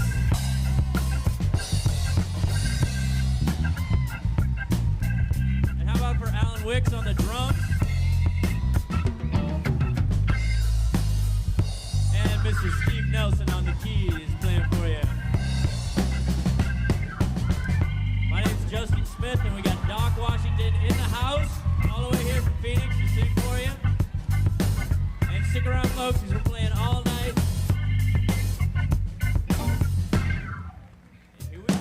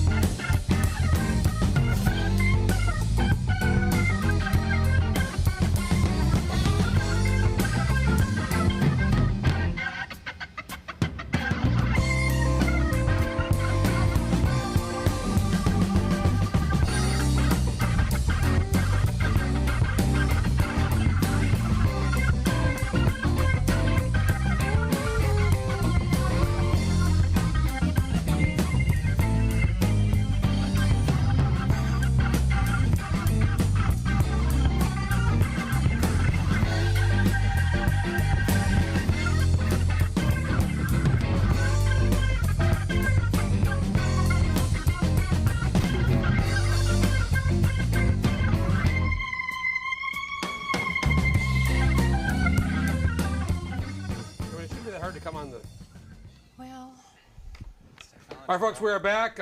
Glad to be here in studio with myself, Jeff Landfield. We have bonus panelist Chris Tuck, who wasn't supposed to be on the show, but he's here, and it's great. He's my majority leader and my minority leader. We like that. Yeah. Good example of bipartisanship. Yeah. Former Representative Charisse Millett, Matt Shuckerow, political consultant. We have Nick Moe. We're joined by House candidate Nick Moe in studio. We had Nancy Dahlstrom, but apparently it's not really coming through right now. So we're going to talk to Nick. Nick, it's gotten a bit weird here in the last week. Let's just put it out there. Because of me or you, dude? You and I go back a long time. I am here right now. I love that you came. I'm here right now to collect my loose unit award. Oh wow! Hey, you're not the only one. I think both of these guys. Is it okay? Well, this is an episode of Maury. I have a gift, but I do have a gift, Charisse. If you could pass that to Jeff. That's a loose units from Mo. I'll put that on. There we go. Hey, we got the endorsement, baby. Certificate or something for all of us. I think that if I can organize all the loose units that you've put in your blog, I will win this race in November. Well, there's been probably 2018. There's probably been about 350. By, one a week, 52 I'm weeks sure a year. You've hit a few twice. But, some have been repeats. Yes. There has been some repeats. But it's between us and all of that. That's a little bit of a distraction. I'm running to win this race, to fix education, to address the energy crisis. Let's talk about you're running for the West Anchorage State House. House race. Representative Jenny Armstrong is not running for re-election. It's you and Carolyn Hall. It is an full open disclosure. seat. Scott Jensen, her husband, he was at the event today. I saw him. 15% owner of Landmine. Disclosing that. Yeah, no secret. That's a big number. What does that mean? That's what I said. Hey, Matt and I had the same reaction over. That's a lot, right? That's more than you thought. Dang. And that's my opponent's. We got Caleb Green shaking his head over there. Hey, look, let's just put it on the table. Business. Like, I had nothing to do with this race. You were on the podcast a month ago. I like you. We go back a long time. This woman Chelsea Foster, has been going after me. Saying untrue things for a long time, and I just got tired of it. I'm trying to run to hold special interests accountable. like Hillcorp that's holding us hostage for our natural gas in Cook Inlet. I think they're investing a lot of money and they're producing a lot And of gas. they're 95% of literally gas in the Cook Inlet. holding us. And how are we going to fix education? How are we going to fix our energy crisis without building our budget and getting our fair share for our natural resources? I think you and I agree that we have all these problems, but Hillcorp's not the boogeyman here. Hillcorp's not the. They're investing hundreds of millions of dollars in the Cook Inlet. Why do you defend them so much? Because if Hillcorp went away, we have John Hendricks at Fury, and we have Benji at the other what's the Bluecrest, and they have no money, and they're begging the state for hundreds of millions of dollars in subsidies, and they aren't going to do anything. So let me ask you. I don't want to get Jeff too fired up. You know, I don't want to get too fired up. I'll give you equal time. Let me ask. Are you making? Do you feel like these are the big issues of your campaign, and by running, this is the defining issue? I am the only candidate. You can campaign, or do you think you have a path to victory and can bring these issues to Juneau, or do you think that you're running in a district that is probably going to go to Carolyn Hall, but you want to make these issues part of the campaign to a little bit. Yeah, so a little bit of both. Yeah. But I'm running to win, and if we look, I've been campaigning for 6 weeks. I'm over. You know, I've been out fundraised. I haven't fully communicated my message to voters. I'm extremely happy with where we're at compared to 3,000 votes now, compared to the 10,000 that we're going to see in November. This race is just getting started, and this race has just defined itself in the last few weeks in terms of me being a candidate that wants to get our fair share for our natural resources, work with the industry to develop new projects and incentivize new projects instead of tax credits for legacy fields. So Nick, we have to do better. We have to do better as a state, and that's how we balance the budget. You know, that's how we can stop the outmigration by So when you go door to door, tell me what your voters are telling you at the door, because I'll tell you, I could tell when I went door to door, and Chris, you probably could have too, what the district, the heartbeat of the district, what issues, are they the issues you're talking about, or are you bringing those issues to your voters? Are you listening to your voters and finding out what their issues are, and that's where your political platform has been born out of? Or is it something more personal to you? Yeah, I mean, a little bit of both. So when voters say, I care about education, I care about, you know, trying to lower property taxes and, you know, do the things that cost money for the state, that's when I jump in and I can say, hey, that I agree with that, and in order to solve these issues of education and public safety and lowering property taxes, we have to fix our budget. We have to get a sustainable structural things to address our budget. That it's key, and you cannot do that without allowing a company owned by a Texas billionaire to have a loophole, $100 million loophole. So we have lots of. Even if you took all of Hillcorp's money, I mean, Nick, we have a lot of companies. I'm not saying. I mean, these companies cannot. We're talking about. I have to pay my taxes for doing things in the state. Even if you took all of Hillcorp's money, or Conoco's money, or Exxon's money, this is a structural problem where we don't. Nobody wants paying taxes in the state, right? Nobody wants paying taxes. We want projects. We want things to happen.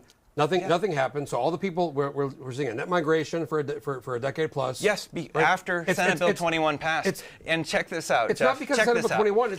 There is a company holding us hostage over our natural gas right now. What do you call it, Jeff? If Hillcorp leaves, who's gonna? We're already gonna import our natural gas. Develop the natural gas. Let's not import Canadian natural gas. How about that? So we should give Bluecrest and that's Fury an embarrassment to our state. $500 million, and they haven't been able to develop any gas or produce any real gas. I get a nod from Charisse. No, I think we have to have a balance, right? Yes. We have to have a balance, and I don't think that your solution is the right one. Unfortunately, I don't agree with you, but I'm happy that you're expressing them. I'm unhappy that Jeff is getting so fired up, but it's okay. I get what you're saying. I get excited. Right. How much money? How much money do you take? 20 years, the state's real got big problems, but we have big disagreements about kind of the way to solve those problems. Do they buy ads from you?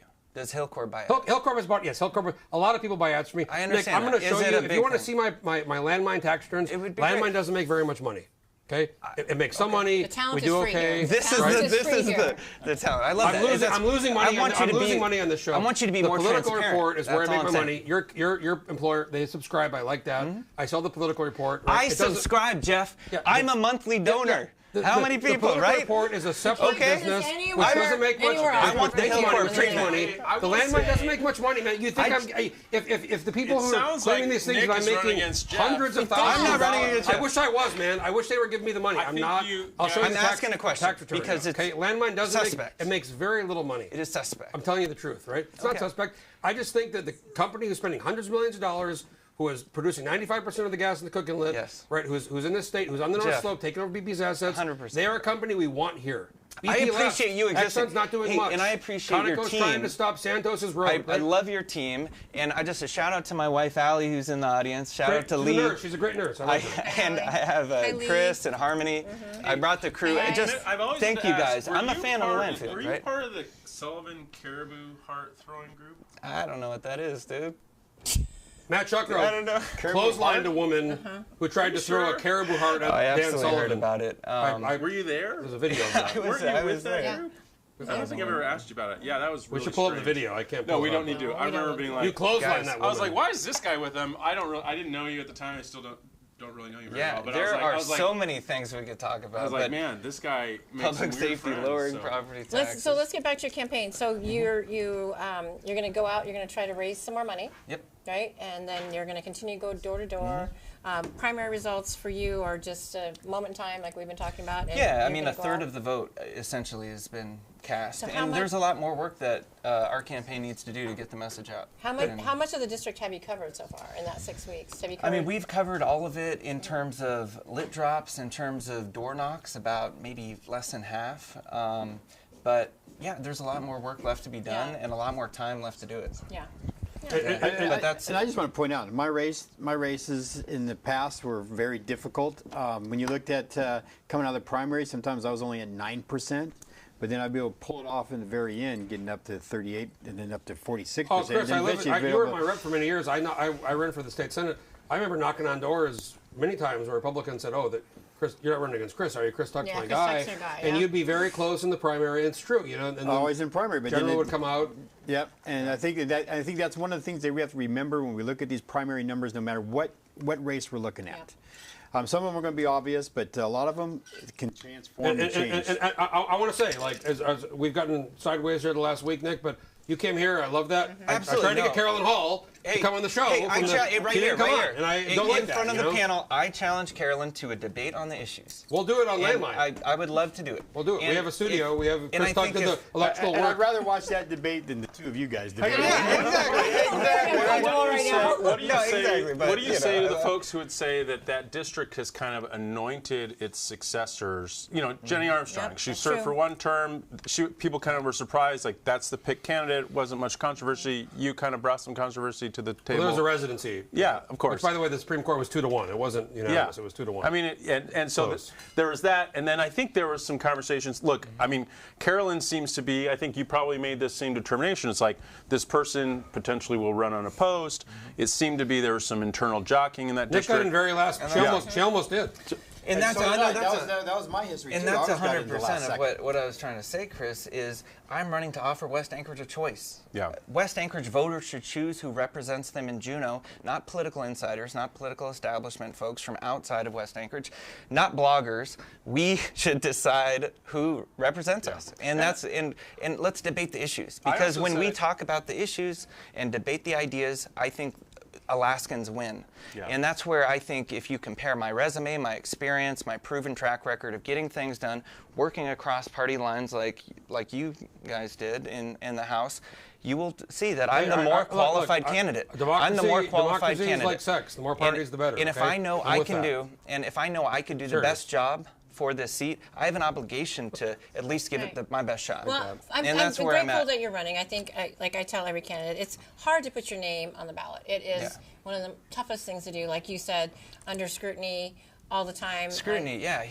This I guy mean, attacked but- me for but- being too bipartisan. No, that's not why I attacked you. No, I'm being no, too no, bipartisan. no, Let me tell you what. No, Nick. I said that's exactly it. There's a lot of scrutiny that I Robin didn't Brennan expect. gave you a lot of money, and then I said you're working with very kind of pro-industry Did you Republicans. get a and big I didn't say it was. I said it was Absolutely, basically and a lot a of shady type. Alaskans Wasn't who too bipartisan. have- That wasn't the. who want a better deal for our natural resources, who want a better balance. on our budget and with the industry. We need a healthy oil industry in Alaska. We can't afford to kick the oil industry out. We have to work with them to meet the needs of Alaskans and them. We can't afford to go bankrupt and to have austerity for 2 projects on the North Slope that aren't producing money yet. How about the permit fund? I'm not a fan of the permanent fund. I was able to pay for my college with the permanent fund.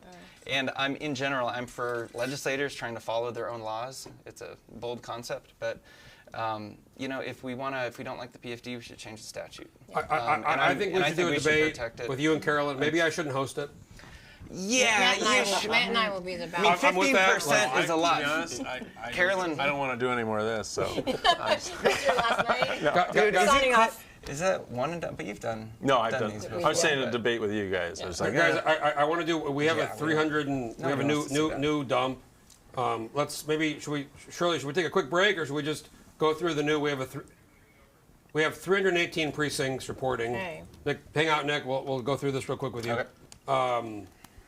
Okay, this is we were at 285. Now we're at 318, so we're a little bit higher. Begich is about the same, 7 points up on Dahlstrom. Atoll's right at 50. Let's see if these other races change much. 17 to 17 on the Bjorkman. Look at that. About a point and a half. Bjorkman and Carpenter. That's interesting. We're back at the Janice Park. She's 13 of 13. She's ahead of James Kaufman. That will be an interesting. That will general. be an interesting race. Clayman was just here. We're 13 of 13. He's at 60%. Dunbar, obviously, he's going to do well there. No real opponent. Kelly Merrick looks like. Look at that. Look at that, Yep. folks. Look at that. 12 of 13 precincts. Are those other folks dropping out? Kelly 2028. Will, Sharon Jackson, and Ken McCarty, they both have to drop out. Right. Because if one drops out, the other one moves the up. other one moves up. Right. So that's if they're going to do that thing. They equal 11 and almost 20, almost 18%. 17. David Wilson pulled ahead in Senate District N. How come it's saying 0 of 12? That's weird. That's probably not right. I think it's probably a mistake. Looks like Ooh. Dukovich has pulled Leslie ahead. pulled ahead by about a man. point. That's not even a point. That's like 100. No, it's It's a point. Just We're over a talking point. about. it's two. So that's District it's P. A few votes. 2 points. Yep. 1.1. I mean, 100 votes. Yeah. No, it's more. 1583, 1680. I mean, we're looking at less than 100 votes. We're doing math at 11, folks. Uh, Right here. It's like 2.14 votes. Kronk pulled up a little bit, so that's pretty We did. close now. That race is very close. Mike Kronk and This is the Savannah Fletcher. open Click Bishop seat. Yep. We got Olson, Donnie's winning. Look at Bynum. Yep. Wow, 10 of 10 Pulled precincts. ahead. Him No, shoot. it would be interesting to see if one of those Agnes Moran I don't or think so. Grant will From pull what I've out heard, the I don't race. think so. Okay. Him shoot unopposed. All the Juneau people are unopposed. That's kind of Right. weird. I had a friend from Juneau say, "You're not talking about the Juneau races," and I told her, "Look, there's nobody running against any of the candidates there." Stutz is locked in. Look at that, 80%. We got Vant. This one, if these folks all stay in, we're going to see a ranked choice. Right. Then you got Justin Reffridge. He was on earlier with his 60%. He was just played Von Trapp in The Sound of Music. There was a. House Ooh, that was really District close 8. earlier. Look at that. Yeah. Still very close. 11 of 11. No, but it was. Sorry, it was not that close. Really. Now it's very really close. tightened It's up. tightened up. Very. Yep. This is the one where we have. The Republicans have 60% combined. In this against Kai Holland. Yeah, and we had Kai on earlier. That's interesting. Wow. Look at Cobb. Look at homie. 60% to 39%. It's because he came on the show. He did. Craig Johnson didn't. And 6 of 6. Julie Colomb was pulled What's ahead that? of Walter Featherly in House District 11. It's going to be a close race. We'll see. Calvin Schraggy's doing great in knew District that 12, was a the best blur- district, my district. Look at Andy. That's actually a pretty. Matt, isn't that a kind of a close district? Doesn't seem like many votes. 13. Yeah, it is. It's. He's up 10, more than 10 points. that turnout 13 so points. Nick Mo's asking why is that turnout so low? That's every district. Yeah, no, it's Every low. district, It's low. yeah. It's low. I mean, it's like 11. every one of almost these should 12% be that in district. This the guy's not 20% campaigning. range. But 7 to 7. it's At just, least That's Galvin's why going to it's win. hard to Mia judge. Costello's pulled ahead. Look at that. Look at that race. Denny Wells is 6 close. of 6. Almost 18%. Wow. I mean, to the folks at home, it's like we anticipate we should have a normal presidential year turnout is 60%. So we're talking about two or three times. Yeah, at the general. At the general. So we're talking about big numbers are going to change. that these. 21. This is just not even. That's the next race. Yeah. It's a small sample size. Right. The voter turnout But it's in not. House District Yeah, 18, but it's 4.95. it's a non-proportionate sample. Fields unopposed. Cliff Grow. It is a 7. Look at this one. 66 more. Look at this race. 5% turnout. Wow. I mean, Cliff Grow. I mean, that's a lot of it base, a lot of it Right. Air Force. Yeah, Air Force Base in Fort Rich. Wow. That's crazy. Mina, no problem. She's good. Look at that. She's fine. These guys don't even file reports. Andrew Gray's doing If you're going to run for office, file the freaking report. Gray's so fine. House District 21, that's Mears. Mears and Well ahead Amy of- Sims. Yep. Look at that one. Holy Close. smokes. It's going to be another tight one. Yep. Look at that. 7.7%. Stanley Wright. We're talking about House District 22. 7.7%. Stanley Wright's the incumbent. I mean, you could literally call all of these people on the phone and talk to them. Well, and it's interesting. What was that? What was the turnout there? 7.7. Yeah, I mean that's another low turnout. In the last general 22, they had 26.6% turnout. In the general. Jim was on the show earlier. He's only at 40. Dan's unopposed. Sadler the money unopposed. per vote. Delana Johnson unopposed. Kathy Tilton, Speaker Tilton unopposed. Look at Eastman, though. Look at that. We're talking Pulled about ahead, doubled. big numbers here. Yeah. 20 points plus.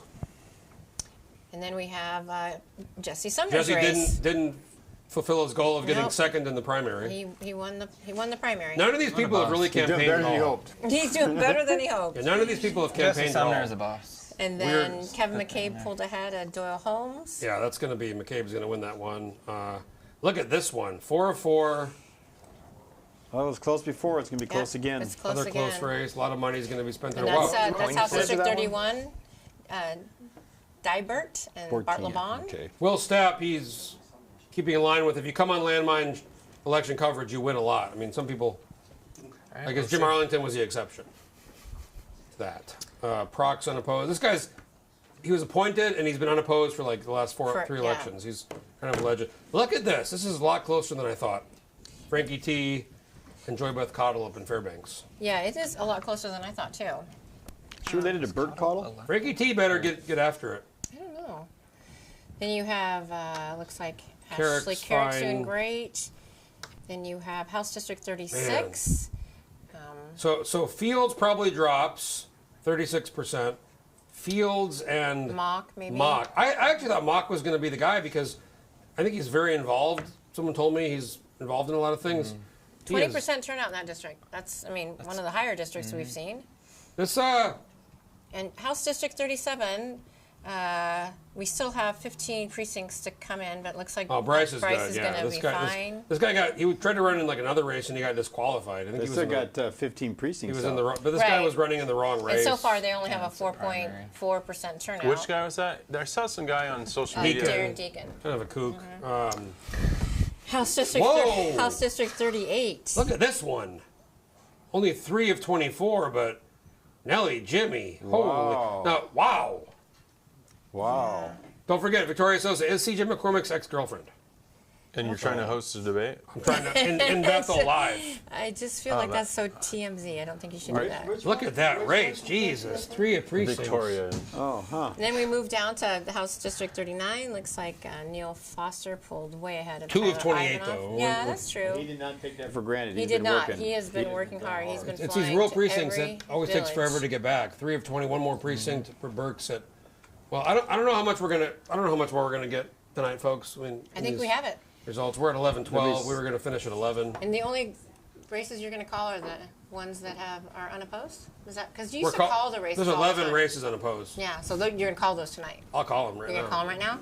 Donnie Olson, Jesse Keel, Delana Johnson, Delana Kathy Tilton, Johnson, Dan Sadler. George Himshoot, Rauscher, Rebecca all of Juneau. Himshoot, Sarah Hannon, Andy Zach Story. Fields, Andy Andy. Story. We got. You heard we're it gonna right sit there. here. We're Jeff gonna is call those. calling those races right now. Well, before we finish tonight, it's 11:15. We've had a great show. I want to thank Chris Stuck, our bonus panelist, Matt Shuckerow, Charisse Millett. Nick Mo, good on you for coming on. Yeah. I'm always willing to talk. Always got real. Hey, last It got time weird. last time it got weird, we became friends again. 2018. The revac thing. That was weird. I'm sorry, the what? I'll tell you about that after the when you're older. I'll tell you when you're older. I'll tell you about that show. I do want to thank our sponsors again one more time. GCI. IBW Local 1547. Chris, you have nothing to do with that, but you are an IBW guy. Brad Keithley, Alaska Sustainable Budgets. Brad Keithley, Alaskans for Sustainable Budgets. And then a bonus sponsor kind of came in hot. Wendy Chamberlain, Heather Breaks, Legislative Consultants. Great group. Look, I know all the lobbyists. I know all of them. I know Chris. I know Jerry. I know Frank. If I was going to hire one, it's like you rehearse that line. I'd probably go with Legislative Consultant. Kevin Jardell. I know them all. Yeah. Who would you go with, right? I'm not going to put her on the spot, but I'm going with. I would go with Legislative Consultants, of course. We're going with They're Legislative sponsoring- Consultants. They're sponsoring tonight. Every time. Absolutely. They're sponsoring, They're so great. We like that. Fabulous. I want to thank our crew. We got Scott Jensen in-house. in the field. I love you in-house. Shirley, Trent, Stephen, Casey, Brandon. If I'm forgetting anybody, Paxson's killing it there. Who was the reporter on the streets? We have floor director Paxson Wilbur. Yep. There's Scott Jensen. We have Scott, yeah. all these folks good in to see studio. you. We got Trent. We got Casey. We got Brandon. We got Shirley. Look, just want to tell you folks, these things aren't easy to put together. No. Okay, there's a lot of pre-production, a lot of post-production, a lot of day of getting ready, and it's I'm not swearing. It's my ear. Did I swear?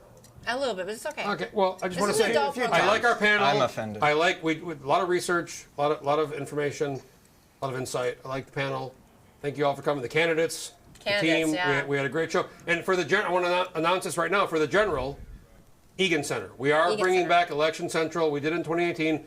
Egan Center. We're going to have our own panel live, open to the public, bar, results, campaigns, the whole deal. Right? It's gonna be fun. It's gonna be fantastic. It might get weird. Do you need sponsors? We need sponsors. And So that's what you should be asking for. if you're watching, folks, if you like our coverage, you can go to alaskalandmine.com/donate or /subscribe. It was a weird Stripe issue with donations. Or just call you direct. Or call me, or whatever. But again, we're not making much money here, Nick. I'm losing money on the show. Well, I'm about to cancel I'll my show subscription. You the receipts. Those $10 That's gonna... Alaska Political Report's a separate business. I want to thank our sponsors. I want to thank our team. GCI, Alaskans for Sustainable Budgets, IBW Local 1547, Legislative Consultants, Heather Breaks and Wendy Chamberlain, our panel, our team, everything's great. Great show. Thank you, Jeff. Yeah, thanks for Jeff. doing Good this job for for the putting this public. together. Thanks for everybody. Thank you for doing our electrical work. Thanks for everybody that supported the show. This is awesome. Thanks for the viewers. This is awesome. The only place you can get election coverage is right here. And all those candidates we had. All of them. We had a lot of candidates. Yep. Save the best for last. Go with Mo. Go with Mo, he says. Love that. I got something here about loose units for Mo. All right, folks, stay tuned. More information about the general election at the Egan Center. Landmine Live. We're going to have a great panel, great results. It's going to be fun. Thanks to our team. Thanks to our panelists. Thanks to all the folks who called in. Appreciate it. We will see you in November. Don't forget to vote. November. All right. Thanks, everyone.